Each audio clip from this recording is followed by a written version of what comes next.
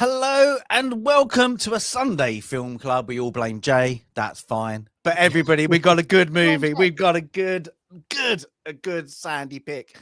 But I kind of looked for it. Platoon, we all gave our highest kind of recommended score to in the back what we do of all ones. So I think this is going to be a little praise. I think it's going to be a little bit controversial in certain parts. I think it's going to be a good discussion. Maybe like not just about the film, about behind the scenes, the war itself, just literally in general. I was so glad to rewatch this. I hadn't watched it for a while. I found out my girlfriend she thought she had watched it. She hadn't watched it. So it was good to see that side of it. But this is Sandy's pick. She was first one to get that Y in. It's my pick. It's Platoon. Sandy, over to you.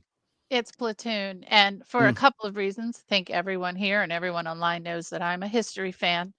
And so I do gravitate toward films that are about historical events. And in this case, the Vietnam War for many folks of my generation, I'm Gen X, right? We had dads and uncles who fought in Vietnam or who were in the military during that time period. And we only heard little bits and pieces about what they went through because we know that they didn't receive a warm welcome when they returned and they didn't want to talk about what they experienced. Those who were in the military who did not serve in Vietnam also suffered tremendous survivor's guilt. And I think, again, those of us may have in America may have members of our own families, neighbors, friends who are all impacted by this war. And yet, even though it was the first war that was really broadcast on television for all to see, I felt like I didn't know a lot about it. In school, we learned history and we kind of ran out of time every year when we got to World War II, barely. We didn't learn about Korea. We didn't learn about Vietnam. And so when I saw this film, I think I saw Apocalypse Now first, prior to seeing Platoon. And then I saw Full Metal Jacket after Platoon.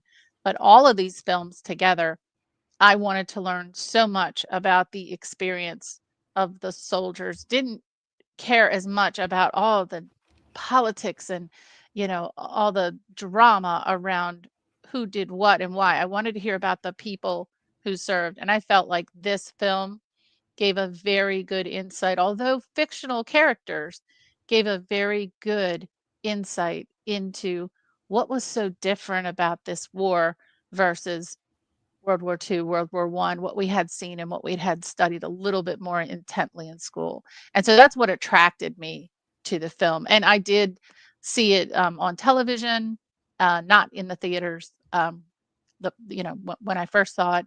And then on rewatch, I actually expected it to be more graphically violent, perhaps, than I remembered, but it wasn't. It was exactly what I remembered, having seen it probably 3 other times during my Veterans Day weekend and Memorial Day weekend watches on the Turtle Classic Movie Channel. This was exactly what I remembered, and it definitely held up for me. So tell me how both of you came across this film. If you, I know you've both seen it before. Jay, I'll go first.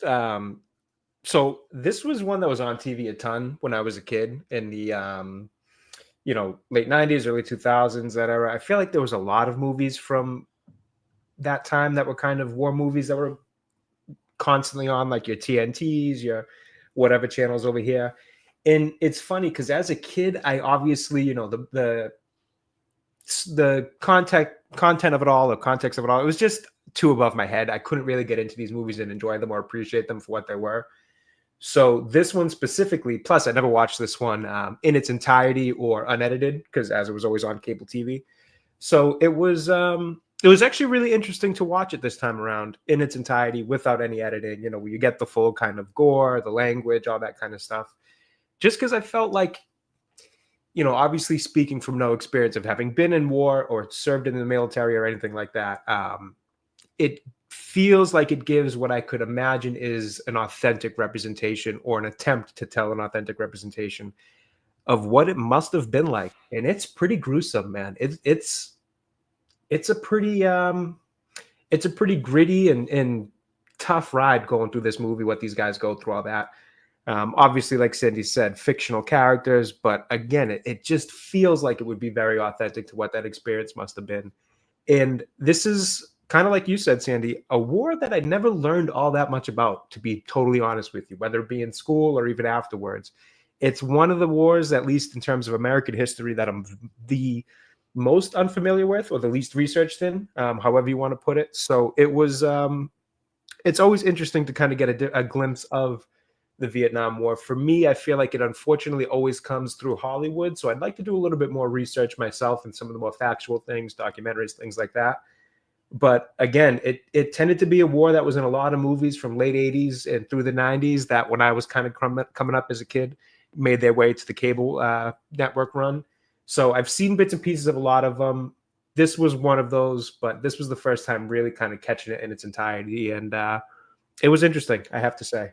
And the other thing that I thought it was interesting too, aside from just the subject matter of the war, was Charlie Sheen in this.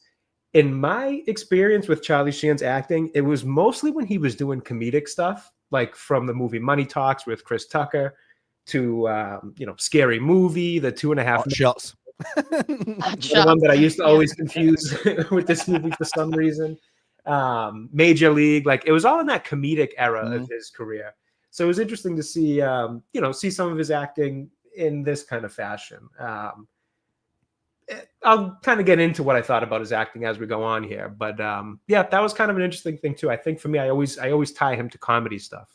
Mm-hmm. So it was cool to see him in this, and a hell of a cast across the board, honestly. Oh my gosh, the cast! We'll get into some of the performances, and the performance I think was the that we all we'll share which ones we thought were the best and the worst performances.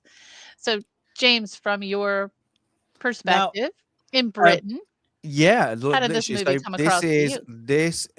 So my granddad died when I would just turned 15, so that's 1995, and he was war movies. Literally, like he was a World War II veteran, and he was literally watch this, you'll get it. You everything from black and white onto like the color and all that. And this was one that literally he got impacted on, because in where I used to live, there was a lot of Australians. So we got more of the Vietnam story from their side, from the Australian side. Don't know why. Where I used to live, there was a lot of Australians. Don't know. I have family who served in the Vietnam War from the Australian side. So I was just impacted onto that history-wise. And my stepmom is Vietnamese. So I know it from the other side. Just a little bit fun fact. When I did one of my security clearances, they questioned me about my stepmom's great uncle who served in the Viet Cong. So they questioned me, and did I know him, because he was still alive at the time. But yeah, and I didn't have any, I don't know, I've never met her family, but yeah, it was just like, wow. So that and it's one of those ones is Indochina. Has fascinated me history-wise. Not much the American side. I've watched them and read documentary, but Indochina from 45 up to the American involvement has just fascinated me. Just the what happened from Operation Mastodon. What was the British involvement there with the Gurkhas to the Indians, back to the French, and then of course the American involvement, I suppose you want to call it, with the what did they call it? 11,000 advisors, military advisors, wasn't it originally? Not And then going into combatants, advisors, advisors. Yeah. advisors. It's a war that fascinated me. I probably appreciate this movie more from the I suppose best way to put it is the brotherhood kind of aspect. They Mhm. really plan that, especially with the two divisions, just because I've served in the military. So I really I get it. Of course, I was Air Force. I'm never gonna understand the grunts. I'm never going to understand that. Yeah. I'm never going to do that. But yeah, the whole this period and of course the Korean War, it's a fascinating period because it's a one where, well, the Korean was, we forget about it. This one was a period of time where the vets, especially when they came back, were disregarded, and there was there's political Completely. means to that. So yeah, it's one of those movies I can understand. Mhm. That's the best way before we go into the actual movie itself. Well, So yeah. interesting, and the whole the history behind the U.S. involvement, it is fascinating and yet so complicated, and it goes back to the 1800s. This doesn't just start in the Mm, 1960s or 50s. This goes way back, um, and unfortunately, and it lasts way too long.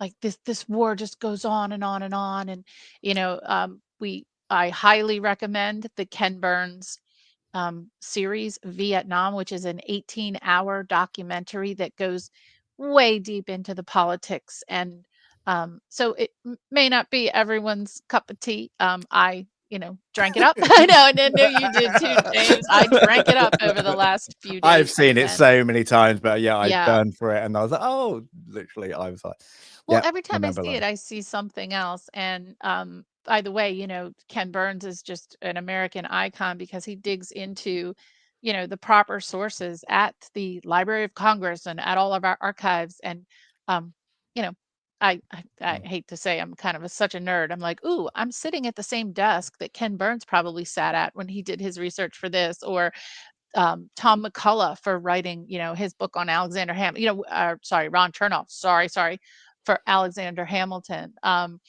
And and that those who do that real primary research, oh my gosh, it just makes for me just such a more engaging production. And he had the actual recordings of Lyndon B. Johnson talking to someone, and the pre-interview of Kennedy with Walter Cronkite back in the days when there really was journalism.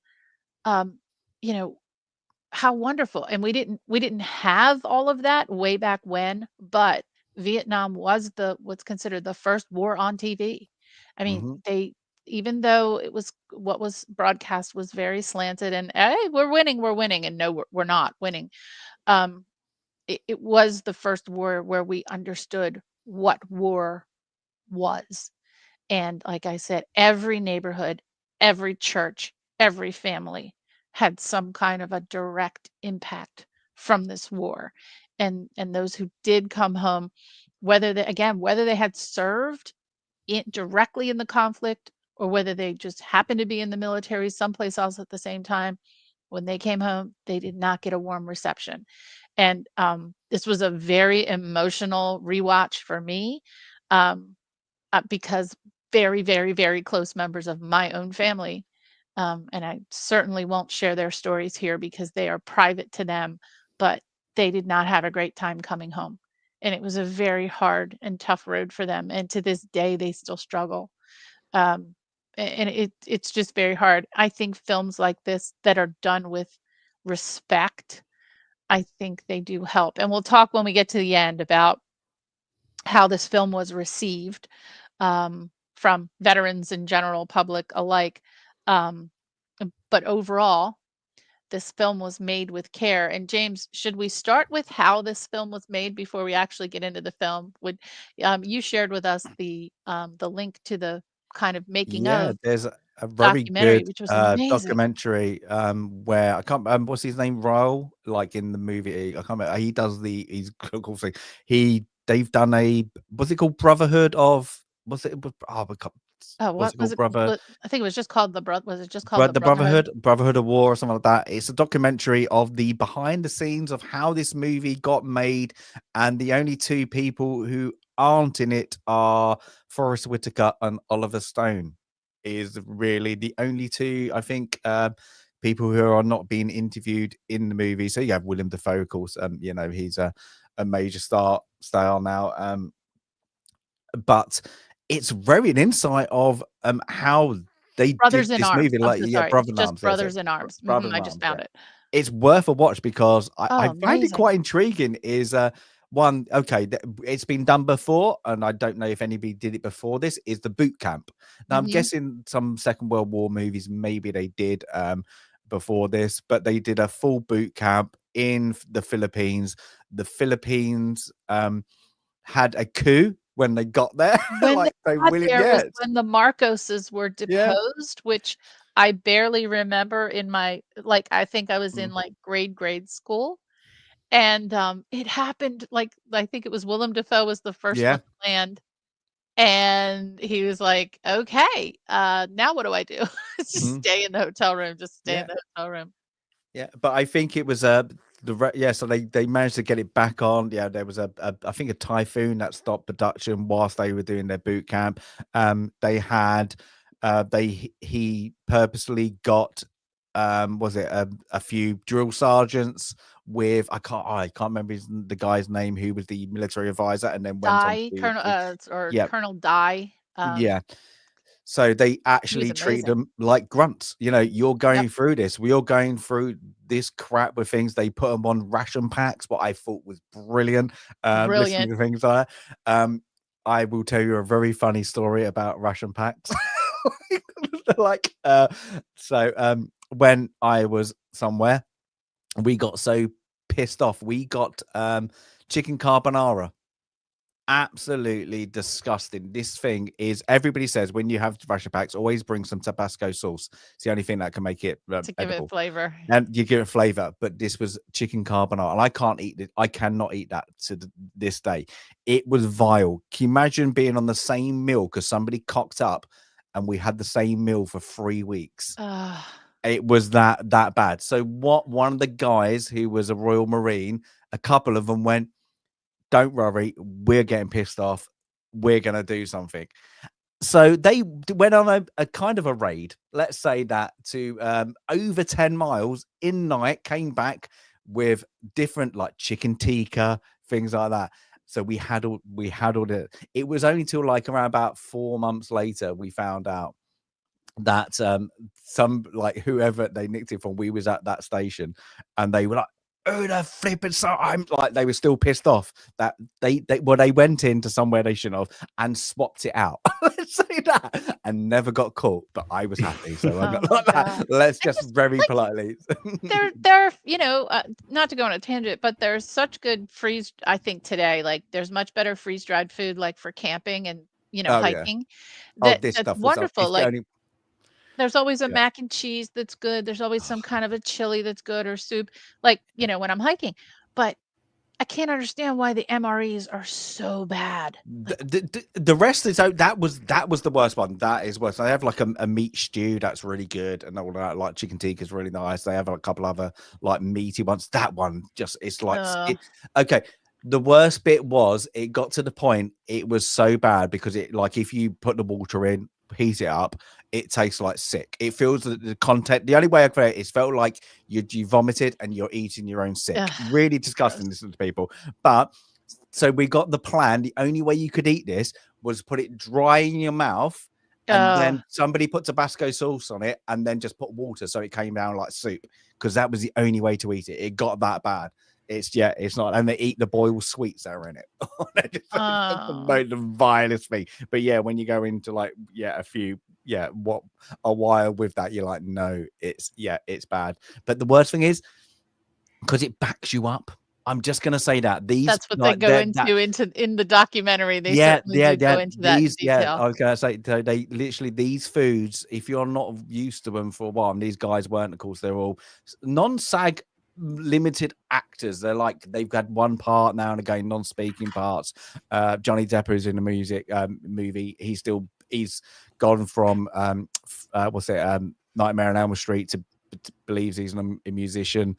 Mhm. And they all just get they can't release, let's be put the politest way. They go into that how that the food's terrible, they're getting brutalized, but also the movie kind of goes in that these when the first shot that you see in the movie, we're going to it, is actually real, is they were knackered, they were dirty, and then Oliver Stone goes, "We're shooting today. We're now shooting," and I think that's brilliant because that's what you want. That is you don't want to have a fresh like the soldiers looking fresh. They need to look like they're tired, they're pissed off, and that's what he wanted.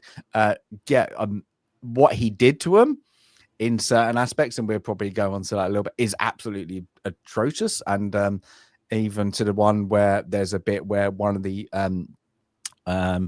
Philippine, I think it was the Philippine advisor, when he treated the girl who was Vietnamese, he was going to shoot him. So that's how bad it was, and it was like things. And Johnny Depp, very immature, was going to pee on him from a balcony. We'll kind of, as we go through the film, we'll kind of point out some of the things that they pointed out in the but I think documentary.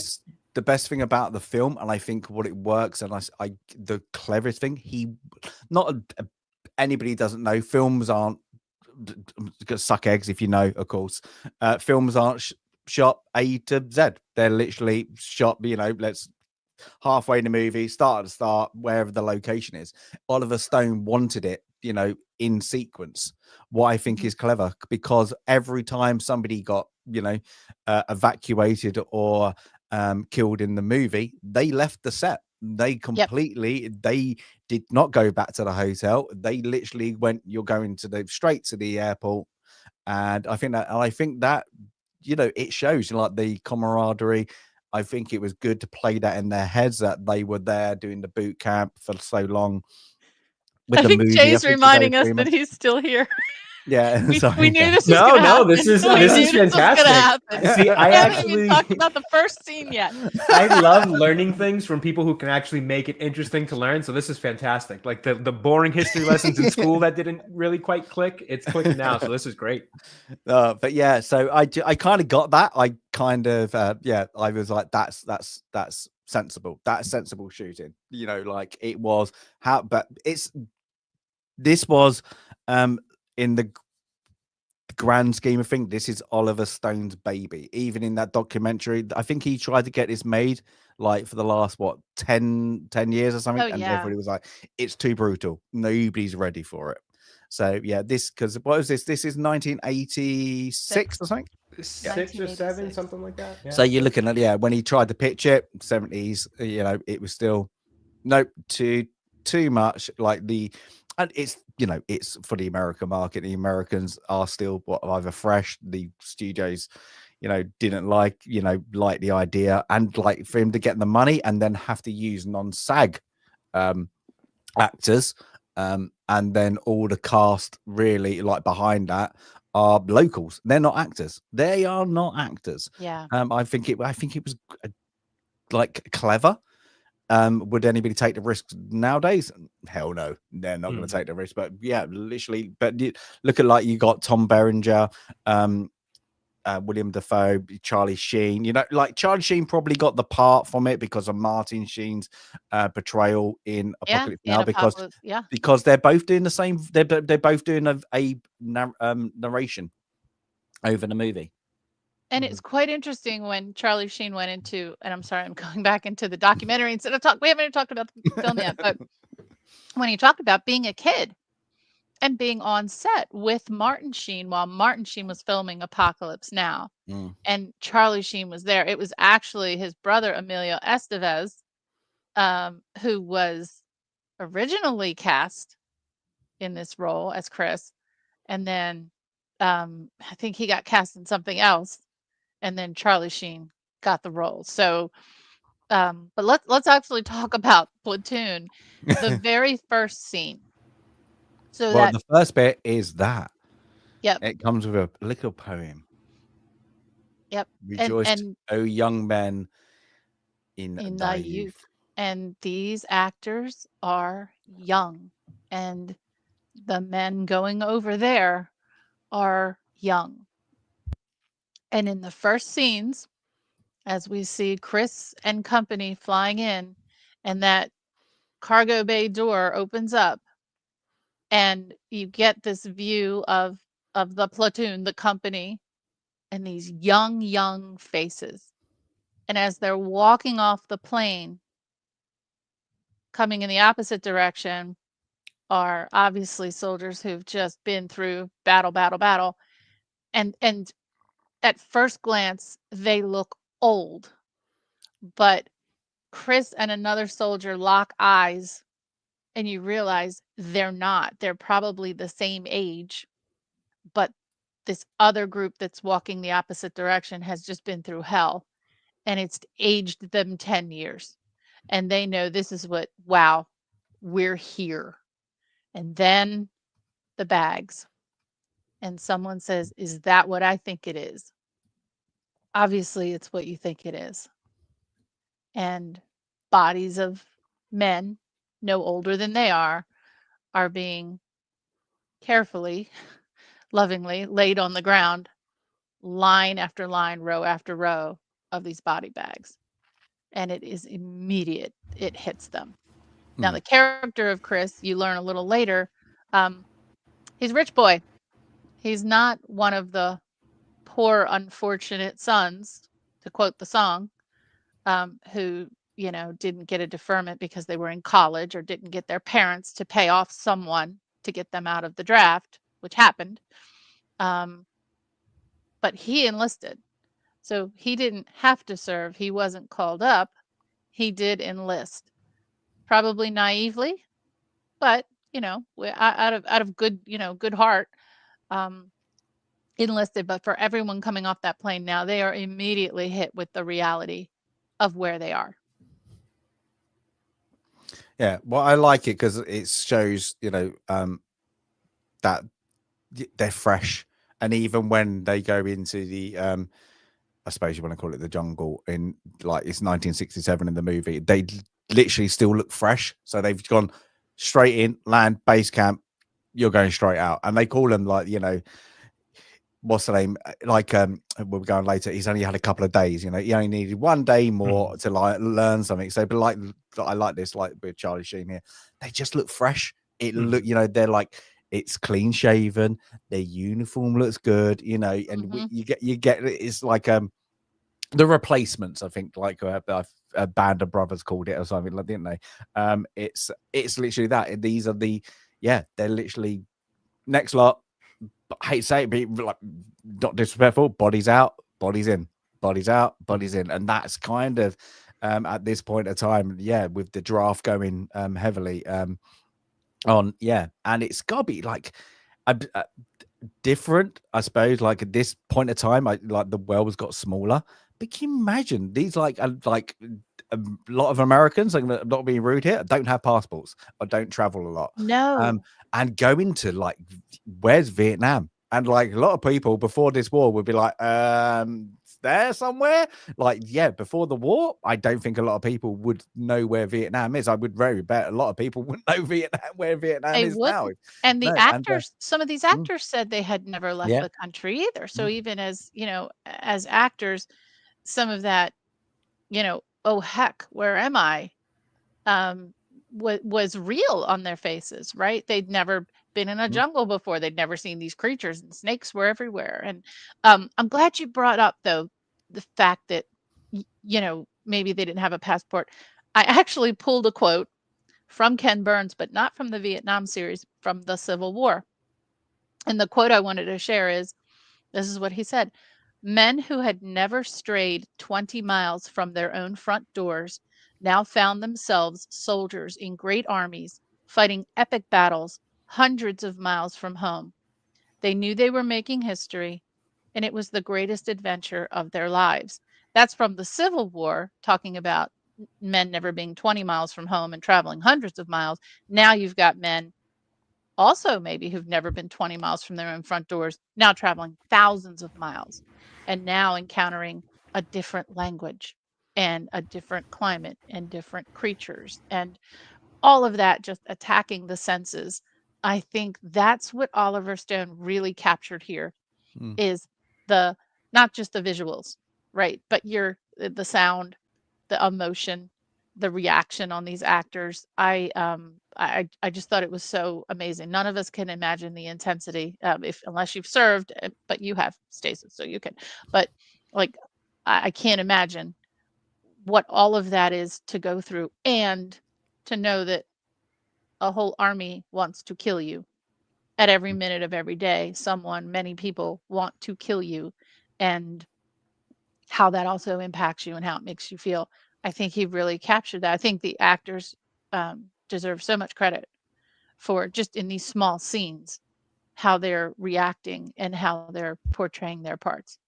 Jay, Well, what do you yeah. think? Well, no, I actually agree entirely. I think what I really liked about this opening scene, besides just kind of the fundamental stuff of, I thought it was, nice cinematography, everything looks great. We get the first taste of the score of the movie, which is really, really nice. That little melody that they play there, it's somber, Samuel but it's Barber. also very beautiful. It's really nice. And they use it, you'll hear it again rather throughout the film, and again, always used in great spots. But for me, what I liked the most about it was it just sets the tone and the kind of idea of what the movie's going to be about right out of the gate, with that little scene of the two sets of soldiers walking past each other, where you find out then, even though you might not entirely know it yet, but it's kind of a little foreshadowing of, this is going to be the story of a soldier, or a soldier's story. It's not going to be the Washington side of war, or the politician side of war, or leaders making plans, things like that. This is strictly the soldier's story of what it's like. And I, again, very brutal, very dark, grim story the whole way through. And that little scene right there, like you said, that last guy that looks at it, that looks like he's been aged 20 years past, since when he must have gotten there, really kind of lets you know, like, yep, you're coming in as Charlie Sheen into this movie, or Charlie Sheen's character, and you're going to be leaving just the same way that guy does by the time you're through the emotional ride. Mm. And I think it's like just off the movie. I think it was more of an insight that the politicians, everybody was lying. We're winning this war. It's an easy win. And then you've got the people who have been in for into combat for a while. Literally, what is this? This isn't what we got told. This isn't an easy win. You're against hardened veterans. It's not what they they're telling back home. And I think it portrays it quite well in those a few scenes of wow, it's not this isn't easy. This isn't easy. This isn't But you don't what even know what you're the fighting American. Yeah, for. You no. think you're fighting against something that it's not. Then you think, oh gosh, this is all just about communism, and you're fighting against communism. Well, who are we fighting against again? Well, the guy who said he was for independence, now he's on the other side. Now he's the communist. It's so utterly complicated, and it became not a war of attrition, but it became a situation where for some it was not as profitable, or not as profitable for their political careers, to just throw in the towel and say, let's do the right thing and let's be done. Oh, well, I won't get elected again. Well, okay, but is that really the reason? And it was just, again, you would hope that in the age of electronic media today, and a lot more media transparency, that something like this would never happen again. But oh my gosh, it would. Oh my gosh, it would, over and over and over again. And unfortunately, the toll that it took, even on those who survived, was even greater, because of the guilt that they had, because of the anger they had, and because I think in the Ken Burns documentary, one of the veterans says that he was probably in the last generation of children who grew up believing what your government told you, because after this, no one would believe what their government told, and rightfully so. We should all be critical and we should all be constructive and skeptical. But this fundamentally changed how we viewed our leaders and our media, and unfortunately, it feels like it's only been more and more exaggerated tactics to continue to make sure that the story is always controlled at a certain level. I hope that continues to change. I hope it continues to change for the better. And what the eventual end of this war really did expose was that we redefined what it meant to be a citizen of the world, and it kind of redefined what it meant, for America to come in and help. What's help? What does help mean? And we couldn't really say what we were doing to help in this war. How can you communicate that to soldiers? How can you motivate them if even the leaders didn't really clearly understand that? So, not to get too political, but that is not a partisan statement. It just, it is what it is. To some extent, Korea, similarly, the question is, like, do we have a dog in this fight, or do we have a responsibility to the rest of the world? And, always I feel like from an altruistic position, the United States, that American exceptionalism is that we are blessed with bounty and we should help. We should help anyone who needs help. But the problem is sometimes both sides need help, or sometimes neither side needs help. And we have to really consider when we step in and when we decide to step out. Enough with the soapbox, because we're only into about 2 minutes of the film. But our main character here, Chris, okay, he's young, he seems to be fit, everything okay. Well, this is his first hike in the jungle, and he's not doing too good right away. Well, yeah. So I think the red ants, black ants little scene. I think this is quite a good scene as well. It just shows, like he goes down. He's not. I think he's on point, isn't he? They put him on a point. He's the grunt, like the I newbie. think so. So that's it. But then, of course, he goes down a bit exhausted because he's carrying too much, and it's only Elias who comes He's in, got William Dafoe books. character. Oh, bless He's got him. He's everything. got You books. don't need that. What are you doing? And it's like everybody else is lightweight. This is, you don't want to wear like the rolled up, cut off sleeves. Everything is gone because the humidity, it's got to be horrid. And he gets the it's just showing the naivety of the newbies, I suppose, coming in as like, the sergeants who are looking after them don't really want to care because, and I think it's, he says it a little bit later, it's like, they don't want to know your name. They don't want to know your name because you're going to not last the week. Like, what's the point? They know it. It's only like I suppose I think even in this, they call it the veterans who's been out in the field, who care, who really matter. Everybody else, you're expendable. I don't want to know you. I don't want to know about you. I don't want to know anything about you. So it's good. But you see straight away with Elias' character, he kind of cares. He kind of, like you have I forgot Tom Berenger's character's name. What is it called? Oh, God. It's slipping my mind now too. I know it. Barnes. Yes, Barnes I was going to say Wine. Burns for a second. Yeah. Barnes. Like he doesn't care. He looks. We see a little clip really quickly of him going past. But this is all about just showing how naive it is. But I do I like it as also this I suppose march through the jungle before they get to camp is literally they do not, and this has happened a lot, is because of American tactics, they didn't meet anybody.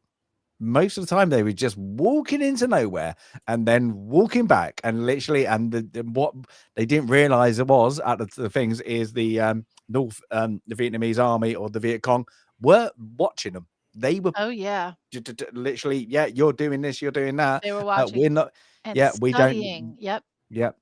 So a lot of time, I think it was like it's something. I think in that documentary, it was something like out of every 10, 1% took action. They got action. So like that is that whole go try and find them. Yep, you're not finding them when you can't look more than 5 meters in front of you, like that. And anybody who's been in that kind of, I'm guessing I've done it in some training. You can't see a thing. You cannot see a thing. And yeah, and having I hate to say it, again, I don't know, like this, but a very young, naive country, like who thinks they can fight a jungle warfare and then have a against an army that had been doing it for literally 80 years, like plus, in with their things trying to get their independence. Yeah. You ever go in that and you try and find something, you cannot. And all it does, and I think there's a good bit later in the movie, your mind plays tricks on you. And I think this is just a good insight straight away. Is like, this isn't what you expect it to be, and it's not that it's not, you know, it's the movie shows straight away. You've got a divide between also like Barnes is like, just get on with it, and Elias is like, you know, a bit more, don't be stupid, I will teach you, you know, kind of, but you don't you've got to listen to the people around you. Don't be cocky, I suppose is the best way to put it. But yeah, but instantly, yeah, they get back to I suppose their base in the middle of nowhere. Let's Base put it camp, that. yeah, that's what Yeah, we call base it. camp in the middle of nowhere, and we just get like this a bit as well. It's introducing the characters. You get kind of things. You get, you know, what we had King, who was in Keith David, Keith who was David. in our last movie. That's the only connection I could find. But we just get, you get Tex, of course. There's always a Tex. Every American, there's always a Tex in a movie. Like, if you want a war movie, there's always somebody called Tex. Well, Texas is a big state, so you're likely in your lifetime, if you serve in the military, you're going to be serving with boys from Texas. You just are. That's it. But that's it. Like in the British, you always find a Scouse. It's always something. Their name just gets turned. You're called Explain to Scouse. me, remind me again, what's a Scouse? Liverpool. Where's that? Liverpool. Okay. Yeah, I sorry. know the accent, but I've never known what the word actually meant. I wasn't sure if it was a good word, bad word. I've never really known. You always get one. Yeah, it's literally guaranteed. Their name, whatever, and then you just forget their name. They like you're just like, you know what? It's really, I don't know Scouse's real name, and you're like, or whatever, or Tex's real name. You know, it's funny. Like, you have this played around the world of, like, you know, there's certain regions. That's your name now. That's where you're from. That's what you sound like. That's it. Like, I don't care. But yeah, it's just this again. It's an insight. You know, like, of course, I just said, like, we get like a Keith David's character, who we won't do it. I'm gonna like put it in the poll quickly. It's again what Chris Taylor, Charlie Sheen's character says. Just it's a war for the uneducated. You know, a lot of them did a couple of years in high school, and they're all just dropouts. You know, they're lucky enough to, he calls it, get like a job in a factory when they go back. Yep. It's for the down and out. It's for the poor. You know, and the King here, he can't read or write really that well. Let's put it like that. But he kind of says, well, neither does Sarah. She can't read that well. It's brilliant. But it's a little bit of, you know, I think his character in this King, he's the light-hearted character in it. If it happens, but I'm gonna still be myself. You know, he's the one. He's still always got a smile. You know, he is intelligent because he's got, I suppose, life skills throughout the movie. You find that, but he's just, he's not academic. They're not academic. All of them aren't. And it's just, again, it's just showing what the Americans kind of sent out there, you know, like unwillingly, is just, it was the poor. It was the, you know, was it like like Sandy said, like college, if you was in college, you got away with the draft. Yep. You know? If you were in college, if you had a wealthy parent, you could get excuses, you know, written to your senator to get you out of the draft. Unfortunately, you know, fortunately, unfortunately. but during these scenes, when you're getting this scene of camp life here, and a lot of them are digging their little their little trenches to sleep in, and there's Foxholes. yeah, I love yeah, two. the foxholes. I think they call it something else though. I mean, they're Yeah. foxholes, but Mm. they're Yeah. called something Yeah. else here. Um, there are 2 or 3 scenes where you see the characters either putting a shovel down or picking it up and then looking at their hands and picking at their hands. Those blisters were real while they were filming this Yeah. film. All the work done at this camp was done by the actors. They did exactly what they're doing here. They're digging their holes that they're going to sleep in as actors. They're digging a lot of other holes. They're filling sandbags, and the actors were complaining that they were getting blisters on their hands. And the drill sergeant or lieutenant who was doing the training in real life, he just said, "Oh, let me look at your hands," and he just mashed all their blisters and said, "Rub dirt on it, you'll be fine." And you see in these scenes, they're rubbing dirt on their hand. That's real. Those are real blisters, and they're really bleeding because they're doing this real work that's being filmed here, which is just, um, today I can't imagine. Oh, you would not be able to get away A with that on a prima movie set. donna, I don't think today. My a prima donna God, actor imagine, like yeah. I don't think allowing you'd that find to many. Yeah, I happen. don't think you'd find many actors signing up for that. To be honest. I don't think they even knew it was literally you're going out. And Yeah, I that's don't it. think they It's knew what they signed mad. up for, but how No. amazing though. Just But how amazing. but yeah, to say to the bit like things we get, of course, we get our kind of our first, I suppose, like sergeants and a lieutenant or lieutenant, however, whatever country you're into it, you kind We of get a say discussion. lieutenant. Lieutenant. Yeah. French. So so we get Elias, and we get a couple other ones who are like the veterans. They've been out in, I think they call it country, don't they? Been in country. That's In it. country. For what? Yeah, for country, and they've got to do they're out and they're going to do an ambush. And of course, we get Barnes, who's the senior sergeant, because I think you call it 3 sergeants. I can't remember. Like, was it like I can't remember the military ranks, but you have like different sergeants. You have first sergeant, second sergeant, third sergeant.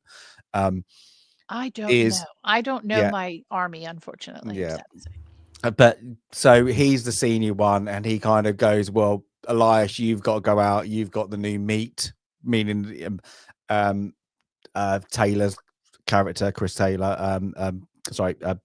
Charlie Sheen's Chris Taylor, and the other one, I can't remember his name. Sorry, are going out there, but he's like, but I'm still short of experience. So yeah, he sends one of the old ones out, but they're all kind of like, no, you've got to go. Somebody's on R&R, such and such is, doing something else. So like they're showing that they're short man, they're short of man anyway. But of course, I like the next bit is kind of the lieutenant is like is showing how I'm guessing he's literally just come out of officer recruitment, and he's School, literally been there a week or what at school, because they don't care what he says, and he's like, yeah, he goes to, of course, Barnes, in front of the men. Don't you think I should be giving the orders? And I'm the thing. Now, I must say, this is a much a thing that gets shown in a lot of American movies, like war movies, is there's a lot of back chat and a lot of overriding the officers. You don't really get that in British movies, like war movies. It's like, I don't know if it's a lot of veterans and all of that, and people who have served. No, that's not. You still one don't of do the that. criticisms of this film. It is one of the criticisms of this film. There are certain aspects of the kind of command structure and the way they're talking and some of the behavior of some of the characters that many veterans would say is not a fair portrayal. And we'll talk about it. It is a movie that's highly praised, but among veterans, they're very split. They're very split on how they regard this film. And one of the things is that, the respect for command was there, definitely was there. Yeah, you can, kind of, as you say, back chat in private, but it wouldn't get to the point of a sergeant telling a lieutenant, overriding a lieutenant. That would not happen. That just No. would not happen. Yeah, even when you get bad orders, you still have to follow those orders. Even when you're like, "Oh my!" Once the officer's gone, you kind of can change it slightly, but you don't do it in front of them. Like, let's say that is the Okay. most politest way to do it. But yeah, I've seen and I've served with terrible, terrible people above me, and I mean, like, if what's the best way to shit hit the fan, you'll be Mhm. like, you do not want that person with you. Yeah, no, please do not be near me, because you know they will kill you. I think there's a lot of movies, um especially First World War, uh what's it British movies from the setting it in the 18th century or something like that, like 17th 19th century, literally up their own arse, don't know what they're doing, but they've got a name. Let's say that they've got a name, and they're attached to somebody. Yeah, Mhm. run a mile. But yeah, this is I don't know what it was with like this movies at this time. They seem to always do it, like back back chat your officer. Why? Don't know. It's just It was it's the more same. of that, Mm. kind of the kind of contemporary attitude, and Yeah. that, disrespect to authority was a big deal in the Mm. 60s, and it was exacerbated by this war, obviously, and the whole um 60s revolution and peace and love that came as a result primarily of the combination of this war plus the civil rights movement and the women's rights movement. um let's see. So, Rick says, no, I'm wrong. It was the moron green first Louis that got fragged. The smart ones listen to the Yeah. sergeants. Yeah. Yeah. But I think, he's a staff sergeant. So Barnes is a staff sergeant. So I know the different equivalents. Flight sergeant, staff sergeant is not the equivalent to a US staff sergeant. Don't know why, but in NATO, we outrank every like it's weird, the ranking system, because you have so many. There's a different ranking system. So NATO forces, like a staff sergeant would be the equivalent to a junior sergeant in the army. Don't know why. There's a different thing. So yeah, there's whoever things like that, and like a warrant officer, that would be in the next rank, I suppose. I think you have warrant officers, don't you? We do, but Anybody know? again, I don't know anything Yeah. about So it'd be army. warrant Right. officer next, and then you could become a go for officer training, I suppose, like that. But yeah, it's slightly different, because I know, like, you have like first private, and it's weird, like how the system does. There's so many, and there's like like we have lance corporal or bombardier, then corporal in the army, then we have one sergeant, and you have like 3 tiers, so they don't class it, and staff sergeant gets knocked down in NATO. It's weird why, don't know. I'm guessing there's a Complicated. whole, it's complicated. I'm guessing there's a pay structure, Everybody likes the a pecking pension order. thing. Yeah. Yeah, Mhm. pension thing as well. But yeah, thank you for that, Rick. To find that out. That's cool. But yeah, I must say, like, again, we're going things. We get, of course, our first. What is his name? I forgot his name because he's saying it so. Ah, Gardner. Gardner. That's it. So Gardner and Taylor are the newbies. They're kind of talking to each other. He kind of, this is my girl. Have you got a girl? Quickly, I like it. Taylor's like, oh, let's flick over to the picture you've got of somebody in their kind of bikini. But they're kind of, this is their first time out in country. Real, doing an ambush.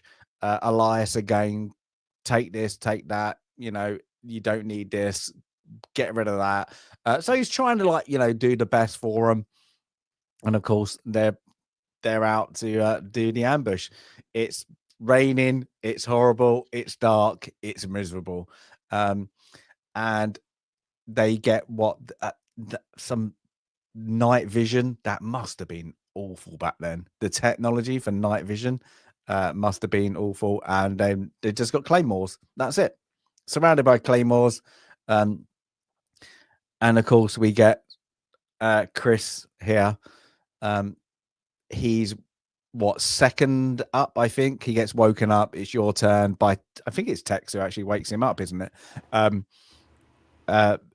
And he's wakes up, and then he wakes up, of course, Junior has a moan, and then it's after they said don't fall asleep to Chris, it's Junior, who's been out in country for a while, is he goes right back to sleep. He goes straight back to sleep.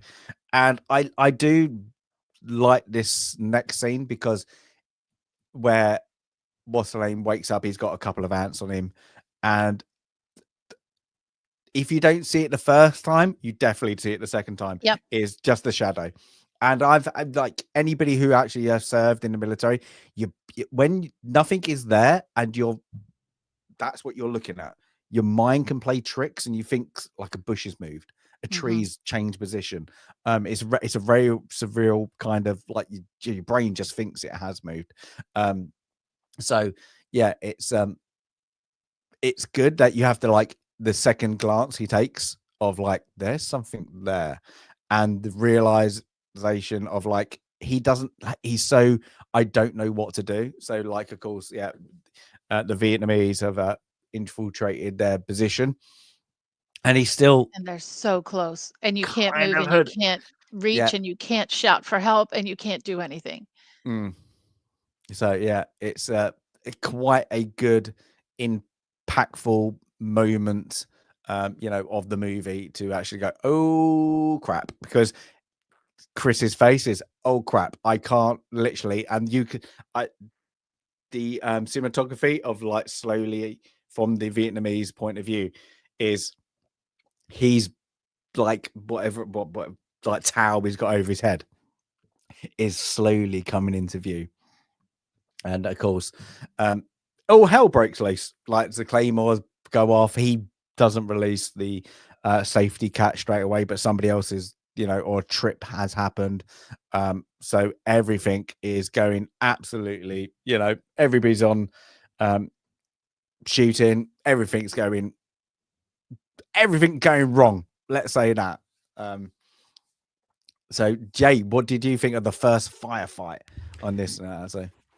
I thought honestly pretty solid. I will say some of my few issues with the movie come from not so much the firefights, even though they do look a little bit dated, but more so the sound design during the firefights. I felt like that was the most dated kind of portion of the film. And that could 100% just be me being, way too accustomed to some of the war movies that we've had over the past 10, 20 years or so, probably even 30 years since just after this, where the technology increase was amazing. Like when you hear some of the firefights in, say, like Band of Brothers, for example, it sounds incredibly crisp and the popping. Yeah, like the actual gunfire, the explosions, all that. The sound design in this is a little bit dated, but again, you're talking late 80s here. It was what it was. I'm sure it was, I will see the numbers later, but I'm sure budget-wise, it was fairly well spent on. So I would imagine it was some of the best they had at the time. But just in general, I thought action-wise, the kind of all over the place, quick looks at things and all that, it made for, pretty intense action scenes that kind of made you get that feeling of, a surprise attack at night would be this kind of chaotic. This kind of like what you're seeing is just, quick glances of stuff all over the place as all hell breaks loose. Yeah, I like how it's when you do these ones as well. It's dark.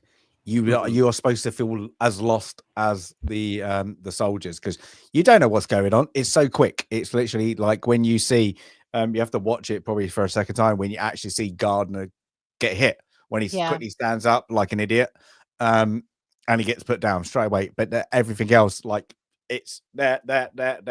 It's supposed to, I'd say it's supposed to play on your perspective of like what's going on. I don't know what's going on. They don't know what's going on.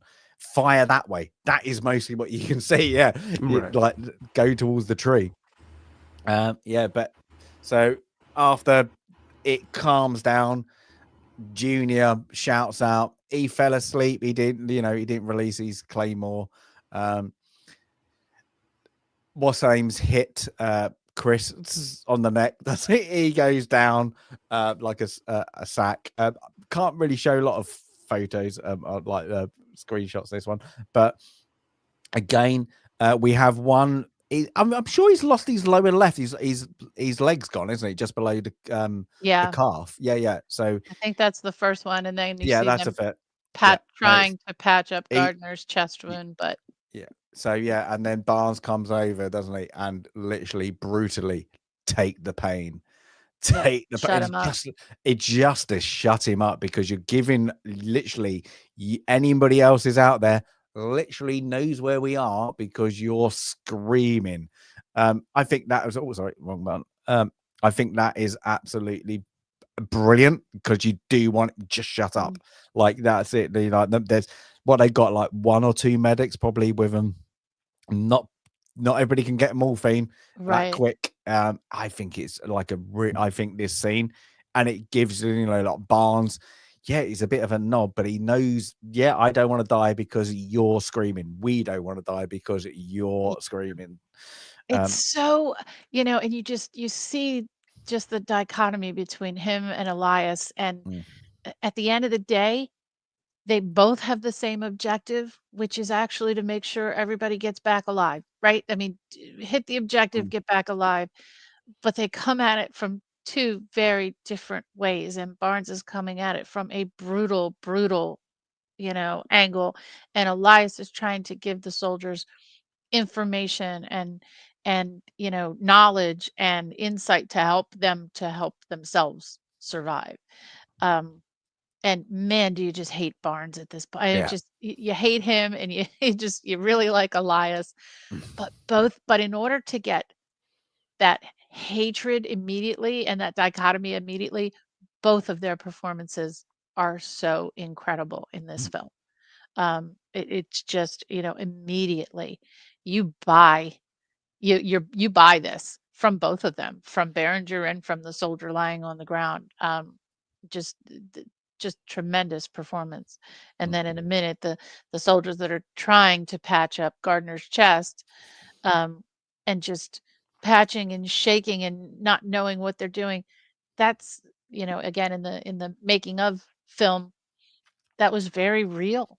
Like the one actor, I think that was, oh heck, whichever the actor that was trying to do the patching, um, that would be, is that O'Neill? I think it's O'Neill. Yeah. Was trying to do the patching, and he just said he didn't like he didn't know what came over him. Like he just went off script and just started pounding his chest and screaming at him, and it was just that raw emotion in that scene. That wasn't what he was supposed to do, but that's what he did because it just came over him, like, to try to save this guy. Yeah. But all the military advisors were on set. They went, "You nailed it. We didn't have to do another shoot. Yep, That's what it was. exactly. That is what it was. You date like, and it must have been like modern weaponry. Like, let's say that is horrid. Literally, you're gonna literally what them medics are there to do. Yeah, you don't want to be in front of that. That's got to be some ripped open and like.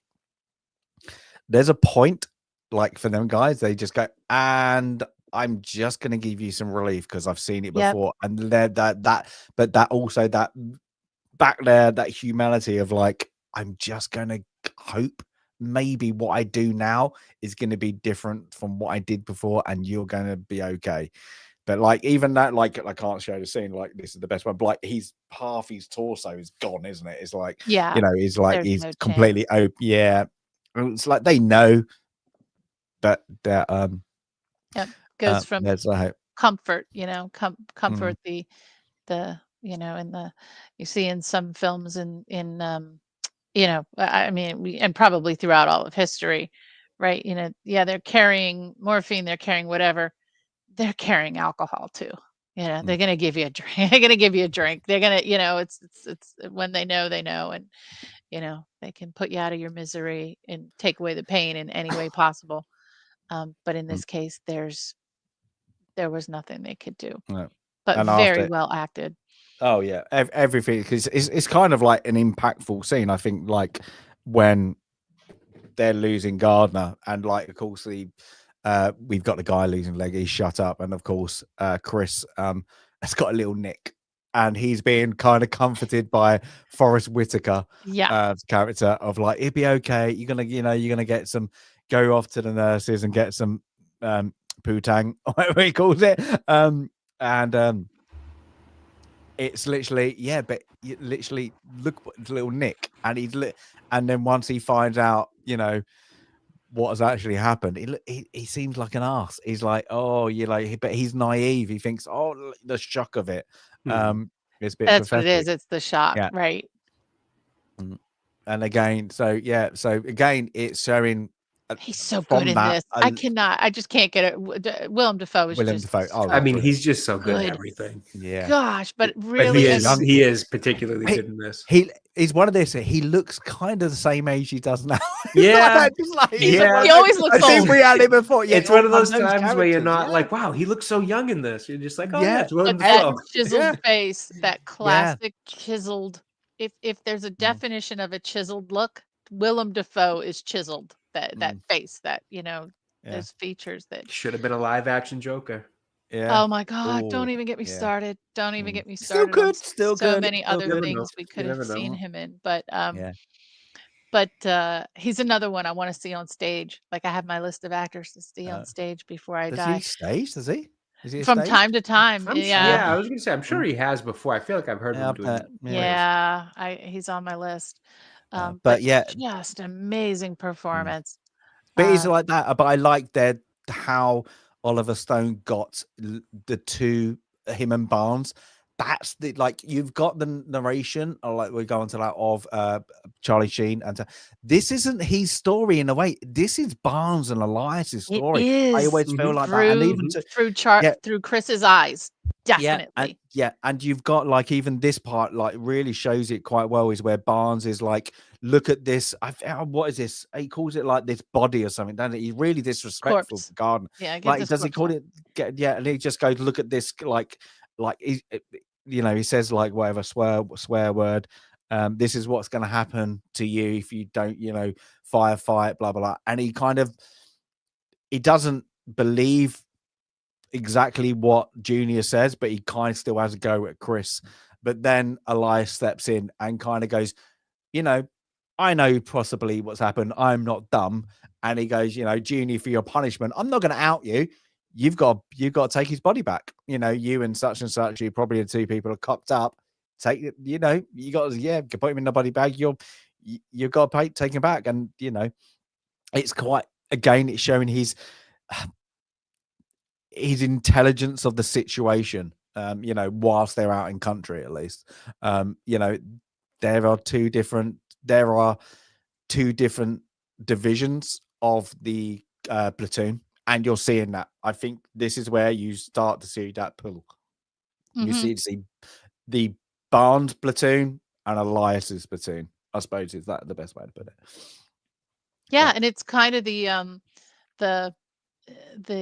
those that have the the blind loyalty for authority and victory at all costs, perhaps maybe on Barnes's side, and maybe the more of the thinkers and the feelers over on Elias's side, right? And we'll see in a moment, like there's a philosophical side to Elias and his crew, and they're doing a lot of exploration, as was the thing to do back in the 60s. But the overall, the performances. Now he's coming back, and the clip you're showing here, he's coming back from having his little tiny scrape on the side of his neck patched up. Already he looks different, right? So, and you're going to see like the gradual change from the shiny, sunny faced youngster coming off that transport plane in the first scene to now a little bit, he looks a little bit weathered. And as we go through the film, obviously we're going to see that more. But one thing, I guess I have a question, and I didn't even pay attention to this. What's the passage of time in this film? Is this a few months, a few weeks? It doesn't really give it. So it starts off Yeah, in it doesn't say. 1969, doesn't it? So It feels I'm like guessing it's just And a it few says months. it says that he has a year's worth of time to put in. Yeah. And the Yeah, last I can't check-in we remember. get on it is Yeah, like 350 or something. So after that, he never even says again how many days he's got no. left. He's But only been like in 20 days or something, hasn't he? Like that from like if you guess it, yeah. like 365. But I that's feel it. like But it's only a few months and you're going to mm, see the dramatic change in mm, such a to me, it just feels like a relatively short period of yeah, time. Mhm. Um, which was one of my slight criticisms of the film, by the way. I would have mm, liked to understand, since they weren't using real historical events in this film, like where you could kind of mark the passage of time because you know the real events that are occurring. I would have liked to know that, because I mm. think what they were going That, for was that's your history nerd though it going in there. is. It No, is. I I can don't agree think with yeah. that though. Yeah, I can can you? actually agree with that. Yeah, It would okay. have been I nice to don't. have known just generally how long Mm, of a time span it was. yeah. But It is. now I brought up this picture, and now it's great for the Americans, and I think they do it really well. But it pisses off every single other nation that you're with, and it's the home comforts Yeah, we that got they beer. get. Oh, you got What's beer. wrong with You've that? got bud, because no other. Yeah, but I'm saying it's great. The U.S. military do it. Literally, when the first thing they did was build like in Afghanistan was build a 9-hole golf course, and then build the barracks. Get KFC, get a Burger King, get a Wendy's, Taco Bell. Everything was there. And when you're not getting that, you get pissed. And it's like and it was like one of the sergeants who was out there. When his vehicle got broken down, and the nearest one was a US base, and he literally took pictures of him at Burger King, and literally like that. You're like, the Americans, what are you doing? But That that's it. might be a Like, little yeah, much. what? That Yeah, might and be a it's little funny. more than Clara Barton envisioned when she, it goes back to the Civil War, Yeah, trying to get some comfort to the soldiers in exactly. the Yeah. field, and then in World War I and II, trying to get gum and chocolate and, Mm. whatever it was that we could send. Mm. I know the British, though, did the whole Christmas card thing, like, where a Yeah. lot of people wrote Christmas cards, and that was a big deal. But yeah, that's a little much. But yeah, Mm. having That's the some thing. Like, yeah, I beer think was important. I think it was good. Like, yeah, no, Budweiser, it's free. It's not for like that. They do a company at the time, not probably a company now. King Would of do it beers. out of profit. Yeah, get it out there. That's what you're having. Get the beers out there. I think it would probably piss off more Europeans if they got Budweiser. Now, like back then, like Well, it would piss off nobody in Europeans. Europe does, but My understanding is it actually did, the chocolate that we did share yeah. with the other countries, was laughed at because it was milk chocolate and they didn't consider it real chocolate. I do understand, but we were trying to be friendly. We weren't Yeah. trying to poison anyone with our Uh, chocolate. I love Hershey's chocolate, by the way. oh Hershey's. god. I got no issue with milk I chocolate. had no problem with that. Quality Street. There we go. Sandy, isn't it? Oh, I do love You my like it? quality street. Oh my gosh. Okay, I still have about 5 left from the bags I brought Oh back my from the god! This UK it's April. How have you got because any I left? don't Oh eat a lot my. of sweets, and I put them in this Okay. jar, and my kids had like a ton of Christmas candy, and literally I just dug into the bottom of the jar because we put peppermints over top, and there were still a few quality streets in the bottom of the candy jar. So So yeah, Abe just said the most sensible thing, and I think this is still Film yeah. Club 37. Oh, yeah, it's not. But then I could get chat really going. Is it Heroes Celebration or Quality Street? That's the British. But like Jay's like, what are you talking about? Yeah, I have no clue. They're like boxes. I don't know I can explain it. It's like round boxes like that, but they're like tubs, and they're just full of little sweets like that, and you get them at Christmas. Only at Different Christmas, flavors. don't So know there's like a chocolate mint, there's an orange chocolate, there's a strawberry one. They're just different. They have different, some of them have why. Yeah. fillings, and each one is a different color and shape. So like there's a green triangle and a purple circle and another square. Anyway, it's just Yeah. they're just little You get treats. They're yeah, you so get good. yeah, you get fudge, We like don't have them everything, here. coffee. Yeah, it's really, but yeah, I think so. But I wanted to bring up this anyway from before Sorry, it turns back on. to So yeah, I think it's the great. comfort I zone. do think it's great. I think and it's obvious like they stockpile it on it, and even with King, I've stole this. Or he's like that. We got a couple of days, not in there. Yeah, let's go and relax. They stole it probably from the Yeah, officers club because yeah, the officers would get the goods. Yeah. even more, and somehow they were also getting They were getting marijuana. They were getting a Mm. stash. Well, that's Um, where we'll go on to that in a minute. There's a mm, propaganda and what actually happened yeah. about that, isn't the thing. So yeah, of course, two of the other Barnes guys, I suppose you want to call it, catch them kind of king, and he goes, "Well, welcome back, Taylor. Got a job for you." Oh God, lucky enough. Oh, it's disgusting. Now, military people, Well, literally, why didn't they? Why I don't they dig a ditch? I thought they dug a no. ditch. Ugh. No, because it's easier because you don't like it still happens today is you don't want to dig a ditch. There's a reason you don't want to dig a ditch. Because of the water supply. No, it's not. This is weird. It's like even to this day they still do it. Okay, if you poo, this is like in a ditch. You could dig a hole, dig a ditch. Yeah, the Yeah. enemy will come along. Yeah, and find that hole. They because it's the earth is gone and examine this what you've done, and they will know then where you've come from in the world. Because we eat all differently. You eat differently to me. I eat differently to the Russians. Russians eat different to somebody in China. So you could actually work out what unit or what things from their poo. So Americans and a lot of things they burn it off to get rid of it. But depending where you are, you cannot do that, of course. So, bless some if you're a real grunt, I mean a private Royal Marine, or somewhere in the soldiers, I mostly was joined with the Royal Marines, they have to carry your poo, But if they so you dig have to and do it in a find out, bag. but so let them do it. Let them do like what? Okay, in the Because 20th, then it 21st shows how century. fresh it is. They still do it now, so they still know how fresh it is, how far, But how let them know long how it's long been. ago. Okay, I got it. I get it, but Yeah, still, I don't. I guess I. yeah. So Yeah, you carry it. You carry it. You can wee where you want to wee, but that you take with you. It's still a thing you take good with you. grief. Yeah. So you have there's people who will shift through your moments to figure out who you are. That's Jay from Boston. That is that. That sounds like a shitty job. Yeah. Pun intended. Hey. Dudum. He had tacos last night.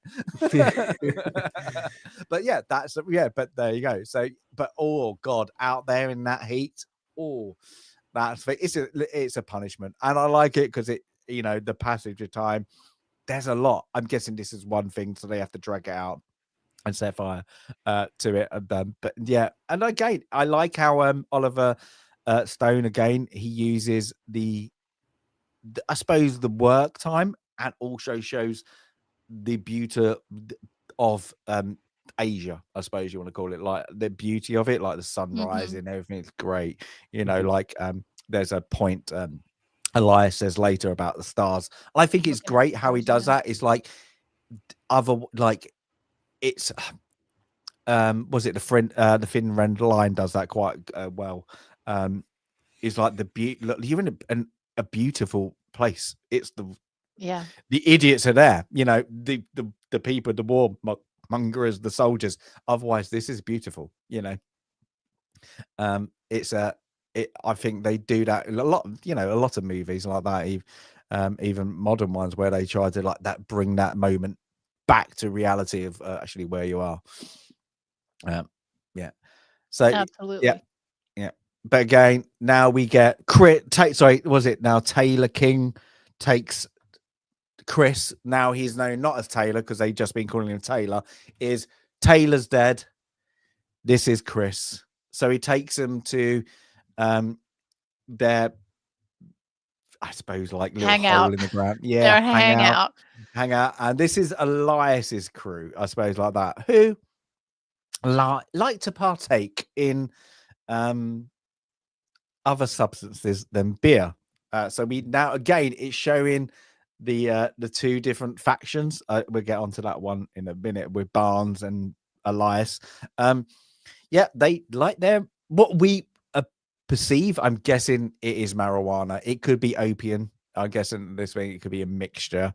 But it's portrayed in a lot of Vietnam movies. Yep, the Americans got their hands on a lot of drugs that you could smoke. So Another scene that divides veterans. I guess yeah. it depends on what your personal experience was, but this scene really does divide the veteran opinions. And partly because it certainly is portrayed like, okay, you've got this hangout. It's decorated. There's fairy lights, as you Brits call them. There's obviously drink and drugs. There's music. Um, how? Is this historically accurate? And it might be for some who experienced this in the war, but I think some of the criticism that comes from veterans is around this particular scene as well. But there were military advisors working on the film. Oliver Stone himself, of course, and his experience. So, he felt this was an important part of the story to tell. I think it's always different, like different battalions with different units, different squadrons, whatever you call it, do different things. So there's probably one was clean cut, one weren't, and that's it. You're always going to get the bad and the good, the weird and the wonderful. I 100% this happened. I've seen directly in front of me people get their ranks ripped off, their badges ripped out of their uniform because they've failed a drugs test, and that's it. You're gone. You are gone because they were the bad blood. Like that. I can see this happening. Especially depending where they are. And I think even in the scene, they believe they're close to Cambodia, so there is probably an aspect of that that was coming across more freely through Cambodia, Thailand. Once you get up to Laos, it's a little bit different. I think they it's more of going up north and then doing the opium heroin runs and all that. So different geographically, it's probably that. It's where you were stationed. I'm guessing. If you're right on the east. Sorry, yeah, you're probably you're not gonna get it because you're near the sea. So it's different. I like the scene. I think it's again it shows the split, and it also then shows Chris taking a side because even in one he kind of respects Barnes, and I think Sandy, you said it quite well. He's like, yeah, he's still doing his job. He's still on last, but you can respect what he does in a very blunt way, if that makes sense. But with this, I'm guessing what they're showing again. This is definitely his first time, by the way.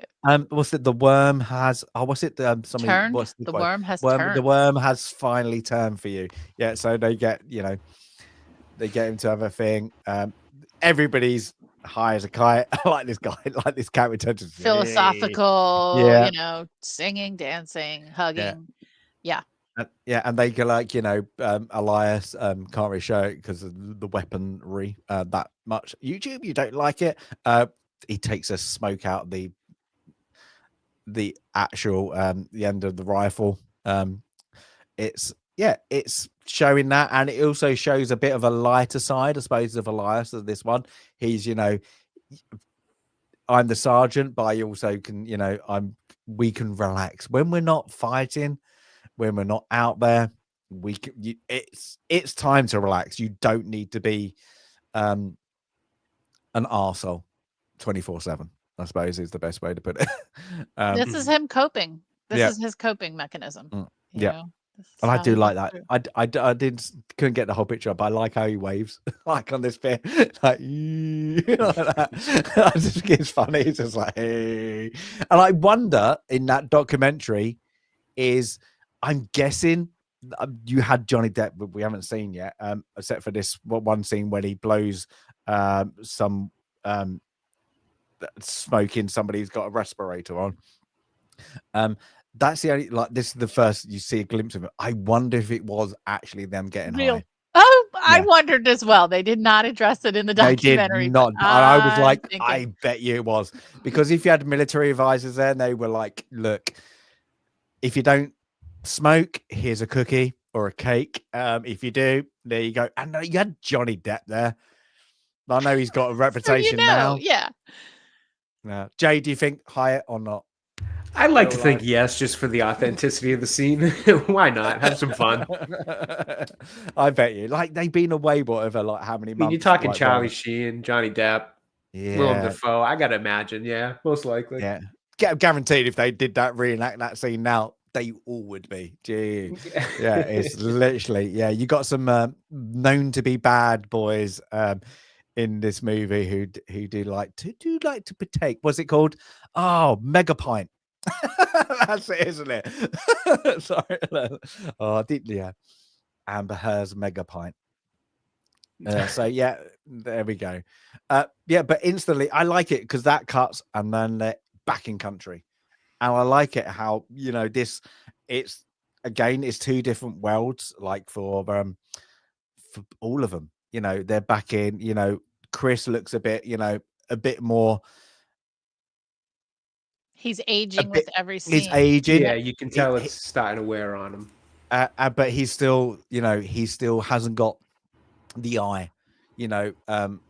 With this scene, he's got like again, he's out in the front, and it's like Barnes holds him back, and he's like pointing, bunker, and he's like he's like oblivious. What are you talking about? And literally, he's like what 5 feet from it. He's right there. Yeah. Again, from what I said earlier, it's because you cannot see that, but that again, it shows Barnes's experience is like he knows, just like the broken branches, something's been moved, something doesn't look right, a leaf has been taken off, probably. This is what they kind of, you look for, you look from them anomalies, I suppose, out there.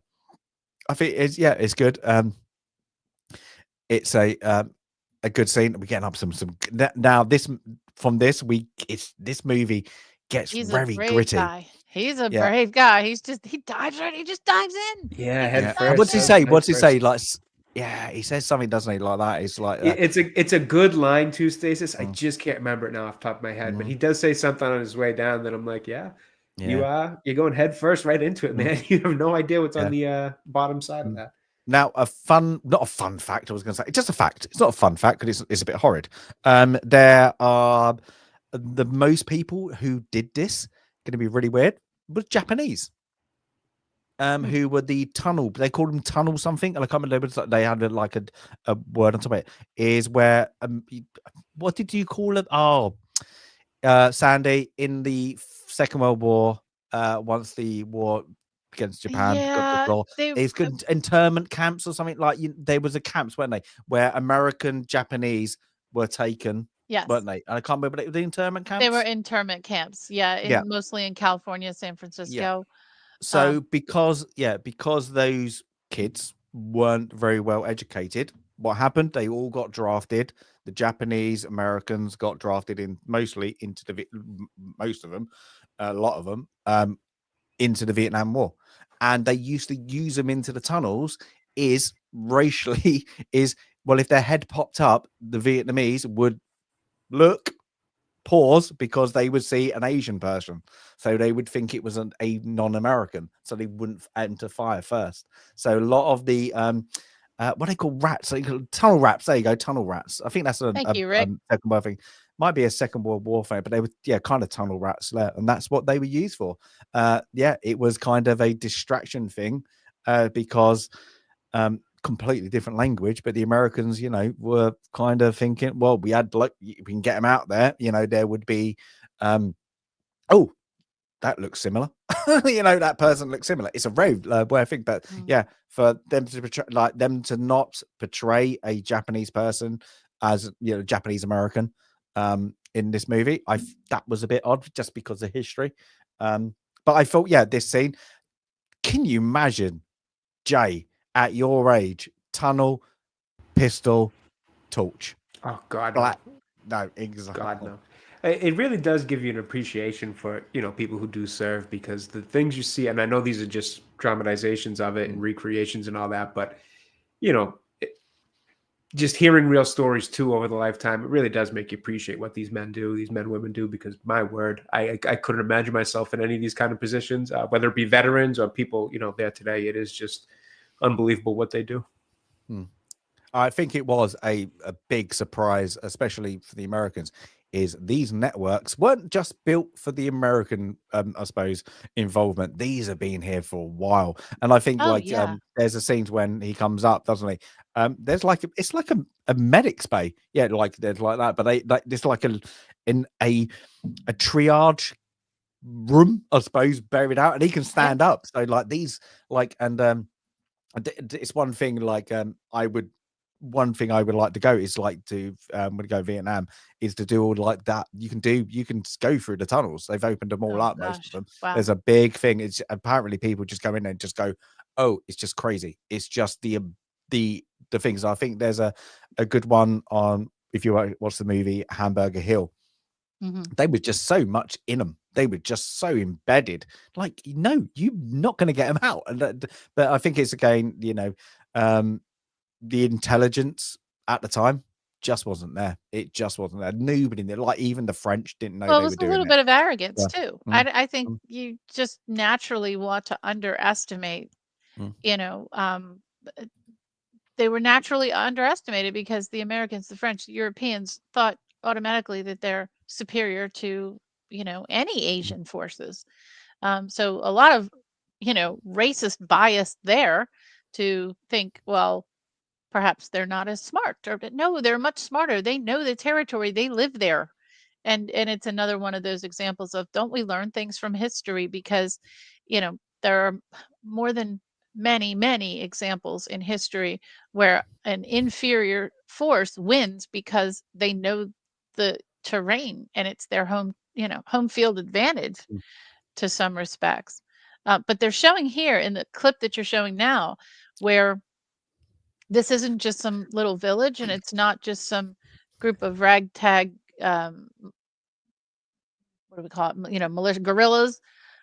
They've got maps, and they've got sophisticated information, and they've been here a while. This is a sophisticated operation and a series of tunnels, and the tunnels are connected. And there are people embedded in the villages, and you don't know what side they're on.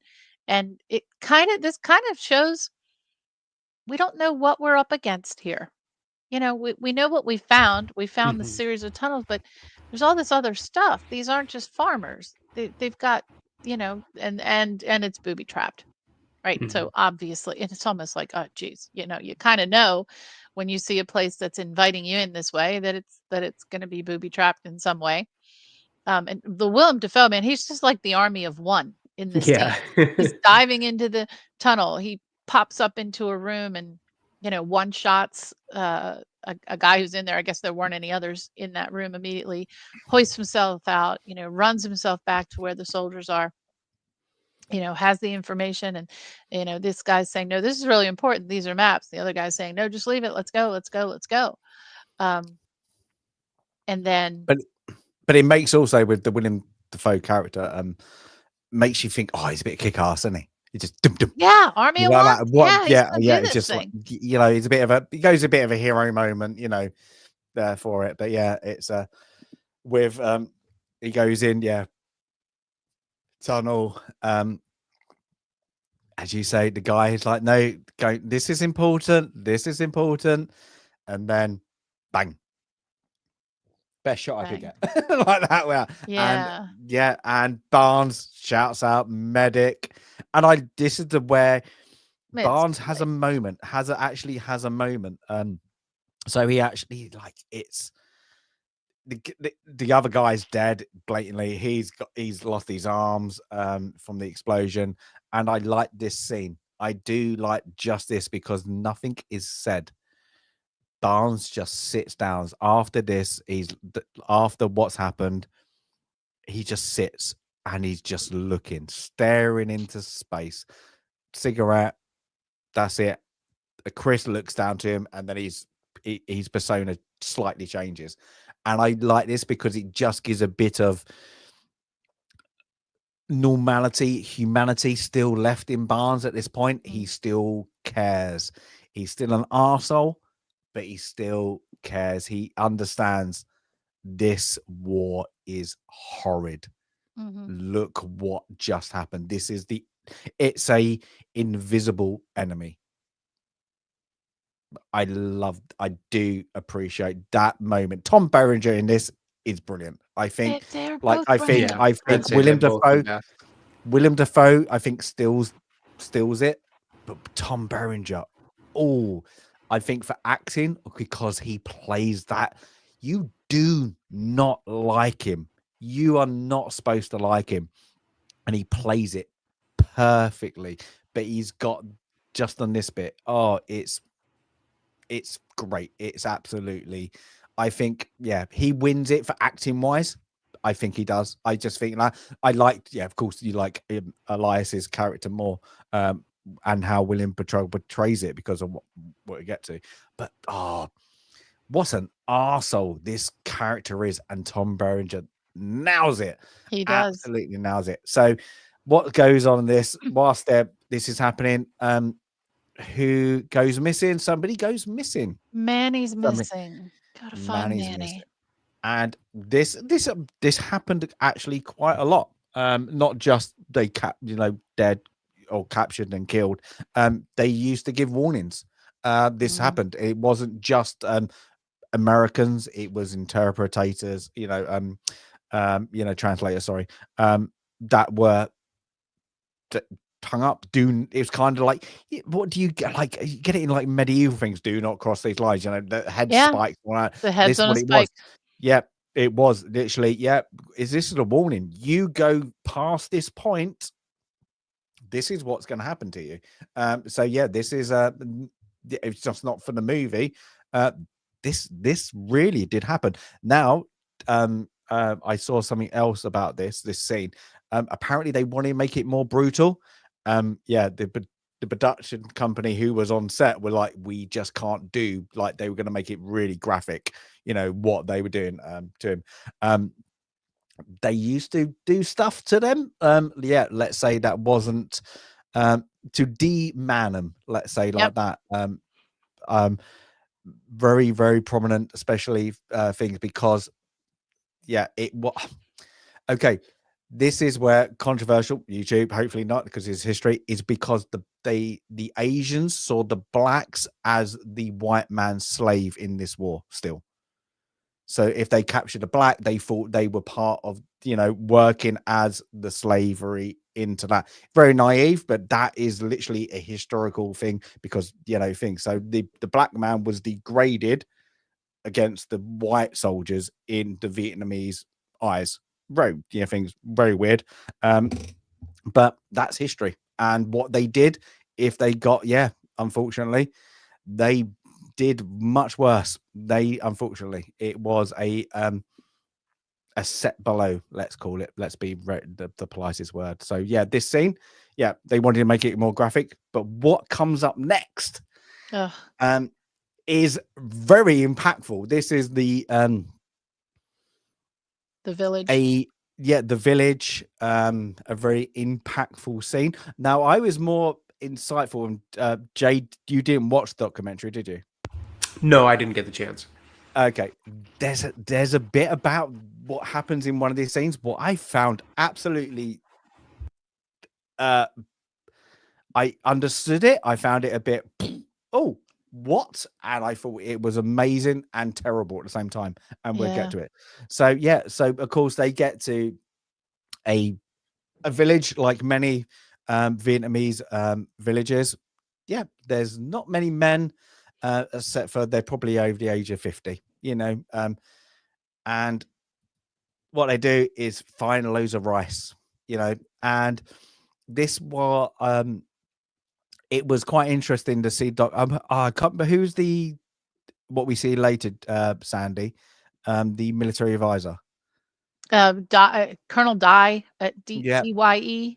Yeah. So him and Oliver Stone apparently got to this bit. They recollected, didn't they? There was a moment of their ones where they went to a Vietnamese base, wasn't it? And one of them, was it? They kind of got some rice feelings, but when they started all speak, they heard the Vietnamese language. They all them two just took a moment and just walked. They had to walk away. and they just walked away because it just took them back. And I thought, wow, but like the impact of all these scenes, this is like they've all said this is the breaking point is because it was an unseen enemy and true to life. This is a lot, probably not as brutal, I get that, but literally a lot of people lost it and had to be held back. So yeah, they find some, I suppose like hiding points where they all get out. Yeah, they find some hatches and they Yeah. open the hatches and there are people hiding in the hatches Mm, and they're also hiding weapons. And then they Yeah. find the weapons. Yeah. So they know this is a sympathetic camp to the Viet Cong and they do what they're, Mm. well, unfortunately, before we get to destroying the camp, Mm. they're asking for information. Yeah. And So they go to, I suppose, shack to shack, and they go to Chris Taylor grabs out of a hole. What are you doing? Didn't you hear me?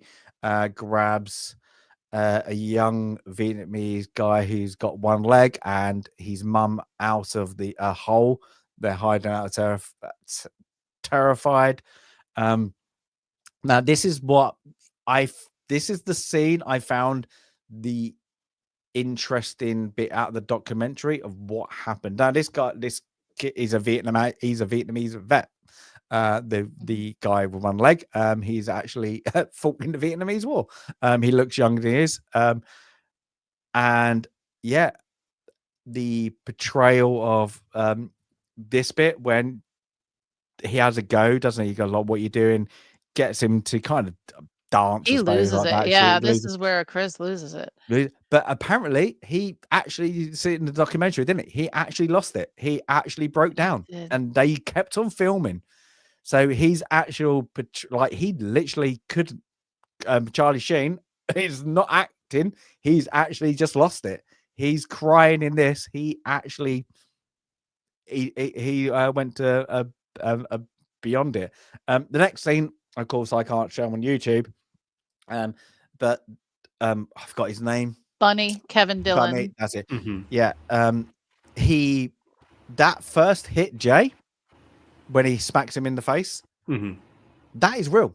He really did. He'd really really? Yeah, he actually butted in with the rifle into the thing. From that, because because Oliver Stone said, "Oh, just go, past him, and we'll then do the shots." But that first bit, he actually smacked him so bad.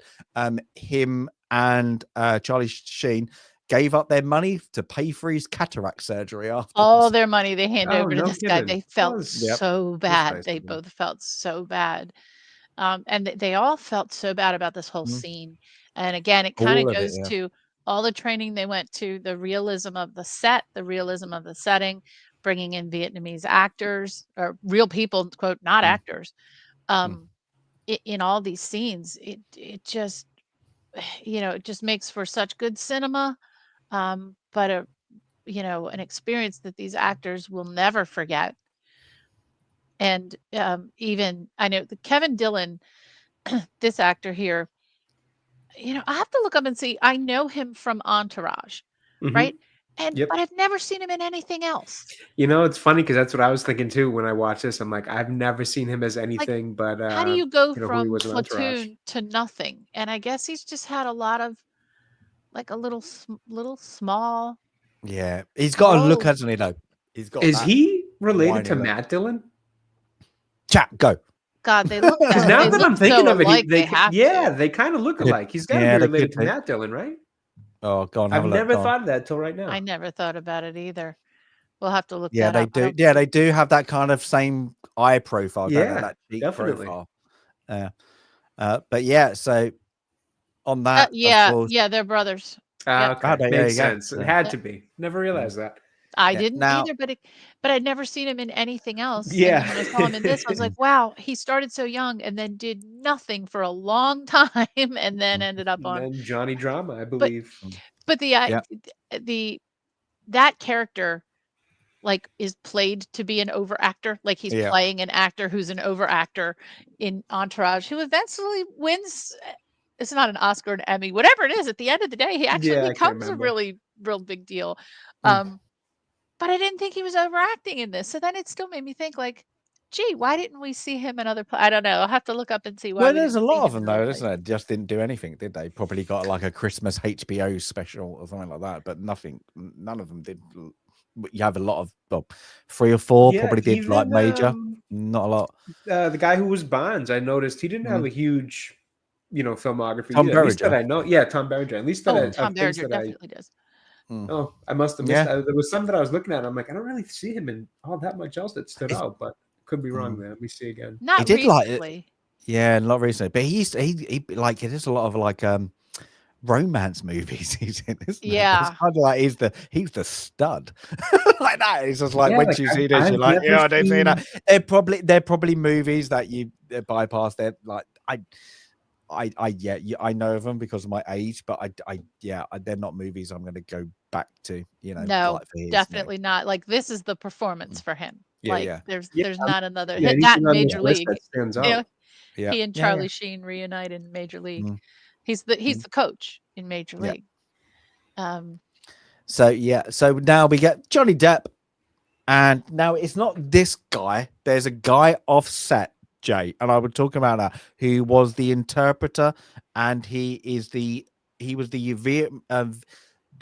advisor for the Vietnam and the North Vietnamese army in the movie. So he was always there, and he for some reason was armed. I'm guessing because of the Philippine problems. So he multi-language. He's offset. Remember that, because what happens next is we get Johnny Depp's course character is interpreting the elder, I suppose, of the village. The elder says, "We had no choice about the rice. They come if we don't do what they say. Kind of, it's we're done for, kind of thing like that." And of course, I'm guessing it's his wife runs in, starts shouting and screaming. Barnes takes a moment, and then of course can't really show it. He commits a kind of war crime. In a way, it would be today, but not then. Yeah, I don't know if I'd say kind of. Kind of. Pretty much straight up war crime. Yeah, but it's not this point. I will bring up some history right at the end of the movie, and Sandy probably knows it as well. So he shoots him in the head. Now, what does he do? Of course, he wants to get more information. He doesn't believe the guy. He wants to know their information. He grabs this kid. Now, Sandy, what happens in the documentary? How do they explain it? Because this is horrid. What Oliver Stone did. Oliver Stone wanted this to happen. He wanted this scene to happen, wanted it to be real. The actors did not want to put this gun to this little girl's head, but they did. And they, afterward, I'm not sure what they did afterward. Well, no, it was apparently the kid, wasn't it? They portrayed it as Johnny Depp is explaining it, isn't he? That the kid wouldn't cry. She wouldn't get the realism like that. So he literally bullied. Yeah, it was like Oliver Stone shake the kid, bully the kid, shouted at the kid. Oh yeah, did it again and again and again. Now, what you don't see offset, Willem Dafoe is next to the Vietnamese actual interpreter, because these are Vietnamese people. They're not actors. And he brutalized her for over 2 hours, where the guy got so annoyed after a while, pulled the gun to shoot Oliver Stone. Oh, jeez. He went to pull it, and literally Willem Dafoe had to take him away. Then Johnny Depp stepped in, pushed the guy away because they got to know him and got friendly with him. And had to like that, and then get Oliver Stone out there. And it was the other guy who was the interpreter, like the military advisor, that took Oliver Stone away, because it got apparently that bad that they can't. What did Johnny Depp say? Something like, it got that bad, I can't tell you exactly what happened, but that should never have happened with anybody else. And then the translator, the other guy, he said, if that ever happens again in this movie, there's a lot of jungle here where somebody can go missing. Yep. Yep. Oh, I was like, well, what did he do? What exactly? No, so like it's a none of the cast. Well, that's all they say. There was something that really badly happened to get this kid to do the acting ability that she did at her age for the like that. I was like, wow. And Would that's like to like have seen her in the documentary. Just yeah. to, Some of the Vietnamese, yeah, like people in it, but yeah, and then you go, oh, and then some other bits, all of a sudden you're like, oh, he was in it to get realism, but he like yeah. F everybody. I'm here for it, but yeah, to get somebody to go, yeah, in that like yeah, it's one of those things, isn't it? Like you get we're saying we get the mob things. There are a lot of holes in Vegas, like in the Yeah. A lot desert. of holes in the This is desert. literally, yeah, There's a lot of holes in the yeah, desert. desert.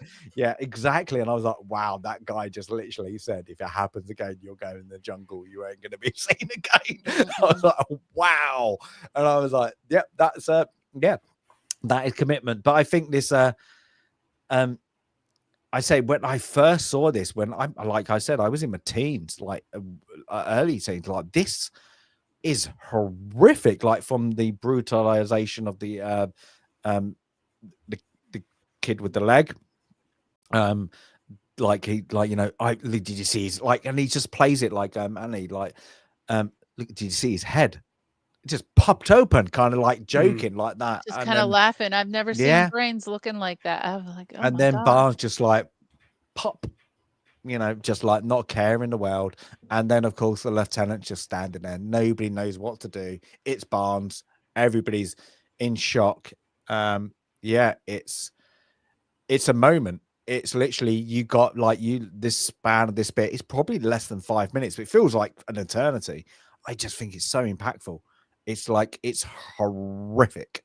I think it is. It's very just like, oh, stand back, and yeah, it's literally watch it. And the best thing of it, I think, in this whole scene is you don't turn away as an audience.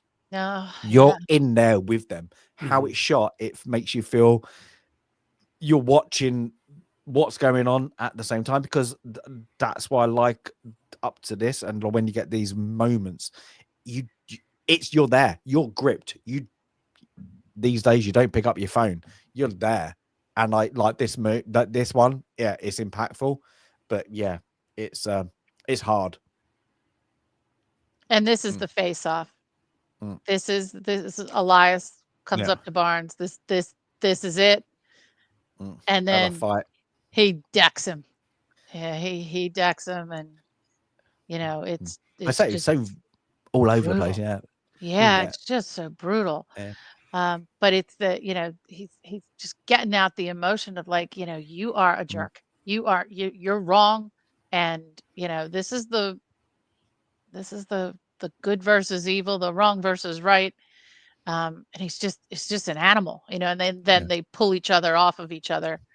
But they're just going at it animalistically. But that's what, like I say, I brought up the lieutenant here, is what he says to him, why didn't you stop it? And he just like, I didn't see anything. And that's it. I didn't see anything. And I was like, oh, how many, like, yeah, at this war is like how much horrific things, like, nope, didn't see anything. Man, I hate to say it, that's the easy call. That is the easy call. You get it like Michael J. Fox's character in Casualties War. That would be an easy call. If anybody's watched that, great movie. Just don't say anything. It happened. You know, it's one of those things. It's the bigger man. What Elias did is to take a stance. No, that is not right. And I think that plays on, of course, they burned down the village, you know, burn it all down. That was a thing, you know. You haven't got a stronghold. You haven't got a stronghold for your rice. That's what they're doing. That's it. Is the next scene. But as you notice, though, when the this scene, and then but what you notice when they start to burn down the village, then as they're walking away, there's also several large explosions. So you know there's more weaponry there. You know there's more ammunition there. Doesn't make it right, but I guess for some of them, maybe it makes it a little more right. And you know that there's these huge explosions.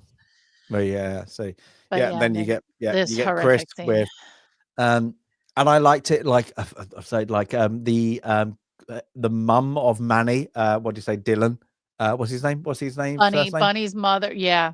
Yeah, he was like, "Oh, you're not doing it."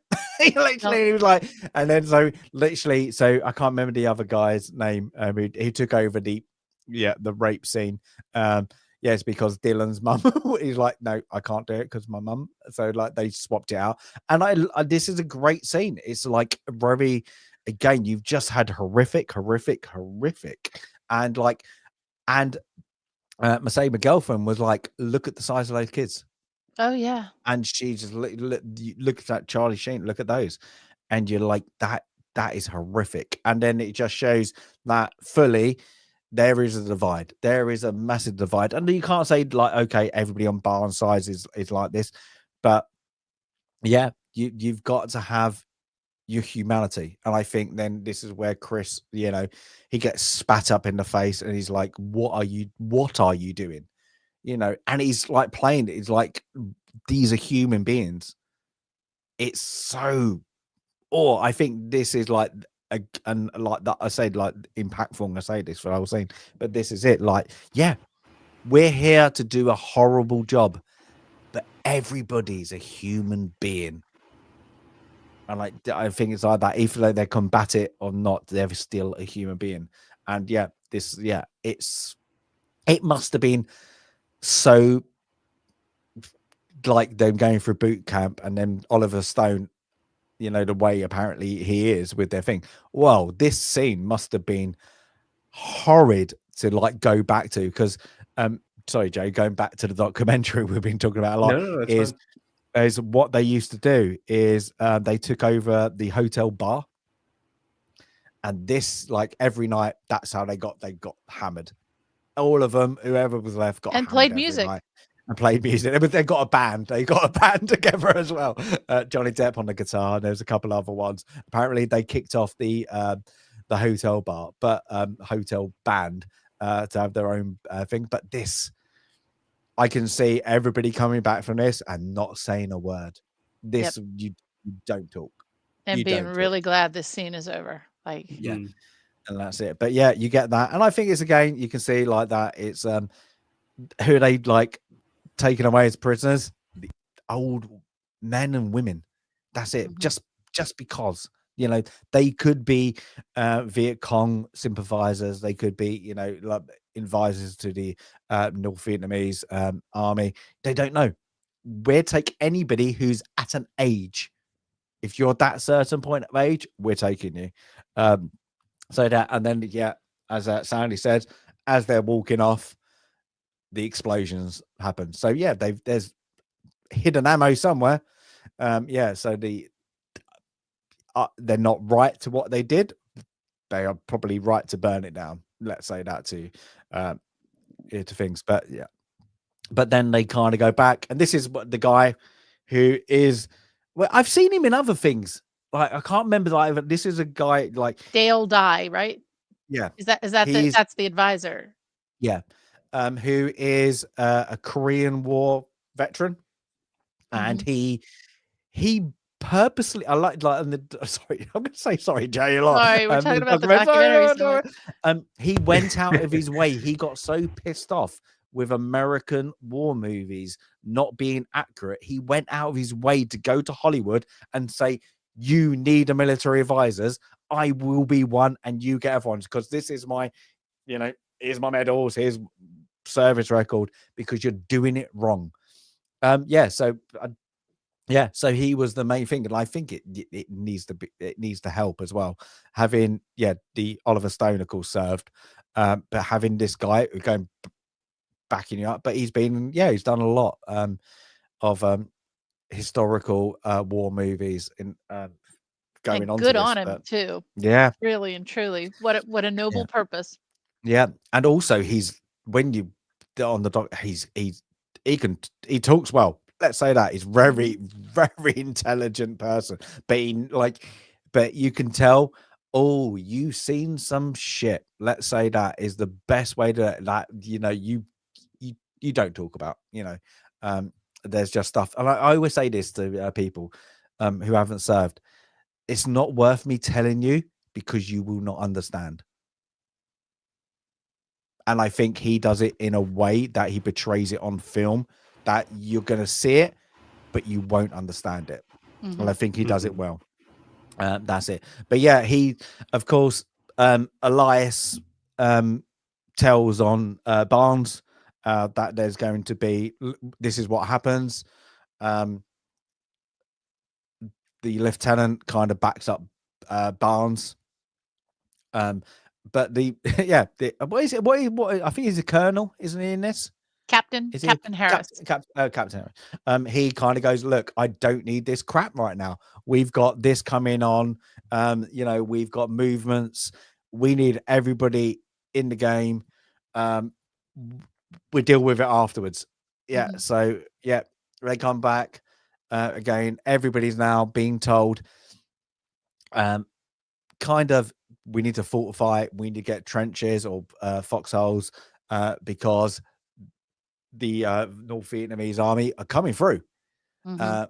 Yeah, And that fast. sort of, we don't know. Yeah, we don't know when, but we know it's gonna happen any minute. When exactly, they just know. Of course, I like this scene. So we turns fight. They've all got a thing bunkered down, and it's just like Elias and Charlie Sheen's character just looking up at the stars, and Elias just comes out with you, and like, this is beautiful.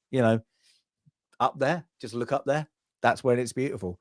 And I think it's again another showing his probably a poor clever man, an academic that didn't have enough money to go to college, probably just didn't, Probably. yeah. Mhm. And it's just a good little scene. It just shows them, they're divided again against Barnes. There's blatantly now the two platoons split. You're either with Barnes or you're with Elias. And so they're out there, and of course they again go to fish out, get things. And it's just, I like this. It just shows the weather. And I always think it's like, this is like a weather where, like in a sometimes like in Florida, it's just like, it's pissing down with rain. It's still sunny, and Mhm. then within a minute it stops and everything's dry. And I'm like, what happened there? It's like torrential rain. And what just happened? I remember that first time I went out there. You're like, oh my, everything like that, and then you just like, everything, like was it Back to the Future 2? And your clothes are dry. That is Yep. literally that is it. Like, Yes. it's one of those moments. You're like, how did that happen? It's just like, it just like, but that is this scene is literally the some of the state by state weather is weird. Like, we just have wet. It is weird. Like, so we can have the total opposite here. It can be so humid that you walk outside and you are drenched, but it's not raining just because it's just in the air. I mean, it just gets swampy. But yes, state by state is different here. Now, there were a few rainy parts around this scene that, I don't know if it was really raining. I mean, I don't think this film had enough budget for fake rain. No, But something didn't look right. It was a little too bright in some scenes for the rain that was it didn't do the happening. Forrest Gump rain. Rain Yeah, that well, comes that's the sideways, thing. rain comes out. There are other films that I think kind of capture that jungle-ishness a little bit better. But it's not a criticism. It just for a second or two took me out of the film a little bit sometimes when it was kind of sunny, bright and sunny in some of these places. But yeah, as soon as the rain stops, though, well, it's Johnny Depp's time. He's at point, and all again. It's this time they are on the front of an ambush. So everybody opens up. Johnny Depp's character, I don't actually know his name. What is Johnny Learner. Depp's character? So Learner. they They come on. Everybody's taken on fire. A few's been hit. Smith comes forward. Chris Taylor's Charlie Singh comes forward to give him support. Elias is trying to talk to Lieutenant and Barnes, trying to tell him, like, I've seen this before.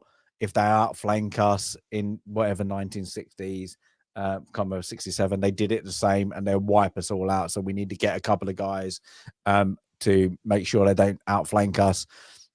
Whilst that's happening, the lieutenant also is calling in like the air support.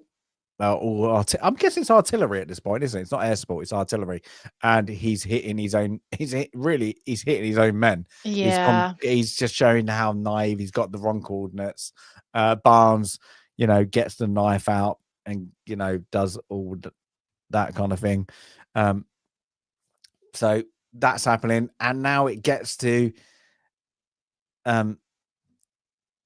they get the wounded back to the shoreline, I suppose, like that. Everything's, and then Elias is off. He needs a few men, and he's off into kind of to cut them off so they can't outflank the thing because they're pinned down. So he's off. He gets Charlie Sheen's character to go with him, and yeah, this again, like I keep saying it, Army of one. Yeah, army of one. Yeah, he gets them. He goes, "You stay here. You get to that position. You will get." Mr. Pork Chop has just raided. Thank you very much, Dan. He wanted a McMuffin earlier. He knows what I'm about. Thank you very much. I don't think I want to know what that's about. No, don't know. He'll know if he's in it. But yeah, so he cuts off. He gets them.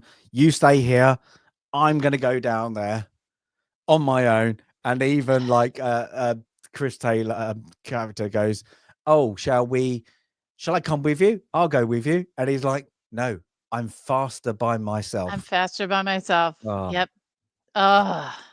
So yeah, there's going to be famous last words right there. So yeah, Johnny Depp, he leaves Johnny to cause that bit, and then I will get to the next bit. I will get to it, but we need what? Don't leak the DM. I'm watching you, Dan. Watching you. Yeah. What? Please, Jay. See those DMs. Jay, do it. Yeah, Jay. I've got nothing. Go. Not about the DMs. What do you think about this next? The scenes, the next kind of couple where we get through the jungle, everything's happening. We get as Sandy says, army of one, right? And then you get everybody kicking off, but you get this little look, kind of what's going on.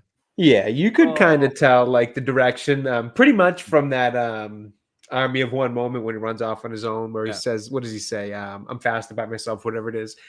You can tell this is leading to probably the closure of the story of this character. And as it kind of progresses with, the three guys, the two guys Charlie's with, or Charlie's character, once they're instructed to kind of bring the guy who got hurt back, and Barnes tells him he's going to go after Elias, you can kind of figure where it's all going, but it still plays out really well. There's still a lot of intensity to it all, to the build up, to the payoff.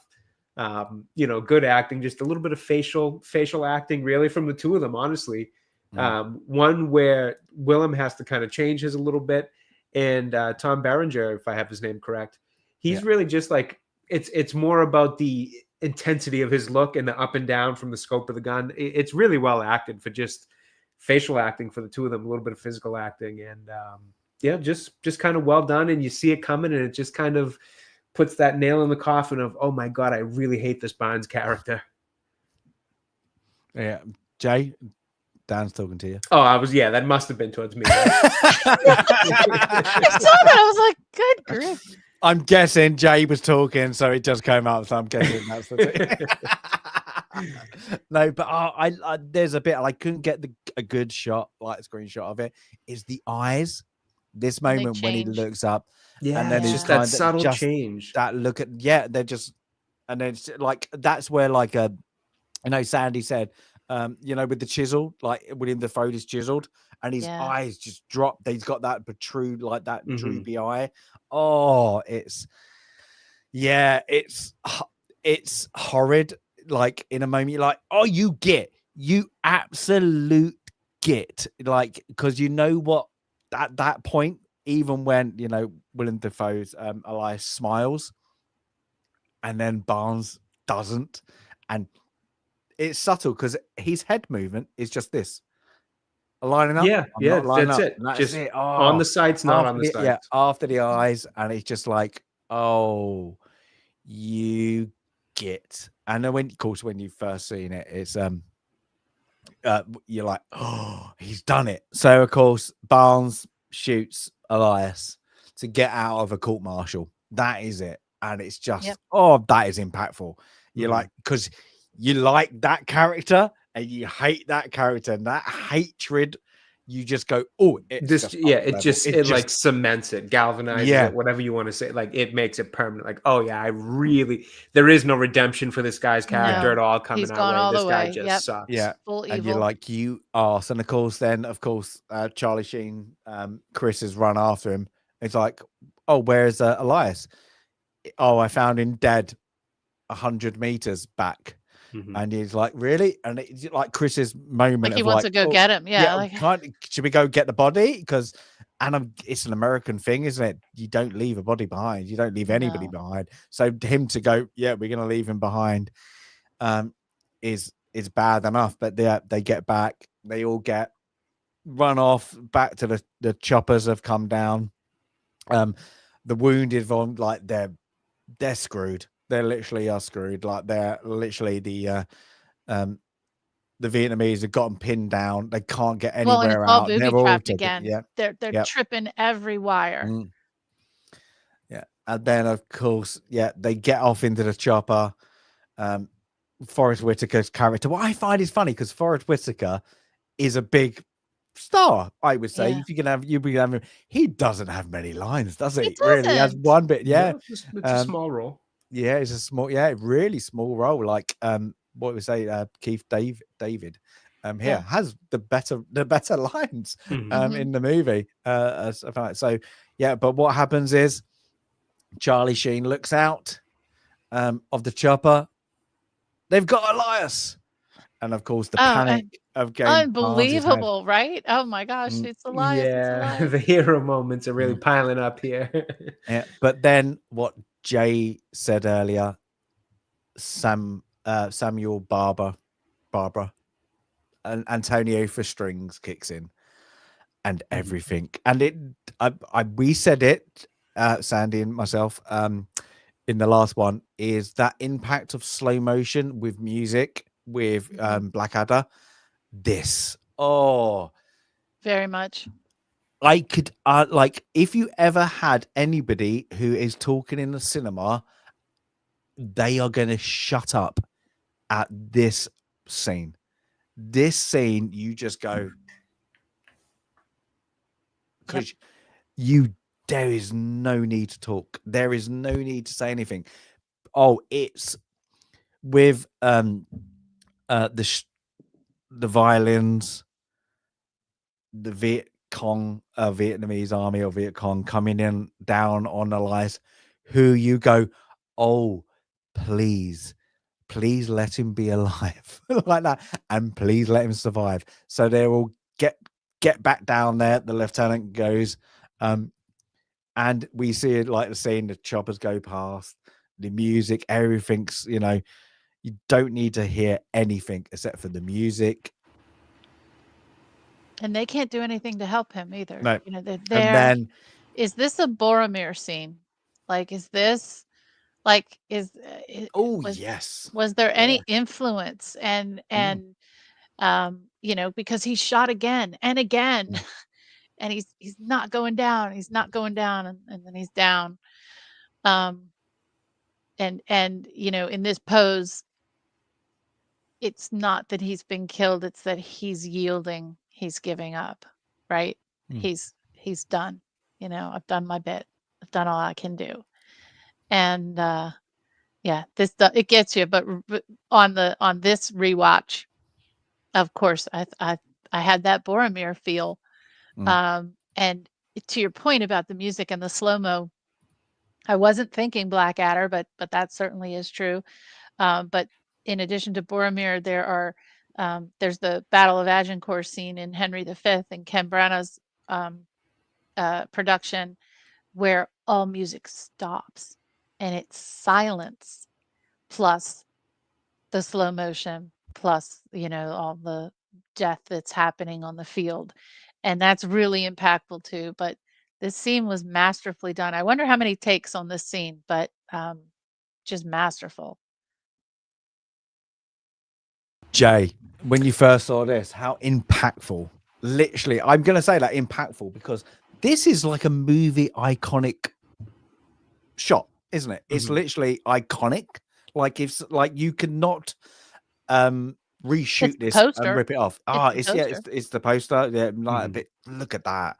Like I would say every time, you know, those movies. Sorry, James, like, I'll ask you a question, but you know, those movies that get you in the throat and you're like, every time. This is one of those every time for me. Jay, go. Well, I really liked it. I think it's a really, really well done scene. The only issue I have with it is actually from what comes before it, not this scene itself. I think it's epic. I think it's the kind of, you know, if a character like this who you've grown to like, who you've seen shown, you know, very strong moral values and all that throughout this entire horrible situation, if he's going to come to an end, I think this is a really epic kind of well done way to do it. Like you said, the music, the general scope of it, it's, you know, it's not just him running it. The helicopter's flying over, the overhead view, all of it, down to the view of him actually running at ground level. It's all really well edited, really well done. And I liked it a lot. I think it actually makes for a great scene. My only issue is I wish they didn't do, you know, 3 shots from Bonds' character to him prior to it in the scene before it, because I just couldn't help but think the whole time, like, he just got shot in the chest 3 times. I'm not sure he's really outrunning all these soldiers who are following him. So it lost me a little bit on believability just because of the scene that came before it, more so than this scene itself. Yeah, sorry, my mic's gonna be fun. Yeah, this scene, it's just, it looks good. That's the thing, is like, looks wise, it's like, it's brilliantly done. Yeah, but I think with the music behind it, that just draws you in. Like I say, I knew the music beforehand, but like Sam Barber, an American composer, like I think I said to you in Discord, it's just a memorial. Like it's literally there, like it's there to make you go, I'm going to cry. It's there to make you cry. You have those like funeral songs that you like, you know what? Sod you lot, I'm gonna make you cry. Like if you're gonna have a song that you like, you know, you're gonna pick and you want people to cry at your funeral, that's it. It's so a lovely piece of music. There is like, but it's somber, it's sad, but it goes right with this scene because what happens is you like Elias. That is the thing. Even with his, like, you know, back and forth, you know, if you say, I'm against drugs, but you just like Elias. And the reason is because he's well written. He, you know, with Willem Dafoe's like acting of him, the smile, he's just likable. So when he gets outed in this way of like, he was doing the right thing and Barnes did the dick thing, and that was it. Like when he falls and like it does you, and like every time it's one of those ones where you just go, if you're like watching it and you're having like a conversation, I've watched it multiple times, you can talk, you know, you just shut up. And I think that is a great movie. That is where this is, like this scene, like, yeah, I understand, Jay, what you said before, but when Charlie Sheen's character goes, they've got Elias, That Mhm. until this drop Oh, it's epic. is 10 out of 10. Mhm. Yeah. It's literally perfect. Like Boromir, Mhm. Sean Bean's character, when that happens, 10 out of 10. There's ones in there you're like, you know what? You could not make that any better. You could be Yep. like in your head, you go, could you make this better? Could you make I'm like, no. And that's why, it gets you, it grips you in, Mhm. it drags you in, and it makes you go, if you shed a tear, you shed a tear, and nobody be like, you wuss, because you could understand why that person shed a tear for this scene. It's I think you great. also feel like, because you do feel for you feel for the characters that you like, and you feel that Elias is the character they need to get them out of here. And you don't trust Barnes, and you want them to have Elias, and now they don't have him anymore. Um, Mhm. that If that's can't be true, true.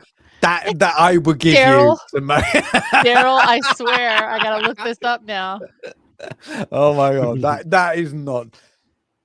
We have a troll. We have a troll. Couldn't have been born A yet. cave troll. We have a cave troll. Oh my Is it? God. You're kidding me. Daryl. It's true. Is Wow. It's No true. Viggo kidding. Mortensen was considered for the role of Sergeant Elias in Oliver Stone's Platoon. He was later. What was he known for? Like what? Could he have been 2 years old at the time? Mortensen learned that Stone was having trouble. Oh, goodness. So Mortensen went and did something else because he heard that Stone was having trouble getting it funded. So he went and did other things. That is a fun fact. That is fun Wow. fact of the year. I did not know that. That is a great fact. Daryl for Well the done. win. Oh my gosh. That is great.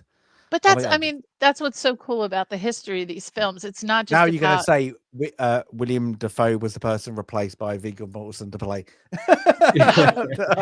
No, Viggo Seems so Mortensen was Yeah, almost yeah, Norman yeah. Osborn. Yeah. It Oh seems so my. much, yeah, Oh, that wouldn't work. oh my 'Cause God. I That think is Willem Dafoe is that is a perfect as Norman Osborn. I think he's oh, what a absolutely fact. perfect. That is a great fact. That is a good one. I like that. But Yeah, that's so what's fun yeah. about Film Club, because you get Mm, to all who joined. By the way, we still have 33 people viewing. So to all who joined from the raid from Mr. Porkchop, hello. If you're new to Film Yes. Club, please say hi in chat. But one of the amazing things about Film Club is not just that we talk about film, we talk about the history of the making of the film and the actors and all the crazy circumstances and successes and failures along the way for the films that we discussed. So we hope you join and us again. and sometimes Jay can get a word in. Sometimes so when it's not a often. historical film, No, Jay it's might historical get a Much word more in. so in the non-historical movies. If it's a gangsta film, he'll be talking if Oh, it's yeah. gangsta. But, Oh, great. But yeah, I like this now. Jay, I'm going to put a picture up now. It's not Hot Shots. It's got a red banner on. There you go. Yeah. That is it though. I can You changed understand again. when I saw this, I was like, I get it. This Yeah, is well, you got to literally- remember, I'm it's like really a hot. kid too. So, like, I'm not Yeah. a kid now, but at the time when these movies were on TV, Yeah. I was a kid. Each one was playing every other weekend, so you just kind of blurred them all together. Yeah. This and But I Hot wonder Shots. in Hot Shots they went, you wore the red bandana, Mhm. like you got to do it again, kind of thing. Jay, in this yeah. group, you are the kid in this group. Okay, it's a compliment. Take it as a compliment. Yeah. But yeah, so again, another really great scene because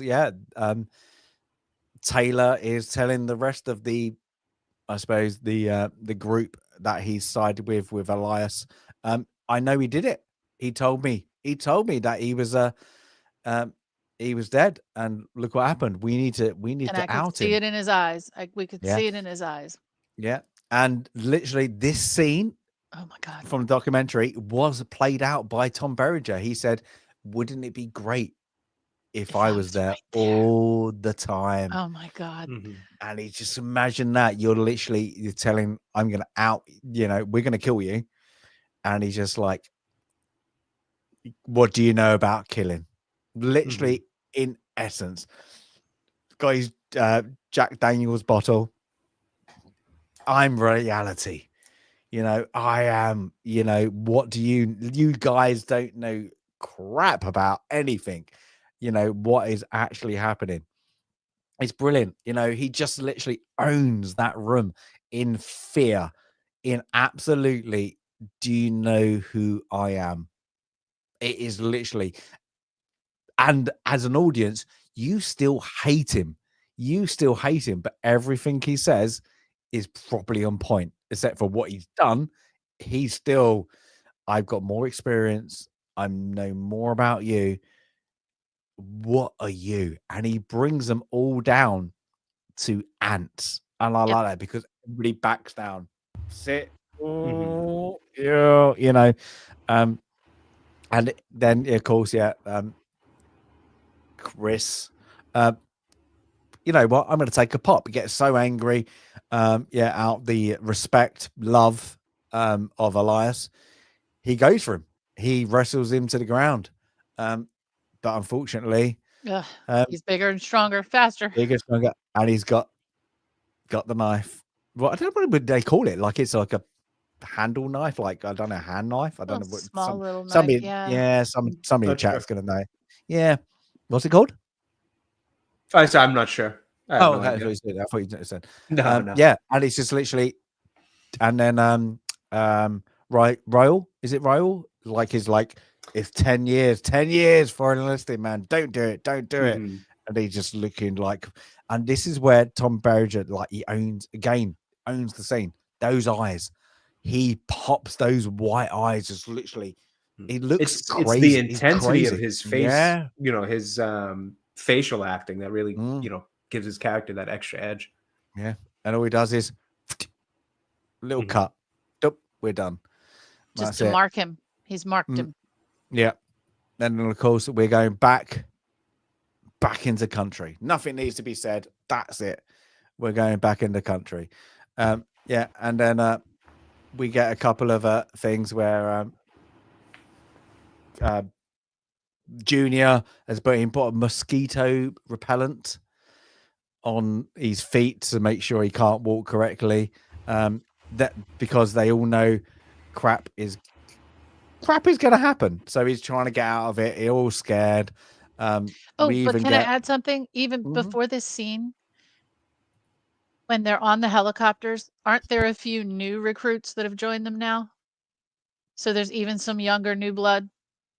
I I can't think remember that. one or two of Maybe. the folks on the helicopters, the guy that keeps blessing himself. I was thinking Mm. because I didn't recognize him, and he the way he Yeah. was looking, and he looked clean shaven and young. I was thinking there's one or two newbies, and Yeah. now that the Charlie Sheen character and some of the others, he's now a veteran. Maybe this has only been 4 months Mm. since he joined, right? But now he's a veteran, and Mhm. now there are some that look even younger than him.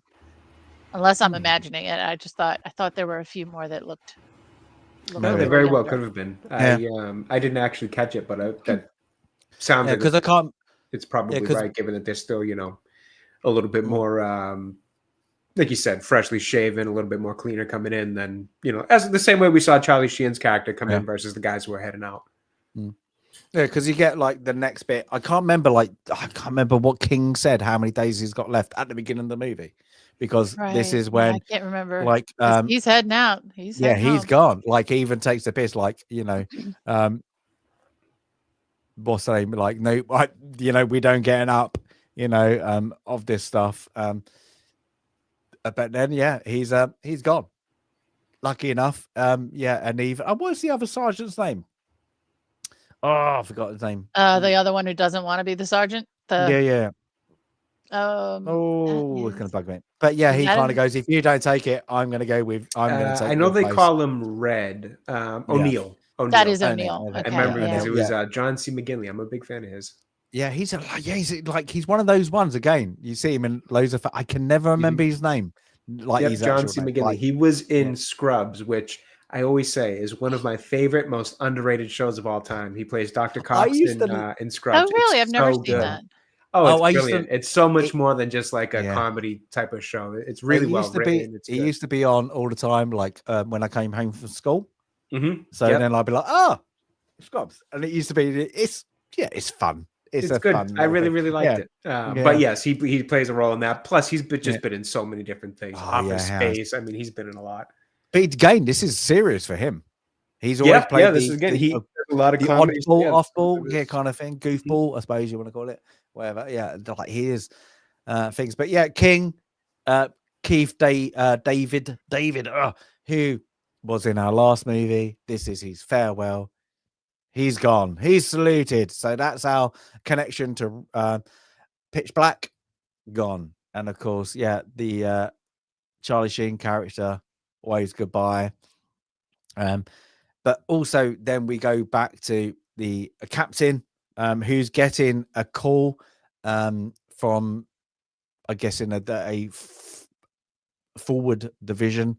They're being overrun. They're being It's not overrun good. by North the Vietnamese army, and he's trying to just, where are you? What's your coordinates? We'll get you air support. And the frantic talk with yeah, and it was a thing. If you can't talk, click twice, like the comms, and he doesn't hear anything.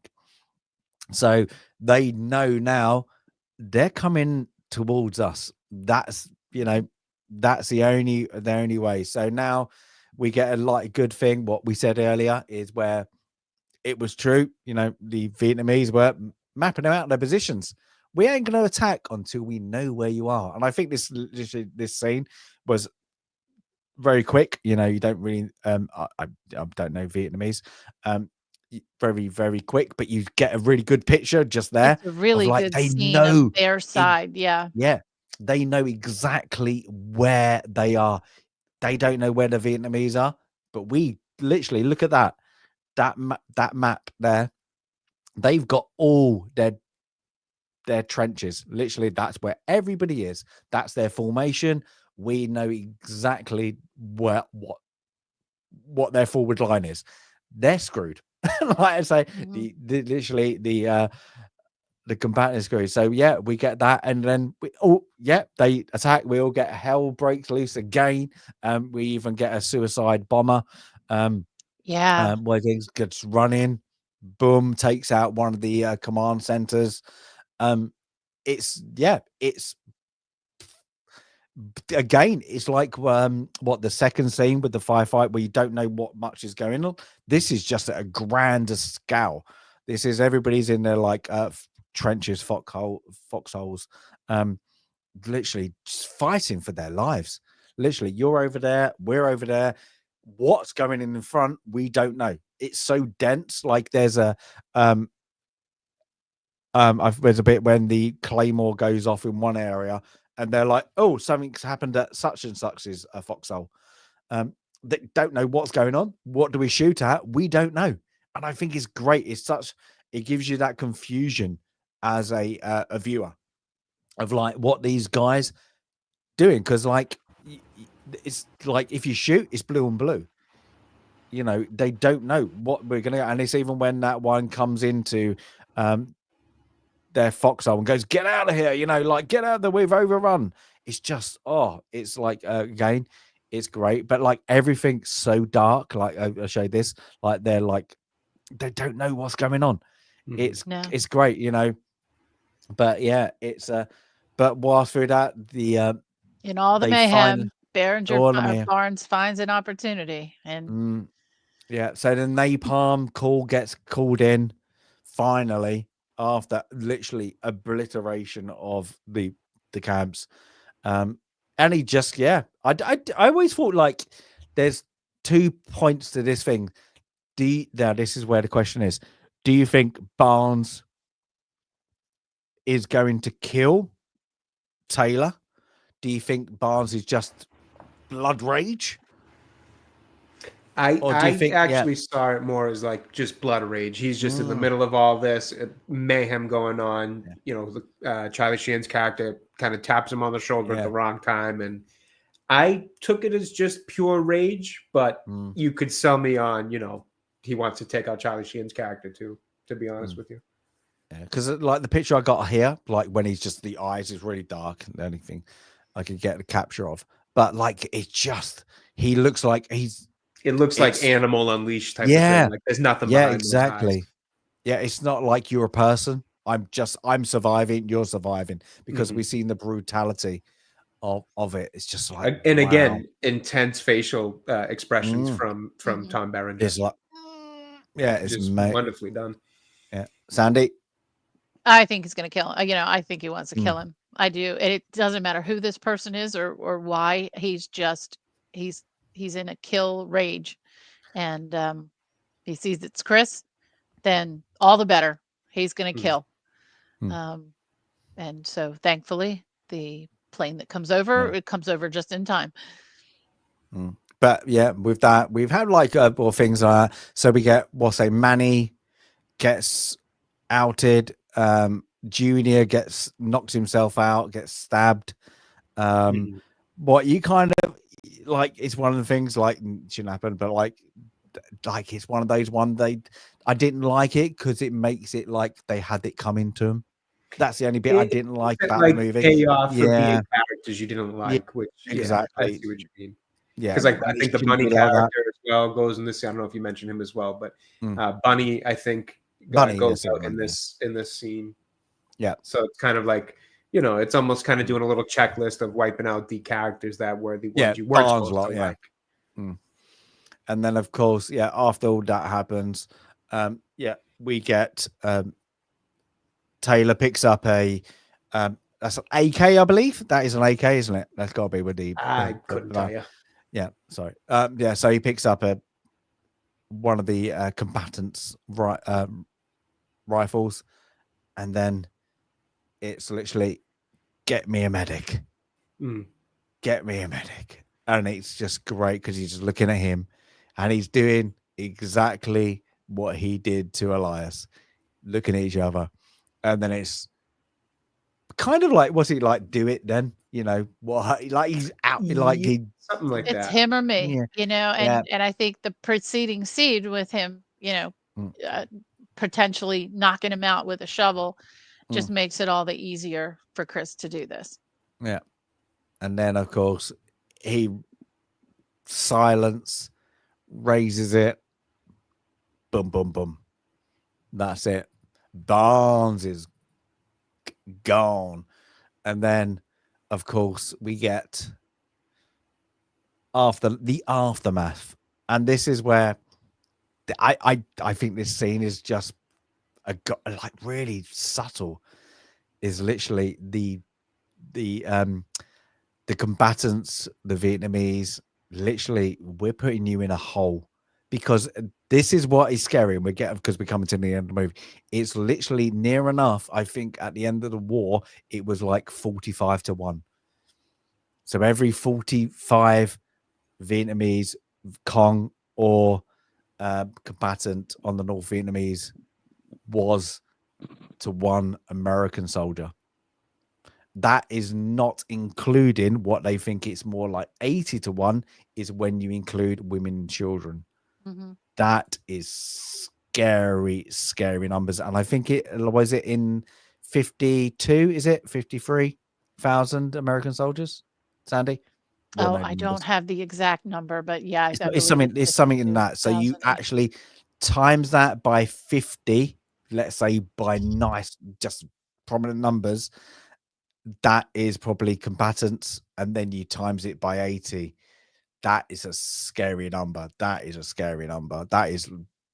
a society. It's a whole society. You're talking about a significant portion of a society in that part of the world.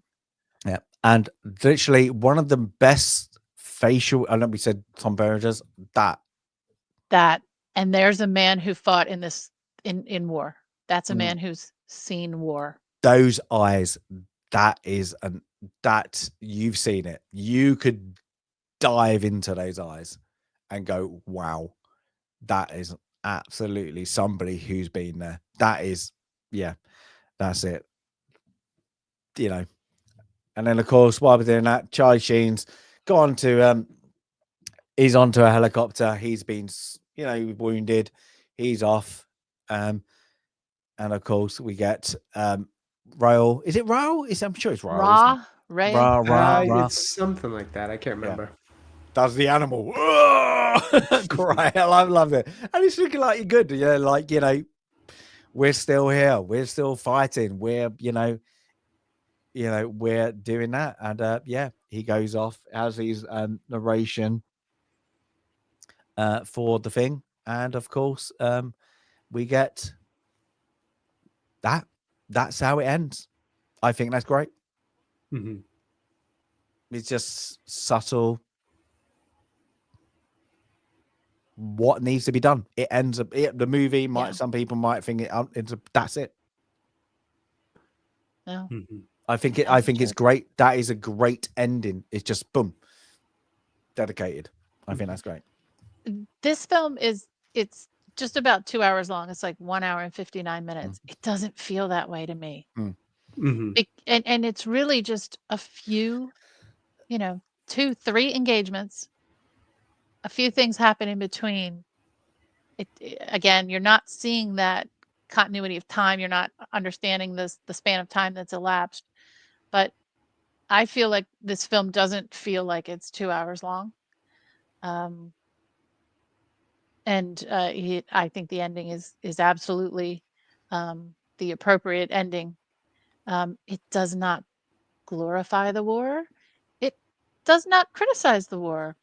It depicts the war through these characters, and I think it does so incredibly well. I'm going to put up my little notes page Oh, now. hold it. Wait for Oh, that. go ahead. You go ahead. 58,220. I'm guessing 220. that American soldiers. So if you kind of estimate, this is always an estimation, is times it by 40 to 50 Wow. on top of that, and then 80,000. Now, why I said the 80,000 is it was a American objective. Is if they were a dead Vietnamese, they were then classed as a Viet Cong of North Vietnamese, even if they were women or children. Even if they weren't, yeah. And that is absolutely despicable. That is, so they got a what? I hate to say it, like way were war crimes. Yeah, because if it was women or children, if they were dead, then they were classed automatically as North Vietnamese Cong. North Vietnamese Army or Viet Cong. That is. But anyway, Sandy. It is. It is. We've learned a lot since then, and hopefully we'll hold ourselves as human beings accountable in the Oh future yes. better. So the story is it's not a true story. It is a story about true, events. The war itself, obviously, a true event. It was written and directed by Oliver Stone, starring all the people we've all talked about, principally Charlie Sheen, and I mentioned, Martin Sheen having starred in Apocalypse Now. It was released in 1986, filmed in the Philippines, as we discussed, and the actors definitely went through extensive military training, which I think, and I hadn't known that, so I'm so glad that you recommended. I know. I The hadn't seen it. I'm glad you recommended the making of, which was Brothers in Arms, is the making of that we discussed. Now, before you go into that, I'm just going to end the poll. Is Oh, how good. does King spell deer? Now, 44% put superflagellictia abligatus, whatever it is called. Yeah. And not Good deer. word. That's it. I'm dyslexic. So there we go. From Mary Poppins. Good on you guys. Was it D-E-R-E? Was that it? Yeah, it was. It was Yeah. D-E-R-E. Yeah. That's how you That's it. spell deer. So was this a Sarah doesn't know. success? So what kind of a success was this film? This was made amazingly or not amazingly. I mean, I guess I could see both sides of it. It was made for $6 million, and that feels like, wow, that's not a lot of money to film something around the world, but they filmed in the primitive conditions that were there. So there were no sets. And the Sorry, Sandy, actors, before you would you say that's because the actors were non-SAG and then they I was didn't just use gonna any say, actors? Oh, were yep. you? Sorry. I Yeah. was just gonna say, I think because most of the actors were independent actors, and Mm. not part of the Screen Actors Guild. Today, that would be a $17 million budget, really Wow. a small budget. And as you can see, this was a huge box office success. For it being released at Christmas, people went to see this film, and a lot of veterans went to see this film. And although torn, torn about it in a critical way, many understand that it was made in a respectful way, and that it respected the veteran and the veteran stories. The criticisms came with the depiction of the drugs and the hangout, as well as the depiction of the Berenger character. There was heavy criticism of that, although I'm sure some veterans experienced something to that effect. They both praised and criticized the depiction of the camaraderie and the level of camaraderie in this film, because many veterans advocated for the fact that there was a brotherhood and a strong camaraderie, which was depicted in the film, just not in the Berenger character. It was nominated for 8 Oscars, and it won the Best Picture, Best Director, Best Sound, Best Editing. Both Willem Dafoe and Tom Berenger were nominated for Best Supporting Actor. So I guess Charlie Sheen being considered, the who would be in the Best Actor category had he been nominated, which he was not. Both of them were nominated, and I didn't know. I have to look up now who won. Somebody in chat, look up who won the Oscar and beat out both Willem Dafoe and Tom Berenger, both who Yeah, gave would that be amazing performances. 1987 though, wouldn't it? It would That'd be be the the lucky Oscars year. for 1987 in Yeah. 1987 for Yeah. 1986. The reflecting back, many veterans who did see the film, some had difficulty watching the film, and again, others just appreciate the respect that was taken in making this film.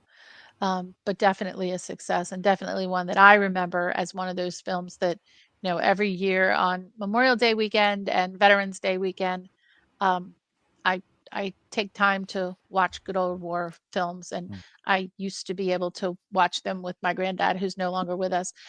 Both of my grandfathers fought in World War II. All of my ancestors, or many of my ancestors, fought in other wars. Um, and I was blessed to grow up, and my dad served in the Navy. His brother served in the Navy. I was blessed to grow up with a family that really appreciates military service. So watching these films, whether something in a realistic standpoint like Platoon, or something a little more lighthearted, I think there's room for all of those kinds of films for us to appreciate those who served. So Yeah. Sorry, Sandy, to yeah, butt in before you do your bit. no, go ahead. I think this is a movie, and the first probably 10 minutes of Saving Private Ryan is where it is good, because I can't, like, kids, grandkids, what did you do? What did you serve? It's hard sometimes to explain it, Yep. and then this is it. Just get it, like yeah. There's when Save It Private came out, a lot of the veterans who are still alive were like, yeah, I don't need to say anything. That first 10 minutes explained it all, for the people who did. I think a lot of people, this is the explained it in a way that they couldn't vocalize. If it was vets who were disregarded when they got home, or whatever reason, it just literally bang. What did you do? There you go. That is the best way I could say it without telling you. It's just like, it's sometimes hard to vocabulate, what that was. Yeah. For veterans. So I think this movie did it such respectfully. I think that's why I got things now. I understand. Yeah, vets can. I did it this way. I did it that way. You're going to get that 100%. As a veteran myself, I completely can understand all points of view. But yeah, do I respect this movie for the respect it gave? 100%, because for a non-American, non-French, non-Australian who went that up, that's that time period. It's probably most people think it's a war that was a political game than more of a strategic game. That's the best Yeah. way to do it. And most people don't understand the war. Why? That's it. Why? And I think this movie did it as a great brotherhood, of showing the soldiers, not the war. Like Full Yes. Metal Jacket goes into more the war and all that, and I think that's the better movie. But I I do think this too. I showed this. I think this is just a good brotherhood movie as well. I do too. Mm. And it's interesting because Full Metal Jacket is my favorite film of this era. But if you also, when you think of the story, but as for the development and the cinematography and the holistic artistic work, I think Platoon is the better artistic work, which is, it's hard to, like, you can have a favorite that's not the better film. And, Yeah. Upon this look at Platoon, again, this is the magic of film club. I can give, such even more respect for this film than I had before, which wasn't, I did have a great amount of respect for this film, but now even more so. So, Sandy, All right. So you I'm have going to read. something? I Yeah. do. I have written an essay. Me and Jay can just chill for a second. Yeah, I've been chilling all episode. I'm good. He's got hot dogs, popcorn. Went to a baseball game. I have got the Red Sox on by my side here. I've got it all. Yeah. Well, this is a film that has inspired, I guess is the word, an essay. I've done this on a few others, and we'll try to do this for more films, but not so much about the film itself, but the idea of capturing history in war films. So if you'll all indulge me. When we consider the role of film in the study of history, the war movie category can provide a lifetime of exploration. In terms of the depth and breadth of the subject matter, war provides a nearly infinite source. Even the same short conflict can be examined from many, perhaps thousands of perspectives. War is an interesting and intriguing subject. War has irreversibly shaped our civilization through its destruction and creation of nations and borders, of landmarks and technologies, of communities, and of families. The war movie serves many purposes throughout history and to history, from propaganda films, patriotic films, biography, historical fiction, to documentary. Each of these approaches and uses lends insight and value to our study of human history when done with respect. Platoon is one of those films. Every aspect of its production was done with respect for those who served and those who suffered and sacrificed. Platoon is in the category of historical realism, along with Glory, Saving Private Ryan, the series Band of Brothers, Black Hawk Down, Dunkirk, many others. These films use real and fictional elements to tell a story of historical significance while striving to immerse the audience in the most realistic sight, sound, and emotional experience. But is this the best category of film contributing to our historic knowledge of war? Should we rank these real films higher than the patriotic or the propaganda films, even comedies, those films that we might consider silly or lighthearted? Can we fairly compare Apocalypse Now with Yankee Doodle Dandy? I contend that both give us important historical insights of significant value. All of these types of films display the utmost respect. Of no value, however, are the alleged historic films that show no respect to those who served or who sacrificed. The films that attempt to send the message by inserting characters and stories with zero basis in fact. Films that attempt to rewrite, reshape, and retcon historical events lend nothing to art nor to history. The care taken by Oliver Stone, the entire cast, and the crew of Platoon was remarkable and is directly reflected in the quality of this work of art and of history and the accolades it received. Thank you. Jay, it's your turn. I recommend this film if you can't tell. I'm sorry, I was muted there because I was just quietly listening. I'll finish that. God. I'll finish that. and Sandy, say- that was good. I'll just say Sandy, that I was do brilliant. recommend this That film, was, yeah.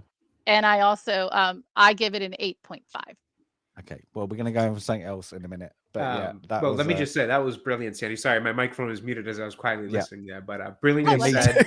I agree with I agree with you, everything you said there about one, the importance of storytelling of these things, two, the way in which movies have done it, being so good and so respectful to veterans in the past.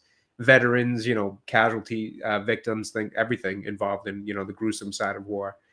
And three, that the retconning of history, as we've seen a lot more lately, is it serves no purpose. I love that line the most. It serves no benefit to history or art.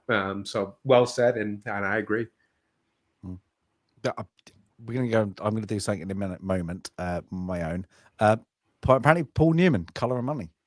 87. Oh, there you go. No kidding.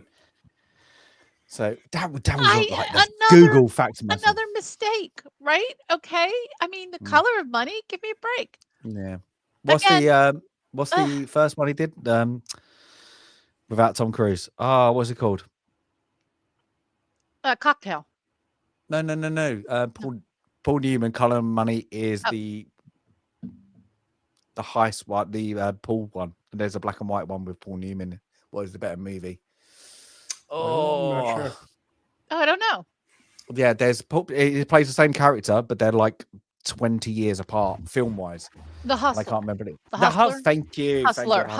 Yeah. Hustler. It took me a That's minute. When you better said black movie. and white, I was like, oh, I know it. Okay, The Hustler. Now, I'm going to do something, and I kind of apologize to the Americans in a way, because I found it okay. You might get okay, a little something. I'm kind of I'm an ex-veteran. I'm a veteran. That's it. So I'm going to play something now because it's a war one. Then I will do this more often when we have war. I've done it before, and I'm going to do it now. So I do apologize if something happens, but I'm going to play something right now. To say that we are closer to victory today is to believe, in the face of the evidence, the optimists who have been wrong in the past. To suggest we are on the edge of defeat is to yield to unreasonable pessimism. To say that we are mired in stalemate seems the only realistic, if unsatisfactory, conclusion. On the off chance that military and political analysts are right, in the next few months we must test the enemy's intentions in case this is indeed his last big gasp before negotiations. But it is increasingly clear to this report that the only rational way out then will be to negotiate, not as victims, but as an honorable people who lived up to their pledge to defend democracy and did the best they could. This is Walter Cronkite. Good night.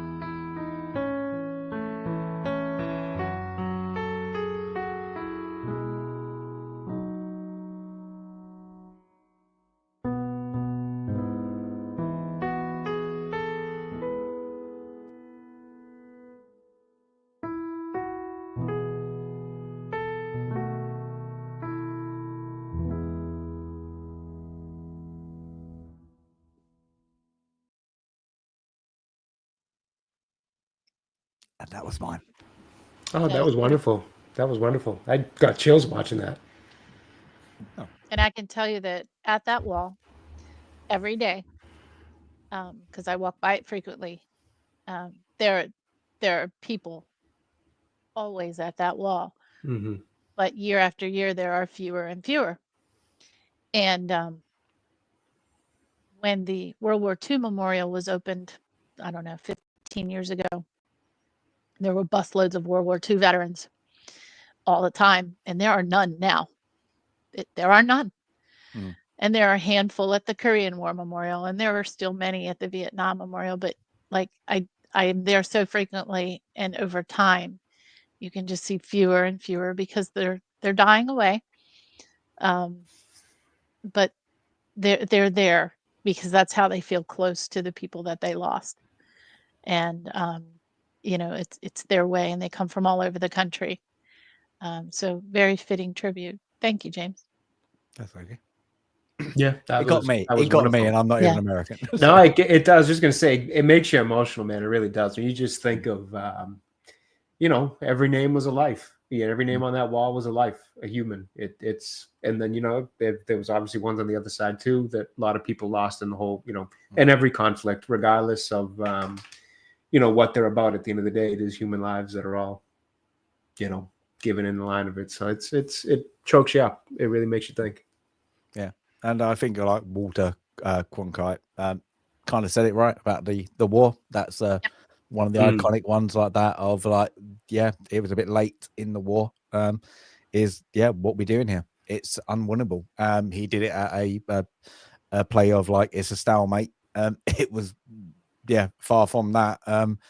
I think we could go on to a Vietnam war stream, but I think this is a before we go on to our reviews is a war where I'm going to say it, the people that didn't want to go to war got sent to war and they came back and got treated like shit. And that's the very polite way of saying it. In a very things is the political aspect between Johnson. Even before that, you know, this conflict was probably given way before, like Taft probably was the first one who kind of was against colonialization of Vietnam, what was, you know, and the Indochina, and it went through Roosevelt, all the rest, to Johnson, that a bit naive of what he was doing with indirectly with generals who didn't know the area. And then of course we go JFK is probably a different story that don't want to get too political about, but then Nixon used it as a political gain to get into office. And the story is what it is, and the people that got hurt is the people that got sent.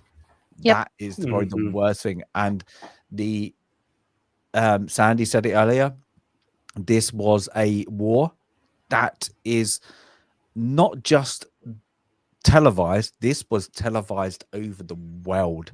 This was the first world televised war, if that makes sense, if you get what I mean. Because nobody, Korea War, if you think that was the first, that was more probably bigger because newsreels, they had newsreels, and live. You go like there was so like this is an American Vietnam War, but people forget everybody else that was there, you know. I get the stories from the Vietnam side, the Australian, you guys heavily guaranteed from granddads, you know, uncles or what that was served. It was terrible just for the people coming back home.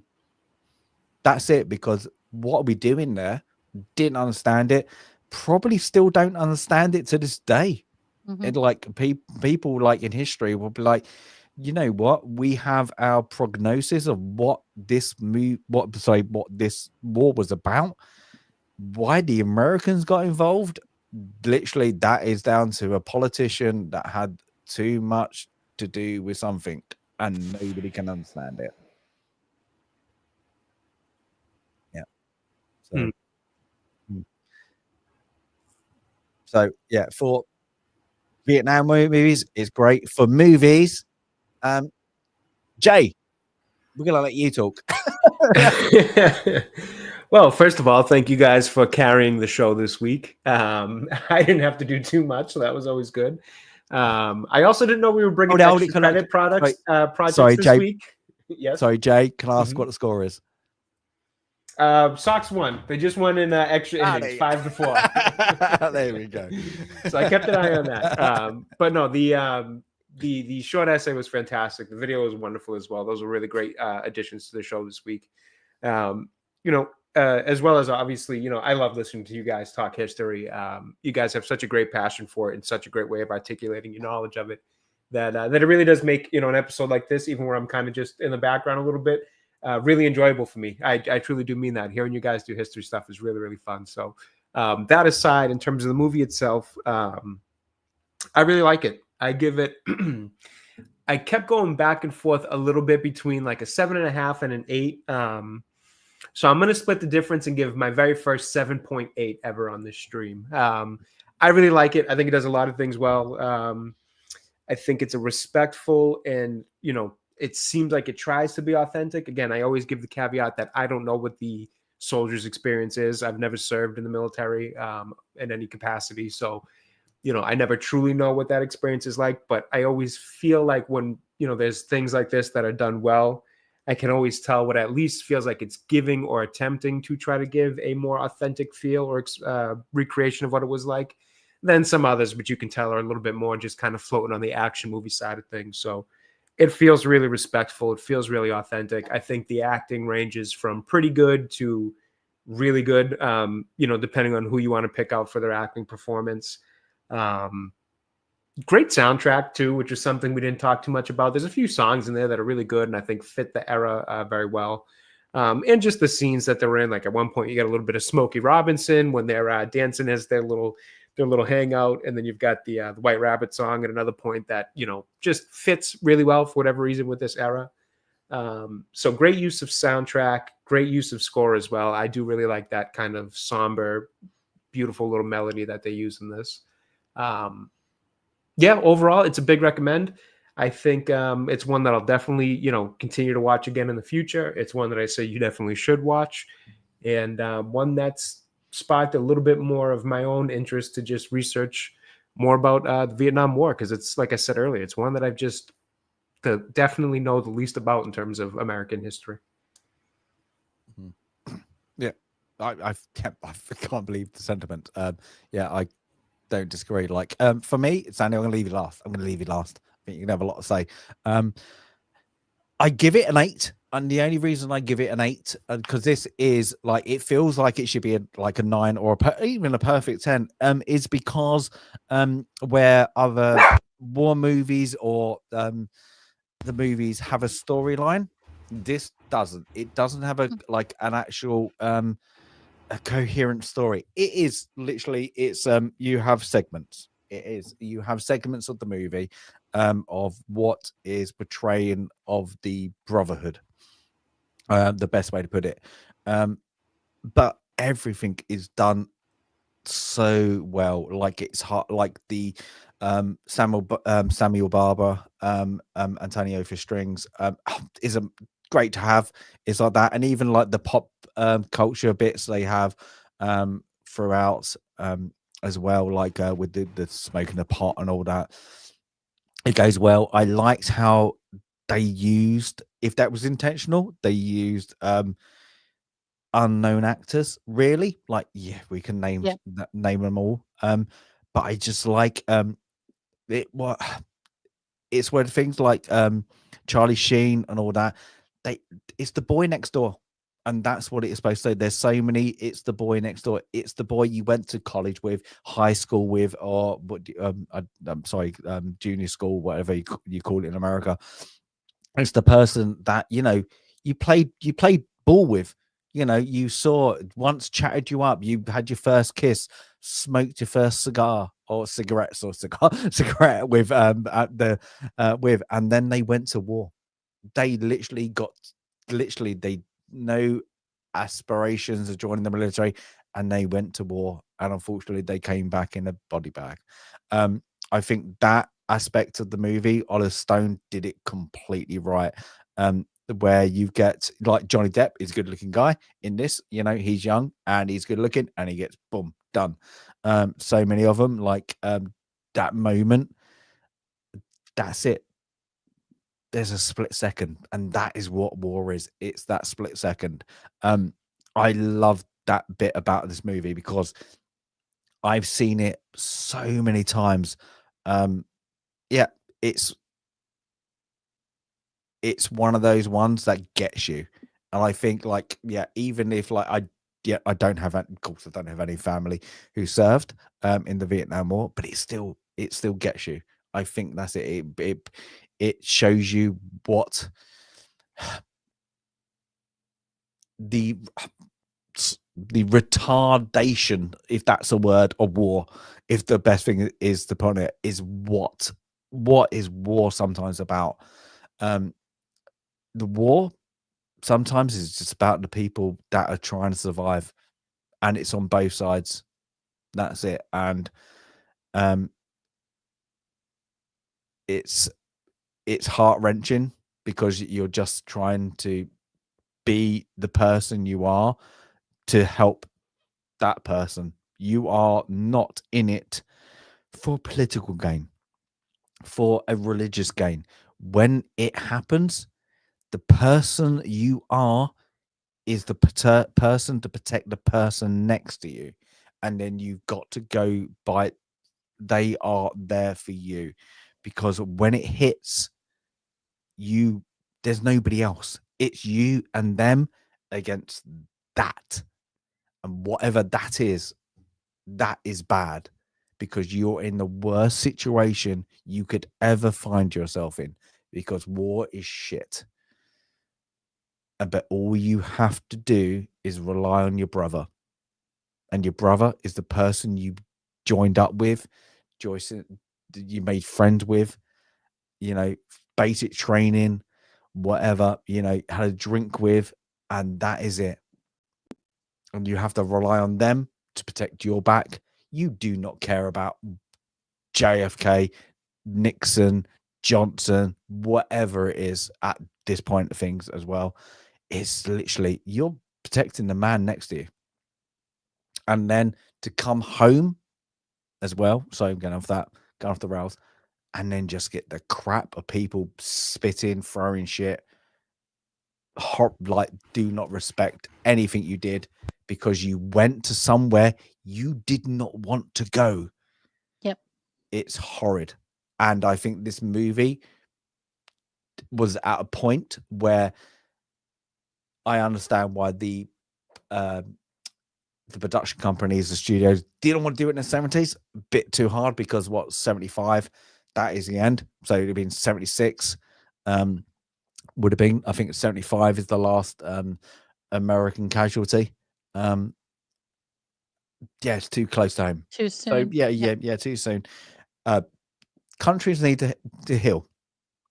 And this was a healing point for American history, is because America before this was invincible. We can go anywhere we want, and we are defenders. We are world police. Look at us. We've got all the equipment. We've got all the guns. We've got the manpower. What they didn't think about in this experience in the Vietnam War is you're talking about a country that has experience in their own country that you are not familiar with. So yeah, for that point with the movie, I think they nailed it. I think Oliver Stone nailed it. What he did with the actors, yeah, okay, that's a different story. But absolutely, I adore this movie, but I can't give it more than a 9, or I can't get to a 9 or 10, just because I think the weakest part of this story is Charlie Sheen. I think he's still a weak actor. I think if they played on having the actors and the kind of a two-way role of more seeing Barnes's character and Elias's character, this would be a brilliant character. like things. But I think having them play on at the start, the narration kind of goes throughout the movie. Doing the Martin Sheen, what he did in Apocalypse Now, I just think it was lost. I just think it was. So that's why I give it I give it an 8. You know, and a soft 8. But I still adore this. I adore it, as you can tell. And I would absolutely recommend it. It's one of those, there's a handful of Vietnam movies I can just go, you need to watch. And this is like top 3 easily. That's me done. That's my rant. Well said. Sandy, well go. said. Mhm. Well, as I've already said, I give this film an 8.5. Full Metal Jacket is my personal preference favorite, but this is the better overall film. And I, for all the reasons that both of you have stated and we've talked about through this film, but I will agree. I do think Charlie Sheen is a weak point. And, but how hard is it to be a young actor next to the performances of Willem Dafoe and Tom Berenger that we've mentioned over and over again? Those performances were stellar. I also really do appreciate the music, the setting, the cinematography, the way it was filmed. What I also, I guess I would mark it down just slightly for is, I think what it was trying to do, if you were to take timed screenshots of what Charlie Sheen looks like throughout the film, you do see him changing and aging, and I do believe the stage was set for that in the very first scene when he's walking past the soldiers going the other way. And again, they look older, but when he looks at them in the eye, they're the same age as you. I would have liked some kind of passage of time, some kind of element. And yes, it is the historian in me. It was making me scratch my head the entire time trying to figure out, where are we? What are we doing?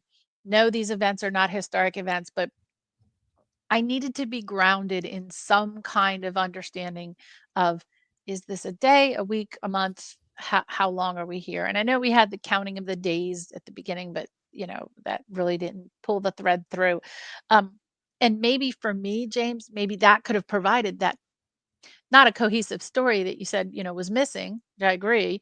But some kind of unifying factor, right? Some kind of thread of time or something that could have pulled the story together a little bit. But that being said, it certainly wasn't a fatal flaw, and it certainly didn't make the film feel like it was too long or too short. Again, it's a 2-hour movie. It doesn't feel like 2 hours to me.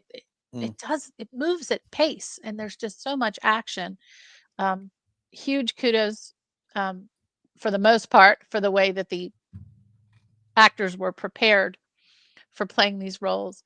Not cool the way that Oliver Stone treated some of the actors and non-actors who were in this film, but big, huge credit for what he accomplished in this film. And I'm not the world's biggest Oliver Stone fan. I actually don't like his later films.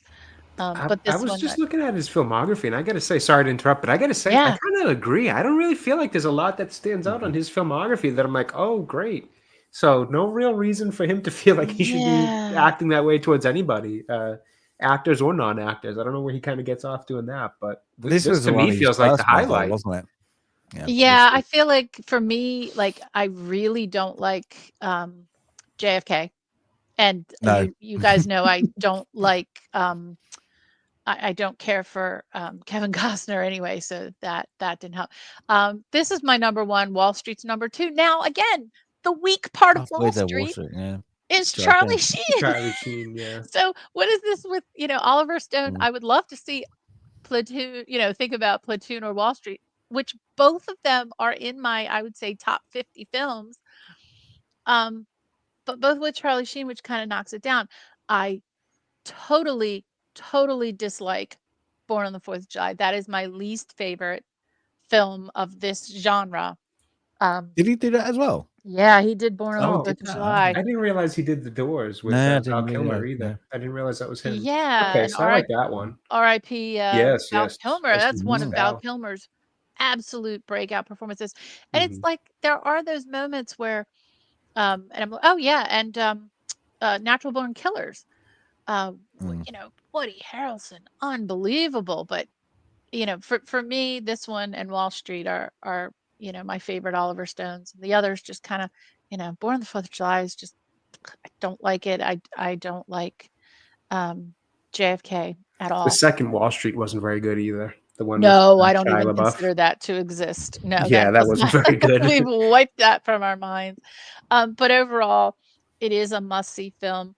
It is a, I would call it, you know, it is a historic realism film. It is a complement to your study of history. So if you're studying history, and you know, we can appreciate historic figures, and we can appreciate fictionalized figures that you know, open us up to looking more. And I hope these kinds of films make people more interested in learning the history. And of course, the Ken Burns film is amazing, but the best place to learn history is through the actual lives and stories of the actual people who lived them.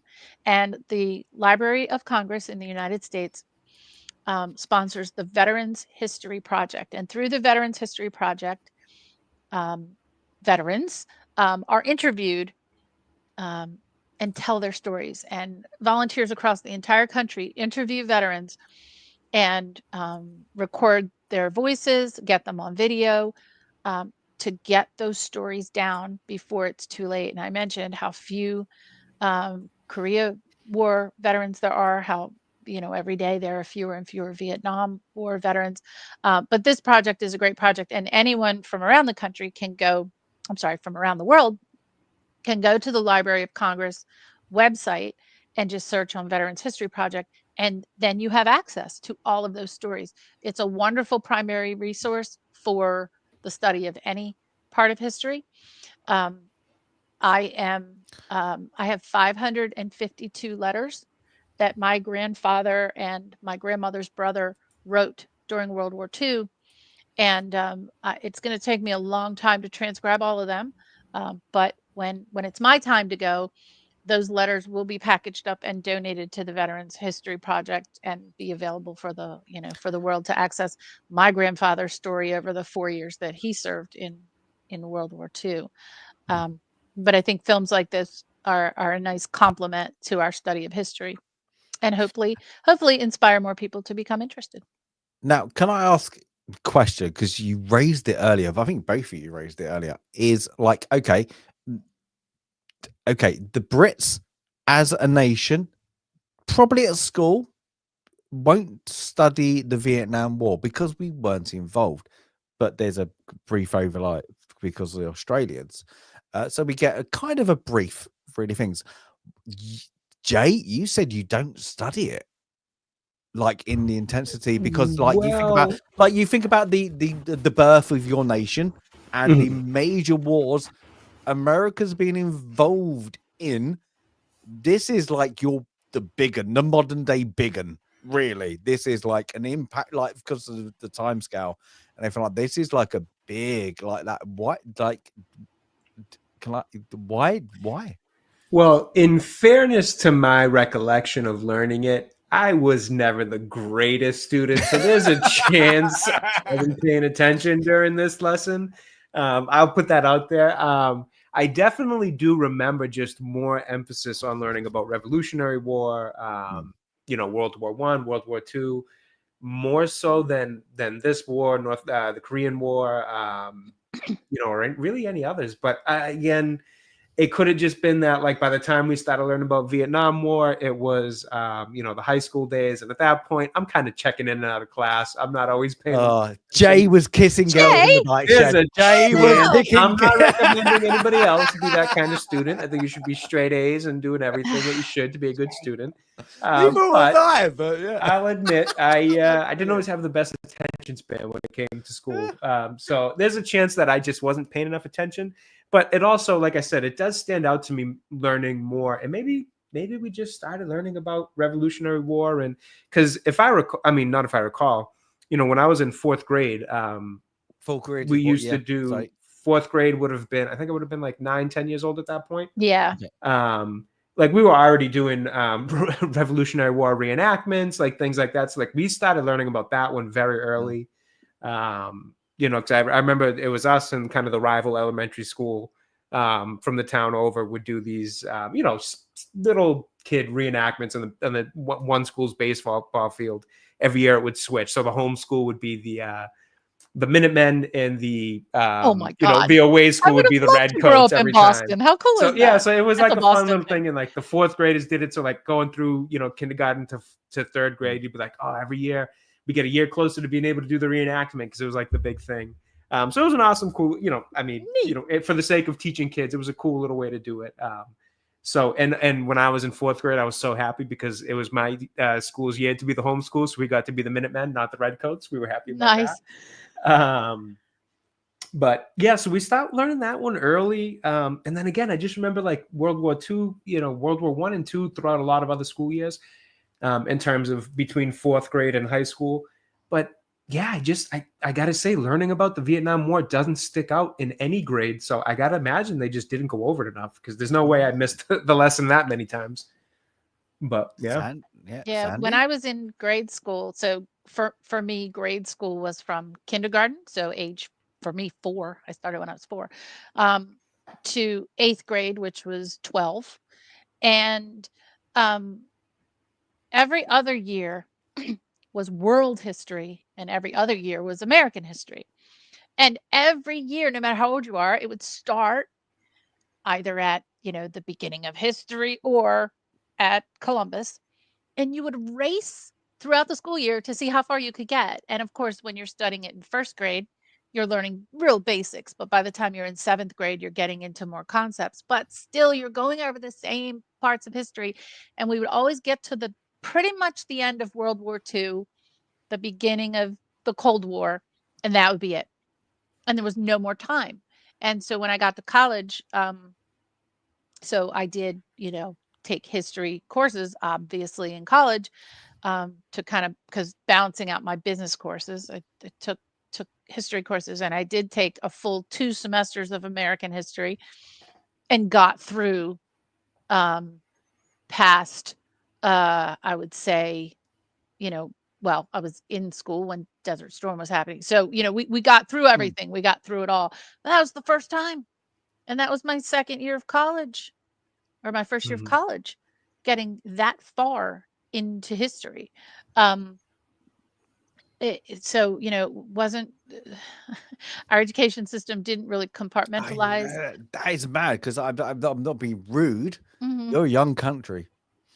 Oh, Like I know. if you don't go back, like it's like you don't even do the Well, French. we did The do world French history. don't want. Well, Okay, we yeah, but did. okay, weld.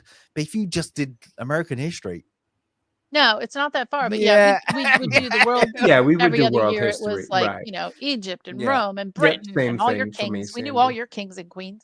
Okay, name every president. Go. Oh God, In order. be In lucky if order. I can crack 10. Well, do you want to start with George Washington, or do you want to start the people who probably presidents I want to go before to the George Washington? Congress of Do you want to the know who John American Hanson Congress. was? Okay, so we're going to start there. Yeah. Don't get, yeah, I've gone on long enough. We could go on a whole tangent on like who was I the head want of to the go from Lord Liverpool onwards. Thank you. There we go. We go. But no, it's it's taught now. So my kids did, you know, got all the way past Desert Storm, you know, to 9/11, I think is the kind, you know, where they've gotten to in history. But history's taught differently now. Now it's taught thematically. And now every year they don't try to race through history. Unfortunately, though, there still aren't enough history classes. Like you're now only taking history 2 out of the 4 years of college. I mean, of high school. So it's Yeah. not required anymore. And so, you know, I had one daughter who was in the engineering track. Well, all of her extra engineering courses, she didn't take history. She didn't have to have history for 2 years. The other one was on the biomedical track. Same thing. What gets bumped? History. History always gets bumped. But I think also, like, I think I've said as well, that the history also comes from grandparents a lot. And I Yeah. think, like, look at that, what's happening. Like, I hate to say it, like my kids' grandparents never served. Never served. It was a quiet period. Let's say that. Yeah.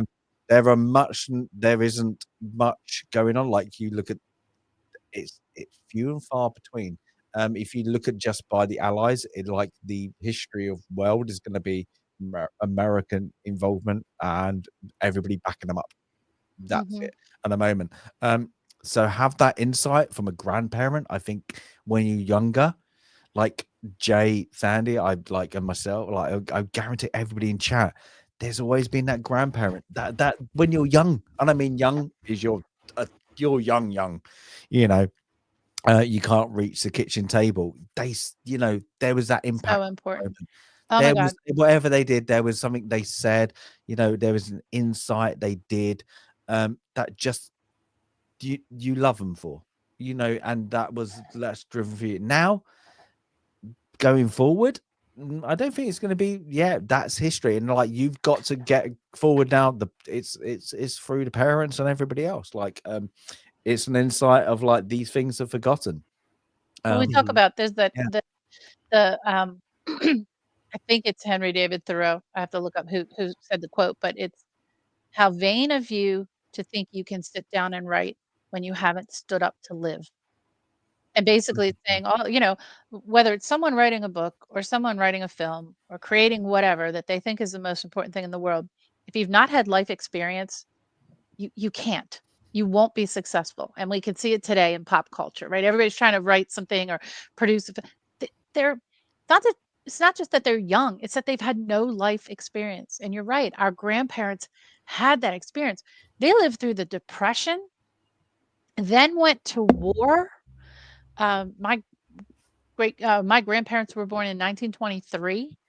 So that's over 100 years ago now. Um, I miss them every single day. There are still days, probably when I was watching this film, there are still days if I see something on the History Channel or a historical thing, my immediate thought is to pick up the phone and call my grandfather. Because when the History Channel first came out, that man, you couldn't pry that man away from the television because it was right up his alley. Did he ever talk about the war? No. Did I ever ask him? Once. It was before I was so into history. And then once I started getting into history and I did ask him and he did start to tell me stories. Um, we all regret not asking. My other grandfather passed away when I was only 16 and I never asked him and he served in the Pacific as well. Um, it's all those regrets for all the questions you don't ask. But yeah, my dad is the last of his family to serve. Um, and I'm grateful for the time I had, but I do wonder, like, you think about kids today, what do they value? What did what experience do they have? And they all want to shoot their mouths off about what they think is right. And, yesterday, a huge protest in DC. I don't even know what it was about, but these kids were like barking about something. They have no clue. They have absolutely no clue. And I do hope, and I'm always optimistic, that we don't lose our attachment to history. That, there are always going to be people who are interested in preserving it and sharing it and reading it and writing it. Um, and films like this definitely do that. And I hope there are more of them. Indeed. Then Mhm. needs to be, I think these are and entertainment, but educational. I think there's movies out there that are like they're both did like, oh, you know what, I learned a lot. And let's say, like Jay, you said earlier, I kind of want to learn more, and that's a movie. Mhm. That is a movie when it makes you go, huh, I want to. Even if you just went like one moment, you know what, I want to Google what happened. What Mhm. happened at that event? Like I said, brought up Hamburger Hill. Most people would not heard of that. Start googling it. Wow, that opens up a little rabbit hole. But like that movie, it makes you insightful to our things, and then you just like you can just go down whatever avenue you are. But like, yeah, it does. It's just one of those movies that just makes you go, huh, I didn't know this.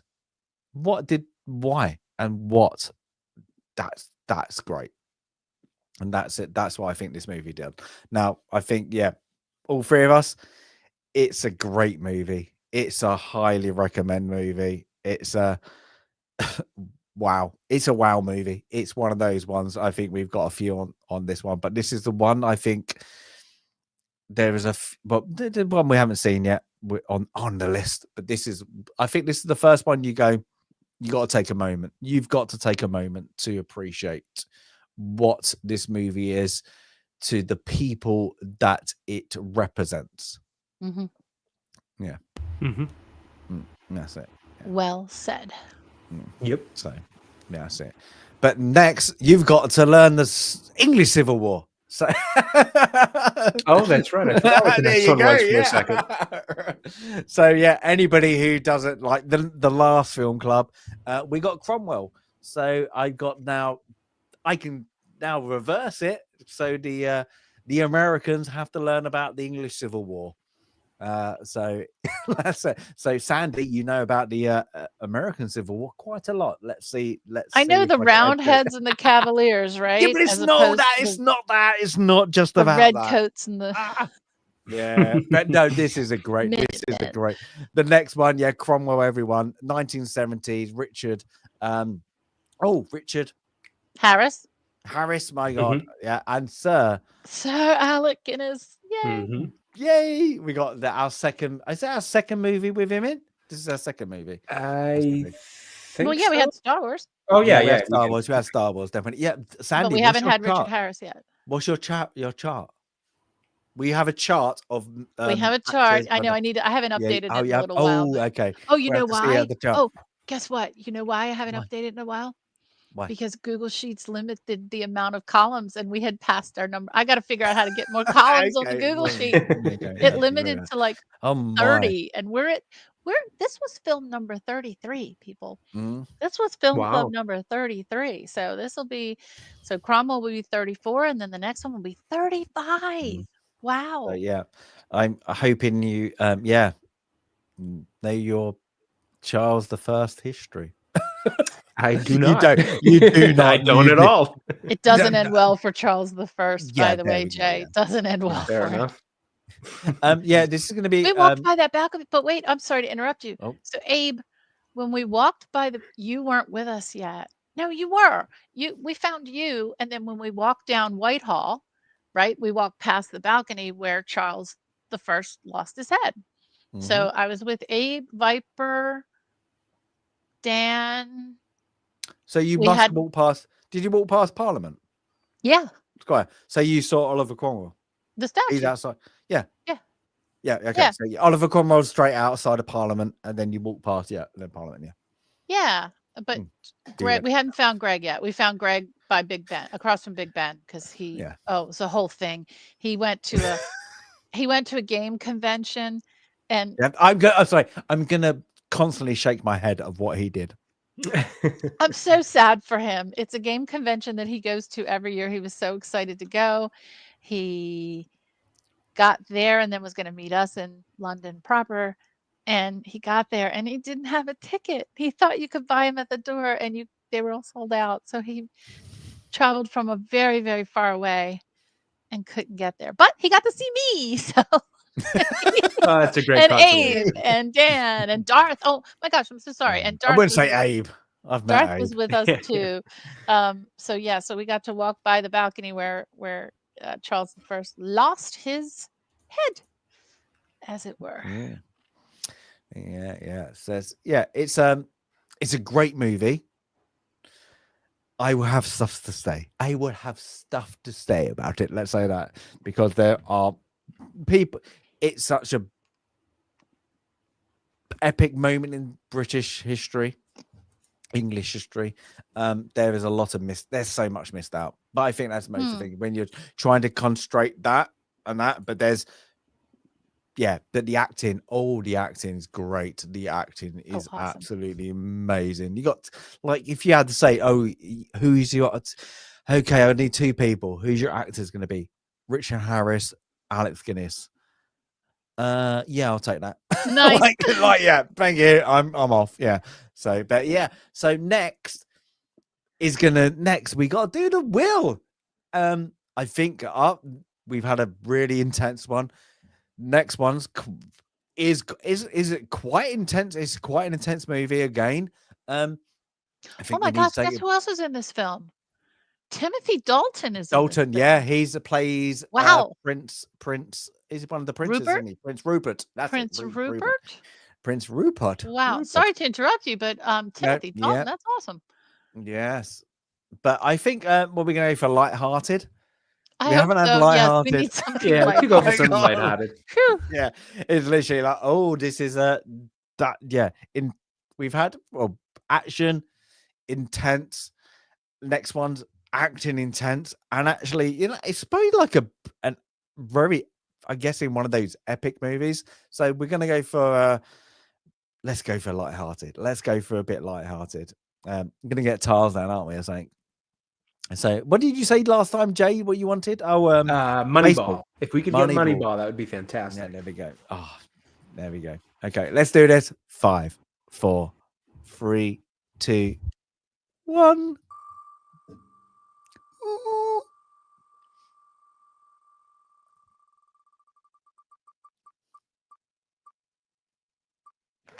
Oh, okay. Ooh, Rocky, huh? Okay, that's lighthearted. I'll Yes, take that.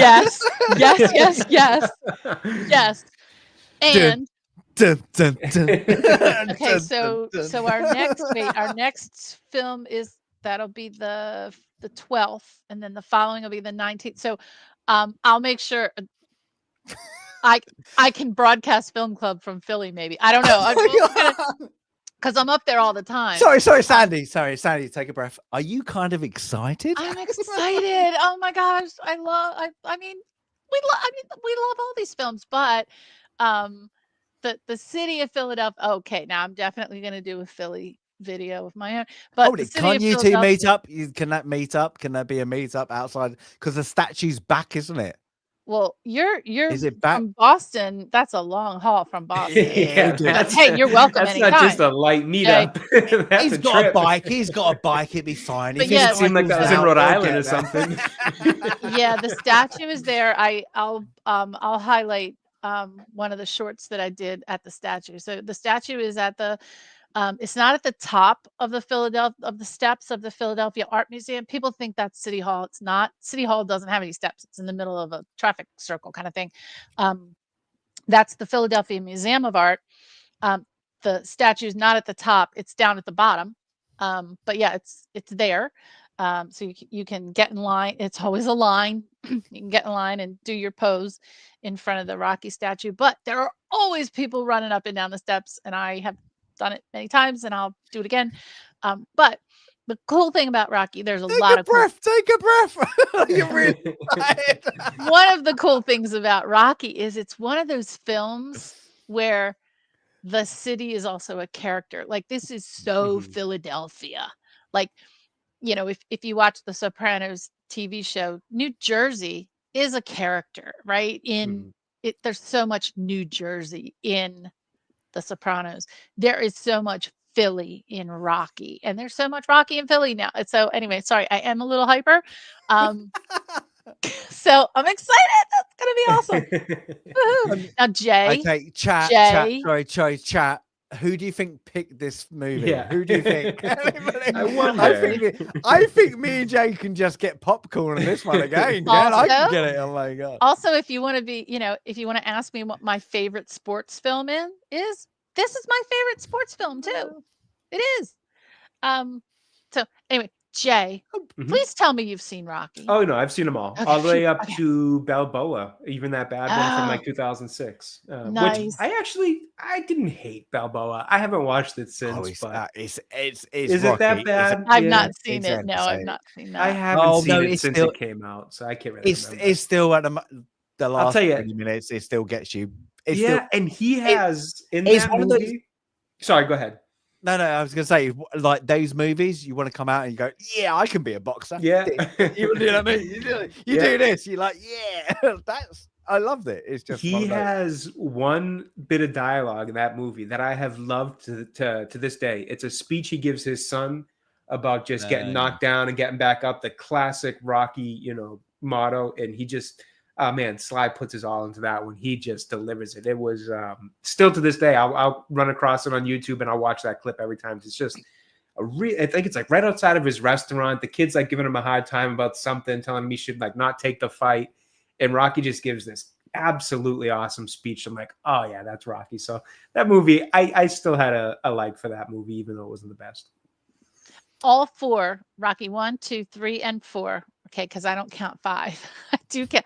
Five all. is awful. Yeah, 5, I would Four. say Balboa is better than 5. I would say, Yeah. Five's hands terrible. down. 5. But What's his name? all- Oh, Five who's was the bad. boxer who got Jeez. HIV? What's his name? Oh, that I'm not sure.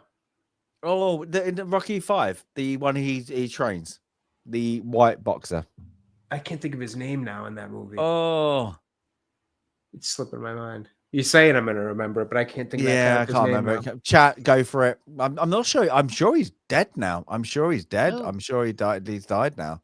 Yeah, but I can't remember his name. See if I can look it up real quick here. But Ah. the four Rocky films, I have all those soundtracks. I And will break you. I play them regularly. Oh my God, Survivor, Eye of the Tiger, Burning Heart, the training montage, everything about those. But I think also because it's it's one of those films in my brain from when I was probably not even born yet, that my dad would play the original Rocky soundtrack over and over and over again, and it's in my brain. So yeah, Superman 4 is better than Rocky 5. I guess if you had to, yeah, for sure, Abe. Oh. Okay, I'll calm down now. But and it was Tommy Morrison, Spaces. Is He he plays still alive? coincidentally he plays Tommy in the movie as well. No, Is it he looked like he still had alive? passed away years ago. I thought he did. Yeah. Let me see here. Looks like he passed away September 1st, 2013. 44 years old. And we've lost the great Carl Weathers too. Yeah, that's right. Such a Rocky. Oh, that is good. That's a good God, movie. it's so good.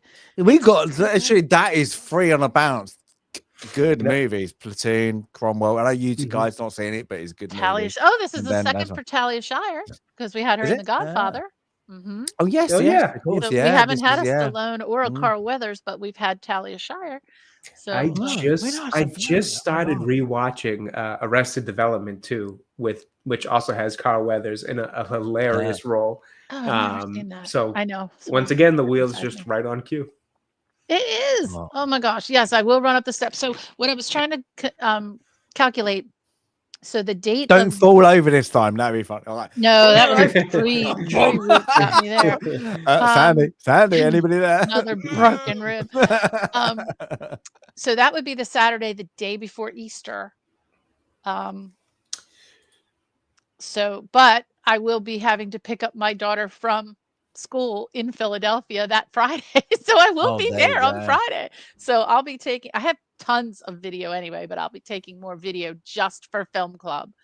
Maybe I'll do a promo. I'll do like a live, hey, I'm here to tell you to watch Film Club on Saturday. Tomorrow. There you go.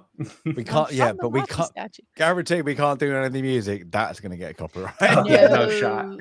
No shot. We can play any Eye of the Tiger. Okay, quickly. Who wrote the theme? It's not John Williams. Bill Conti. Bill Conti was known for doing a lot of the like television themes. So I believe he did like Hill Street Blues and LA Law and all that genre of 1980s television theme songs. I think those are all like Bill Conti themes. So I wonder if that won an Oscar. It's really, really good. Super. I mean, just iconic themes. Oh, he did The Right Stuff. Yep. Oh, he wrote For Your Eyes Only.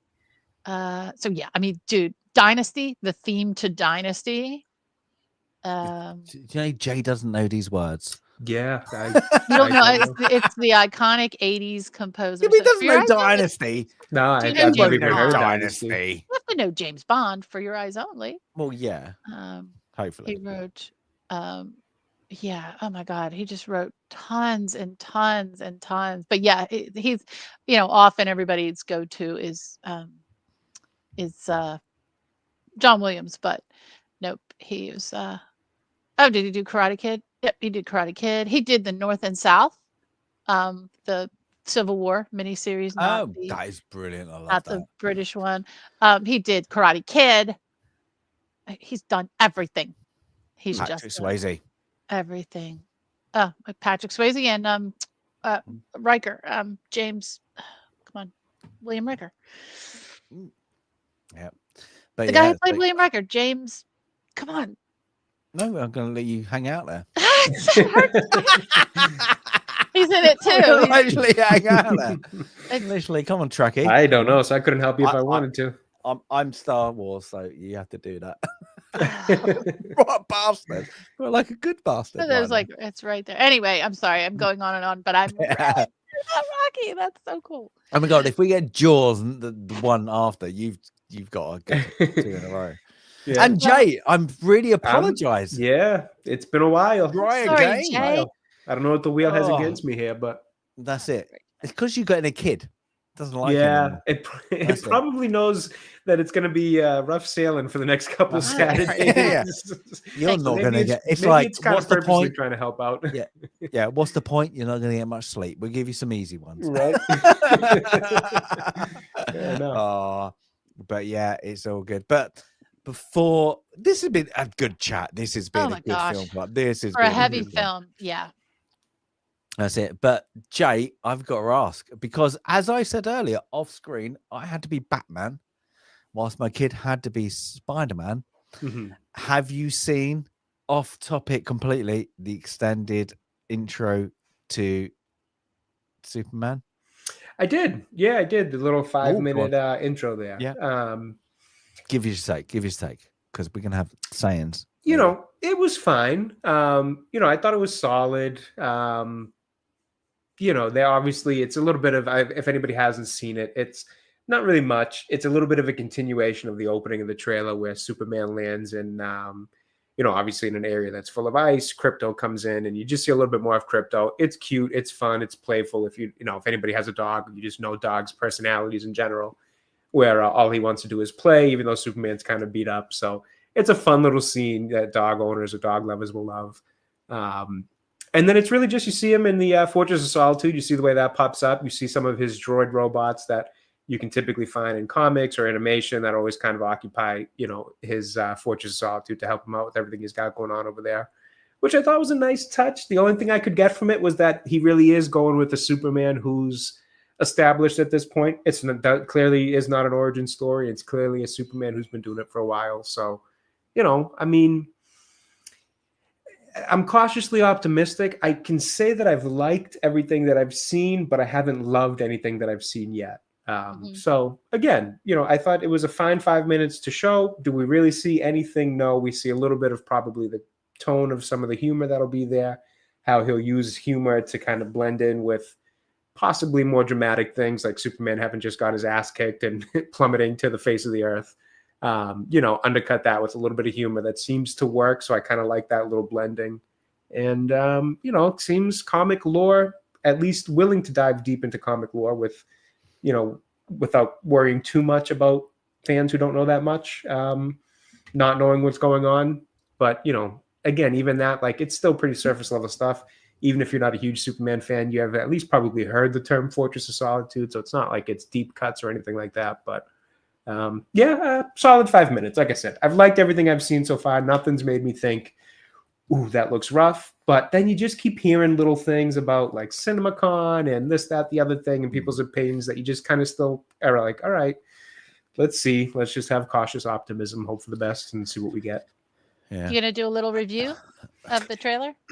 Unfortunately, probably not. No It's time. really kicking up to Baby Nerd Takes being here. I know. He's buying It's like nappies. it could be Nappies. anywhere in the next couple To of the weeks. cramp nappies.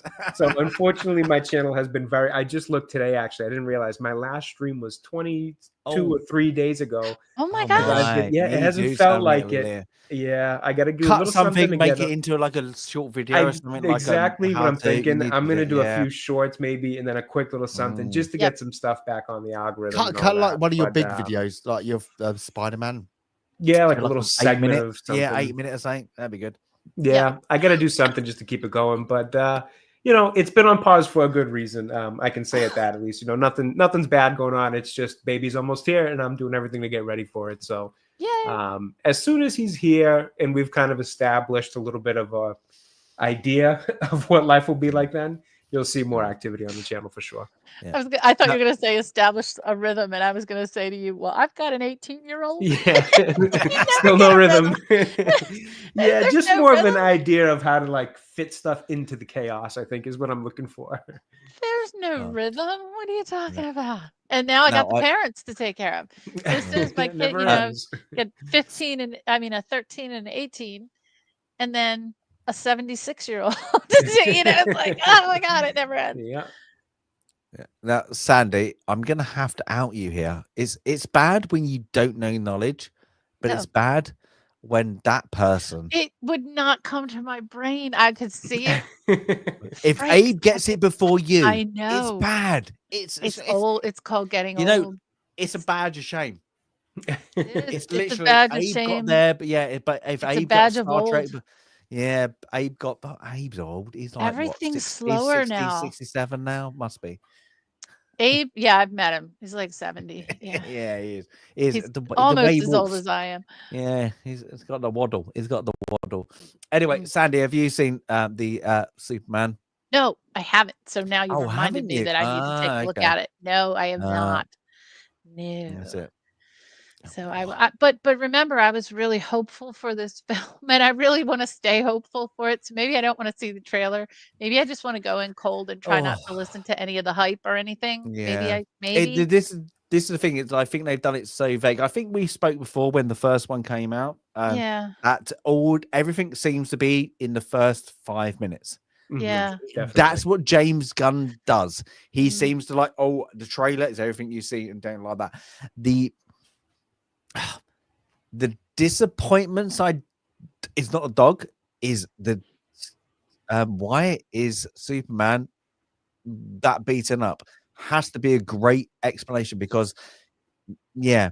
Why? It's Superman definitely shouldn't not be the beaten up. greatest. Yeah, it's not the greatest first way to show your Yeah. new Superman. Do you know already what beaten to also a pulp. okay, do you know what always also pissed me off is what is Superman's name? What do you mean? I'm not Kal-El going to or do the Clark Kent? Kal-El. Yeah, the yeah. Gal Okay. Gadot No, version Kal- of Kal-El. Oh, God, I hate the way she Yeah. says it. Kal-El. Yep. Okay. Why the robots calling him? Oh, hello, Superman. Hello. Oh, that's Okay. true. Oh, Let me I honestly didn't even catch that. Yeah, Yep. I'm going to break it down. Why? Okay, if they're not going to call him Superman, they're going to call him Clark Kent because Superman is only his media name. It's not his name. Right. It's what the media call him, and it should be Kal-El anyways, because typically any of the stuff, the holograms at the fortress, it's all Kryptonian based. So Okay, it's gonna defer. Yeah, they're going to call him Kal-El. that. Yeah. Okay, but then you're going to I'll call you Clark. I get it. Mhm. Why? Hello, Superman. I honestly, I gotta say, I didn't even catch that oh, when I watched it. I got it. I was like, oh, you're playing onto people that don't. Oh, they won't reference his real name and his Earth name. Mhm. There's that, and I was like, that. Okay, you're going off that. There's no origin. I like the non-origin story. I think we've had too many reboots of origin. Like they did. God, yeah. Oh my god, no. if they did like Spider-Man again. Oh, I Mhm. don't need an origin story. I don't No. need it. Just make him as he is. Like Batman. I think Batman should be make Batman in his 40s. That's a good story. But yeah, it's again, it's fingers crossed. Mhm. I don't like James Gunn. And that's why I'm thinking, because I'm like, oh yeah, you had a good one, and then the rest is just like I just don't think. And then have James Gunn doing it all. That's what pissed me off. But I'm gonna go to the cinema, and I'm gonna go and see it properly. But I'm just like I'm hoping it's gonna be one of those movies you go, I'm not gonna like this. I'm actually like that. Mhm. That was Yeah. entertaining. I really enjoyed it. I understand what they're gonna do, but I don't have any hope with James Gunn. I just don't think he's the right person. No. You know, like you have those movies, like you like, I'm gonna hate it, and then you love it. This is a movie where I'm like, meh, I'm really hoping. I think it's gonna be one of those meh movies. And then you get other movies that you go in that you wish you were gonna adore. Last Jedi is a great one, and then you come out Yeah. and want to actually kill yourself. And the that more, is but the more you reflect back on it, it's not as bad as some of the newer. You know, you go back and forth and back. Oh no, I'm sorry. Last Well, that Jedi. one- Last Jedi's not that Last one Jedi. is Last that one Jedi. is as bad. Sorry, I heard it. Here we go again. I'm hearing things. See, I'm getting old Oh my now. god. No, The Last Jedi was as horrible as it was, and it was even more horrible than it was. Yeah. Somehow it only gets worse with age too. It does. You know, so I'm I looking at watched what's it. coming. The worst thing is, I always say that about a movie. My girlfriend bought me the tickets as like, oh, you know, she was like, you know, when they first all come out. Oh, I you know, that was like, what's it? Force Awakens. Okay. Rogue. What's it called? What's it I called? liked Rogue One. I did. Rogue One. That's it. Rogue One. It was Rogue One. fine. I remember liking bought- it, but I never went back to it. No, she bought me tickets, and then like her brother's like, we want to see it, so she bought me like double tickets. And the second Mhm. time is we was in the cinema when Carrie Fisher died, so we came Yes, out to the cinema, too. and then It was like the third day of Yeah, release, and yeah, Carrie Fisher had passed away. Yep. and then the second Last Jedi, she bought us tickets. And then she would, whilst like walking out, she was like, "What did you think?" And I was like, "Oh, what just happened?" And like to my childhood, and then she would like had to explain. I bought you some more tickets because my brothers want to go and see it. I bought you going, and I was literally horrified watching it the second time. And then I tried to watch it a third time. I couldn't even get like a quarter. I had no. to. I couldn't do it. I was like, you know, when them things you're like, you have to doubt yourself because people are going, people are saying it's good. Yep. What did I miss? That was And then you like realize, the peak of my realizing. I'm like, there's an imbalance versus what I'm hearing and what I'm There's a seeing. And that, disturbance in the that was floor. like the peak. Yeah, literally. yeah, That was the peak, like tipping point of like, okay, I'm either taking crazy pills or people are lying about what they're Yes. seeing because something's not Yes. adding up here. yeah. I had to coach to myself. I was like, People are what did I just miss? dumb. Did I not get it? I get most movies. I watch a lot of movies. What did I not get? Mhm. And then you watch it, you're like, no, this is No, vomit. you got This it. is vomit. This is vomit. And then like, yeah, and then you realize then there's still people who are trying to defend Snow White now. And then you're like, Ugh. yes, I get that. I get where you're going from, like that. Yeah. I Yeah. can't comment, however, because I haven't seen it. But come on, come on. Oh, Just- I know somebody worked on it, and they have confirmed they reshot 5 Yeah. times, Ooh. 5 mean- times, and that's with a 250 budget on why the I'm not a first time. Disney shareholder. That is 5 times it was reshot. That is ridiculous. They changed the Yikes. story 5 times. At some point, you've just got to say, "Look, we've lost." No, but, Like- but if you like, Well, come on, like, they've completely this- buried this. They're moving on Yeah. to Lilo and Stitch, which, in total fairness, and I don't know if you guys have ever seen the original Lilo and Stitch, but I No. actually as like- somebody who grew up, Yeah. right when that one came out, I loved Lilo and Stitch as a kid, and I have to say the trailer doesn't look bad for the Disney's live I action saw the Lilo and trailer, Stitch. yeah. It looks like it's a fun family movie. Stitch looks like he should in terms of like the design, with the whole ugly Sonic versus the redone Sonic for Looks the like a Sonic meth addict. movies, Yeah. and essentially. Sonic So on meth. like the design of Stitch looks great. The way he acts, the way he sounds, everything sounds about right. Lilo, her sister, I think everything looks great about that trailer. I'll give Disney a little bit of credit where it's due. I think that trailer looks like possibly one of the first live action, ones that they've done that I think looks like it could be pretty good. So, So let's fair enough see- there. Yeah. But they've buried Snow White. They're Oh, already yeah. moving on to that. Let's see if they make a change, because Lilo and Stitch is set to release on May 23rd, the Mhm. same weekend as the final Mission Impossible. which Mhm. I have heard nothing about, but I Yeah, not wonder if, much. in in a year when every weekend there's either nothing being released or just one good film, that to me sounds like those are two potential good films. Mhm. And would they want to release them on the same week? I know they're different studios, but they, on different weekends. So that's May 23rd is Mission Impossible Final Reckoning and Lilo and Stitch. The following weekend, which is our Memorial weekend here, which is really big, is the Karate Kid film. And then there's a couple weeks of nothing. Then on the 13th, okay, I am going to see this film, maybe all by myself, but How to Train Your Dragon is on June 13th. I am holding out hope for that one. I am. I Mhm. have to. I must say the talking back to the Karate Kick, I think that's going to be the best thing this year. Lilo and I Stitch. think Karate Kid? Karate Kid Legends. I think Oh, Karate that Kid. I'm trailer. interested to see how people receive it, given the I know. Cobra Kai kind of revamp of that Yeah. Oh, I franchise. love So I Cobra think, Kai. like, if you think about revamps and all that, I think they've done well with I think they've messed up with having Kung Fu Karate, with Will Smith's kid. And I think this one, I think they've done well. I think they've kind of realized, oh, we can go for the Asian market by having, that, and I think I like the might be. trailers. I like the Yeah, trailers. I was like, you know I what? like Cobra Kai. I think they did Yeah. such a Mhm. good service to, and Mhm. this was all in Yeah.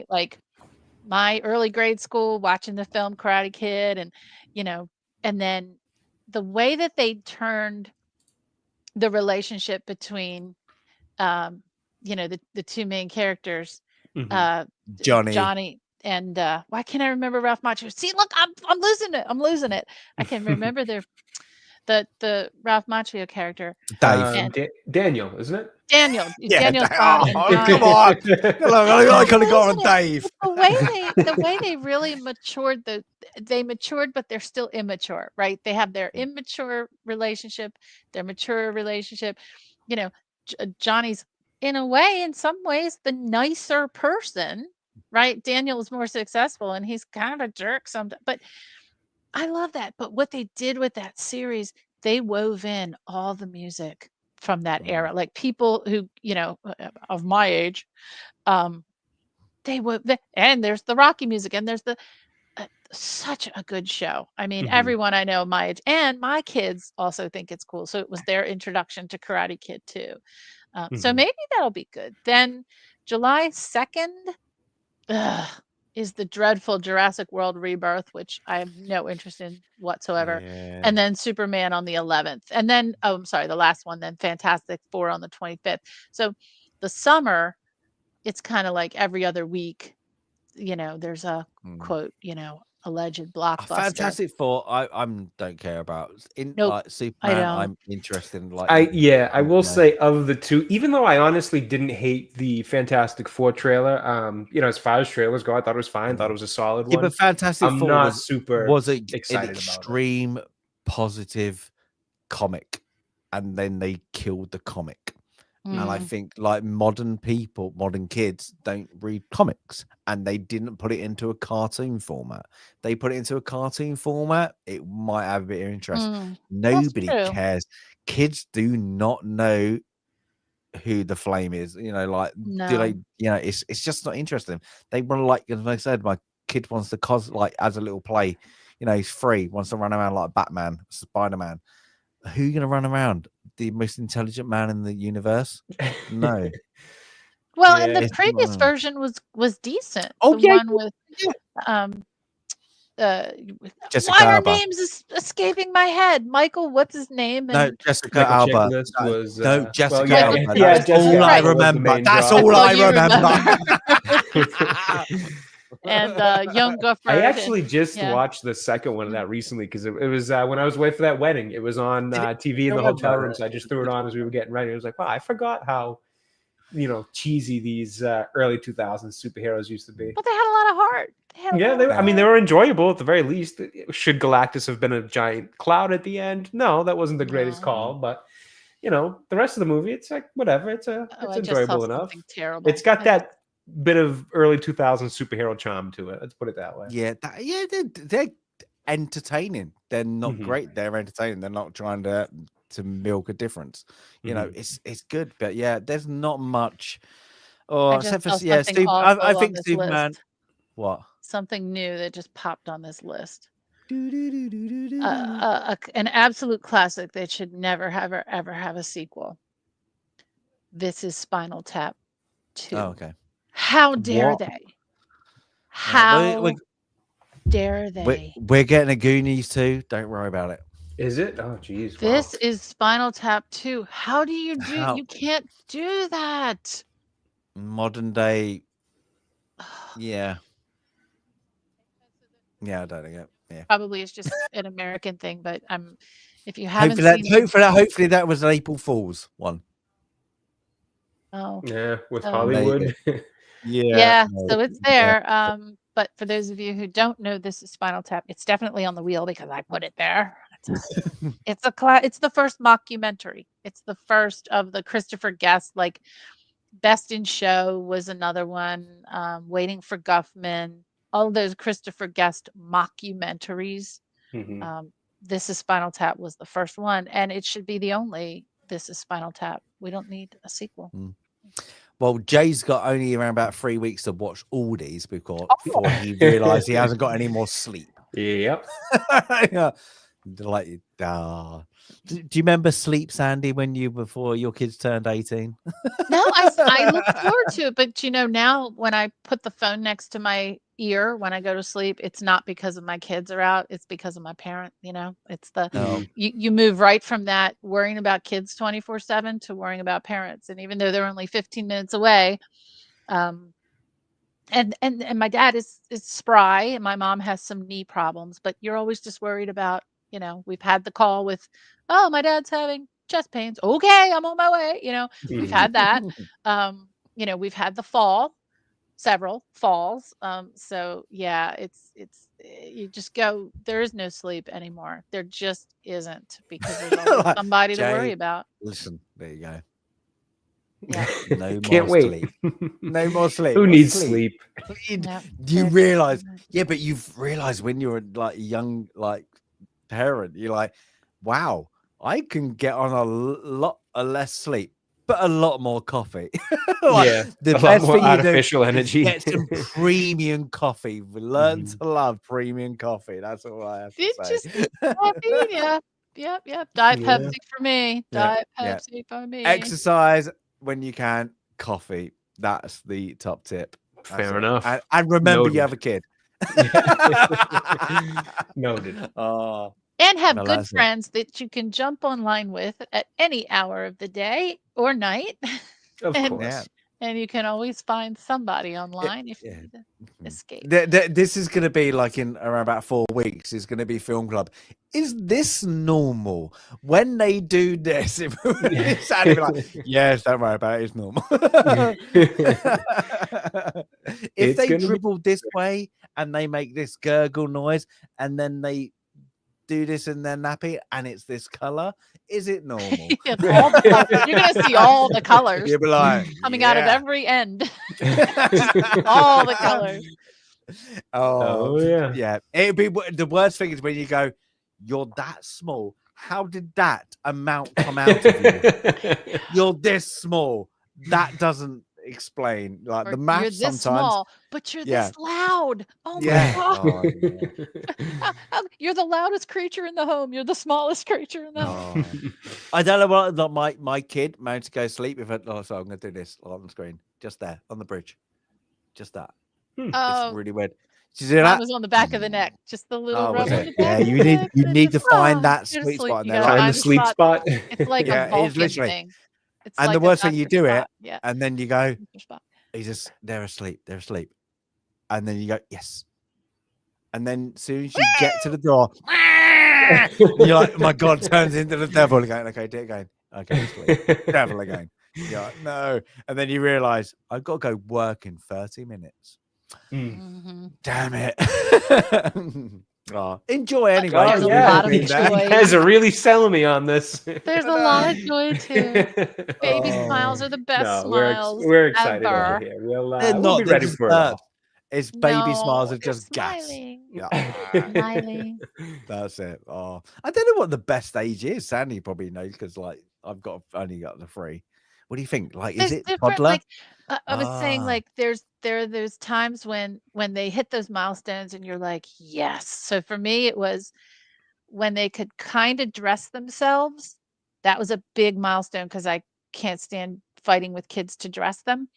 Then when they could pack their own lunches for school, that was huge because I hate packing lunches and they've taken care of themselves that way from like whatever. My youngest, from the time she could crawl up steps, she put herself to bed. Age 2. oh, She'd be that's like, good. "Hey, I'm done with you people." And she would just climb up the steps. And we're like, "Okay, where did she go?" Go to her room, and she's sitting on the floor. And I was like, "Okay, maybe it's time to get rid of the crib. Like, let's put a real bed down here." We got a real bed. Oh my God, she just put her, and she still to this day, she sleeps. She loves her sleep. Um, but then recently, the unfortunate like times we live in, kids don't want to drive these days. Okay. They prefer to be chauffeured by their parents.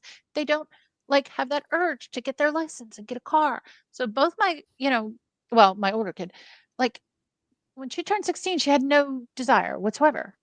And then 17 came along and we're like, okay, you're 18 now. You're going to drive. Like, you're going to drive. And now that she can take herself some places, that's good. And she can take her sister places. That's what's really so, one license means 2 kids. It's now, it's starting to get easier. All those little things when they can start to do on their own, those are the big milestones. But it feels like with each of those, there's always some big expense. Like, okay, high school was expensive. Now I got one in college. I got a freshman in college. Oh my God. It's just it's outrageous. Everything is outrageous, but it's wonderful as Enjoy, Jay. Yeah, this is you. I mean, you guys really just thank you. But no, but No, it's I'm only kidding. the coolest. I think the coolest things besides those milestones is like when you catch your kids doing the right thing. And early on, one of my kids, I think was really little, like 4 or 5. And like without her seeing me, like I noticed her being really kind to someone who was upset, and hugging a friend.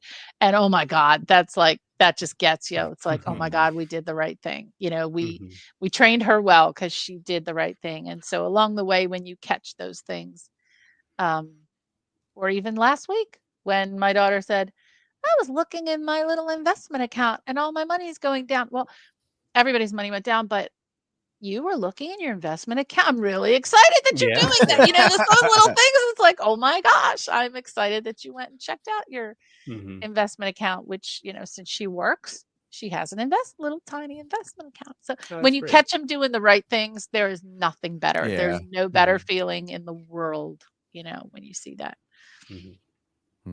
So there is my some good kid. Now that's a good my- selling point. Yes. Yeah. But it's like my kid just wanted, like, we was like at a tilt, and I was like, "What's he doing?"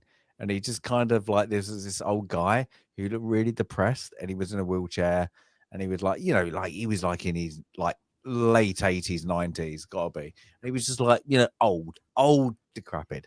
And my kid just wandered up to him and just went, no reason to be sad, and then just gave went and gave him a high five. Sweetheart. And literally that made that guy's day. He was like, oh, and he just like went from I'm really sweet. sad, and I'm like, hello, and then like that was it. And I was like, oh my. I was like, he was just like that, and he goes, and he just waved at him as he went past or wheeled past. That's I was awesome. like, great, that is it. I was like, great kid. You're doing all the right things. And that is it. I've caught your kid running through a library, and a kid running through a library is the right thing. Oh my God. Just giggling like a maniac through a medieval library, to be exact. Do you know what's annoying me? And I think I said this the other day. like I'm dyslexic and I'm really bad at readings. And I was reading a story and I was like, I don't know what that word says, and I really struggled. So I said something different, and he corrected He me, corrected you. Oh my god. That's it. and I was like, and it got to that point. I went, "You little shit." Really proud of you. At the same time, the brain Proud of went, you, but I was like, "You want to Aw. fight? You correcting what? So did I just say it to you?" And he was like, he went, the worst thing, he just looked at me and went, "It's okay, Daddy." And I was like, "Oh yeah, I know it's okay." But I was like, you know what? I was supposed to be teaching you, and it was just like, it was so funny. I Oh. was like, damn it. I was like, but yeah, it was Yeah, so you can't trick cute. him anymore. Yeah, He's it got was it People now. raise really, good really kids, you guys. cute. It was really cute, and I was like, because I'm like, yeah, I really do struggle, and like, there's some fonts I can't read. Mhm, He's like, Daddy, can you read this? I went, no, Mummy's gonna have to read that. I can read these ones. mhm. So they're different things. So yeah. But he likes the way I read. But when I go, oh, I can read this one, but Mummy's read it before, and then Mummy reads it the correct way, and I'm like, you know what? I'm going to skip this word or say something. And he's like, So catchy. oh no, that is wrong. Like that. So, Aw. but yeah, bless him. But yeah, but at least he's like, he's one of the things. But at least we've started the Hobbit again, so that we're doing all that. Yay. Yay! I'm gonna get him onto a Hitchhikers. Let's see if he does that. Once he starts going, Mum, it's 42. Just 42. literally take to 42. The reason is 42, and I'll be like, fist bump every time. Anyway, but yeah, everybody, literally, this has been a great film club. I believe. I think it's been great. So, but yeah, so next on the list, I've got to go to bed soon. So we're back to Saturday, are we, guys? Yep. Yes, we should be good for Saturday, I believe. Jay's like, we hope. At this point, I don't know. We'll Yeah. see. I'm we're hoping, hoping, but we're at any hoping, point, Baby Nerd Takes could be ready to say hello. So it's ideally, hoping yes. it's hoping or oh shit. Yeah, one of the two. You'll see my Oh my message in God. Discord. Can you imagine that? And like film club, guys, I've really got to go. Yeah. I've got to go like that halfway through. That makes but one hell yes, of a short. that It would be like that. Oh, that'd be good. Live stream. Please give Mrs. Nerd try again. Takes us. Please give Mrs. Nerd Takes all our best. Absolutely will do. Yes, Thank you indeed. very much. Yeah, and buy loads of wet wipes and nappies. Oh, I've already That's loaded all up on all that. We're ready to go. But next, of course, is a biographical epic. Is Cromwell, and then Sandy is going to get really excited for Rocky. So we've got a good couple of homework. So this Saturday, definitely. Next Saturday is 80%, and then the Saturday after, we're like, oh, we don't know what's going on. Yeah, So, honestly, I would say from my end, this Saturday we should be good. Not entirely sure. After that one, we'll have to kind of play it by ear. Yeah, that's fine. That is fine. We all understand. But everybody, I hope you really enjoyed Platoon. Yeah, me and Sandy had a couple of rants. Jay, you enjoyed it. I learned a lot today, which was great. Yeah, that's it. But everybody, I hope you really enjoyed coming to us. Everybody who stayed on from Mr. Pork Chop channel and didn't say hello. Welcome. Say hello and Yes, welcome. And we're gonna go. But everybody, Sandy, what you got going on? Well, I'm planning my trip to Philadelphia, obviously. There you go. Trip back. No, I'm there frequently, so that's a good thing. Doing what I'm usually doing. I'm trying to get some longer videos out. I do live streams once in a while. Thanks to everybody who joins me on my little live stream treks. And looking forward to the next couple of weeks as spring is springing around here. So lots of other places to go check out. And you'll find those in my videos. Thank you. And next time you want to ask a question about London, go to a Londoner, not TikTok, Twitter. Ealing Common was very easy for me. Absolutely. Well, it was out there for all of my Twitter friends. It was actually, I don't know. I just was going through I know. lifetime of photos that I do exactly what I tell everyone else not to do. And just dump them all in one big huge folder with no labels on them. And so yeah, thank you for that. So yeah, I had some photo of the I was like, inside of a mech. the worst thing is I looked at it, I went, I know what that is. Awesome. That was the Of worst the thing. I was like, hundreds and hundreds oh, of underground West stations. London. I was like, there we go. I know. But yeah, but it's like Awesome. unique because it's like Art Deco. It's more It's Art beautiful Deco. from the Yeah. inside. Yeah. Sorry, Jay. We're talking about a inside as you're looking outside of a chain tube station in West London. Okay. And it's called Ealing Don't Common. remember And where I was, yeah. and I posted the photo, and bam, James was right. Actually, and Ian so forth also. So Ian and James came in Yeah. quickly. Shout out to Mhm. Ian. With the so Yeah. I have now I labeled think the he said photo. it's Ealing Common. Yeah. It's now labeled. Go on. I've only So got Jay, 10,000. can I get my kid to watch one of your streams? Are you doing Spider-Man, Batman? What are you doing? Oh God, I wish I knew. You don't know. I'm currently flying by the seat of my pants. I'm not sure what tomorrow brings. Yeah. Juggling this, juggling that. Yeah. Honestly, I wish I had a more solid schedule of something coming out. I do need to start putting a better focus on the channel because it's been a little bit just balancing the arrival of Baby Nerd Takes and everything else going on. So, as always, the best I can give you right now is keep an eye out for the channel. Something should hopefully come up soon. Well, yeah, just pop something on there every once in a while to keep the algorithm alive. And we want to try to pre-record a few little things before the baby's here. That way, at least like once a week, I can kind of just release them and that whole kind of deal to get me through a little bit of time before I figure out when I'll be able to square away time for new stuff. Yeah, but also don't tell your kid when he's free in front of his mum that you wanted to call him Batman and your mum didn't. That was an argument. That was fun. Yeah, that was great. That was I did that. I went, do you know what? I wanted to call you Batman. Mummy didn't. Boom! What? I was like, yeah, how cool would that be? I just ran with it. I was like, anyway, I've got a stream. Bye now. There we go. I'm Batman. There we go. Also, I did scare Jade, him he's with evil. that. He's totally evil, Jade. I know. I did. I know you're watching, Jade.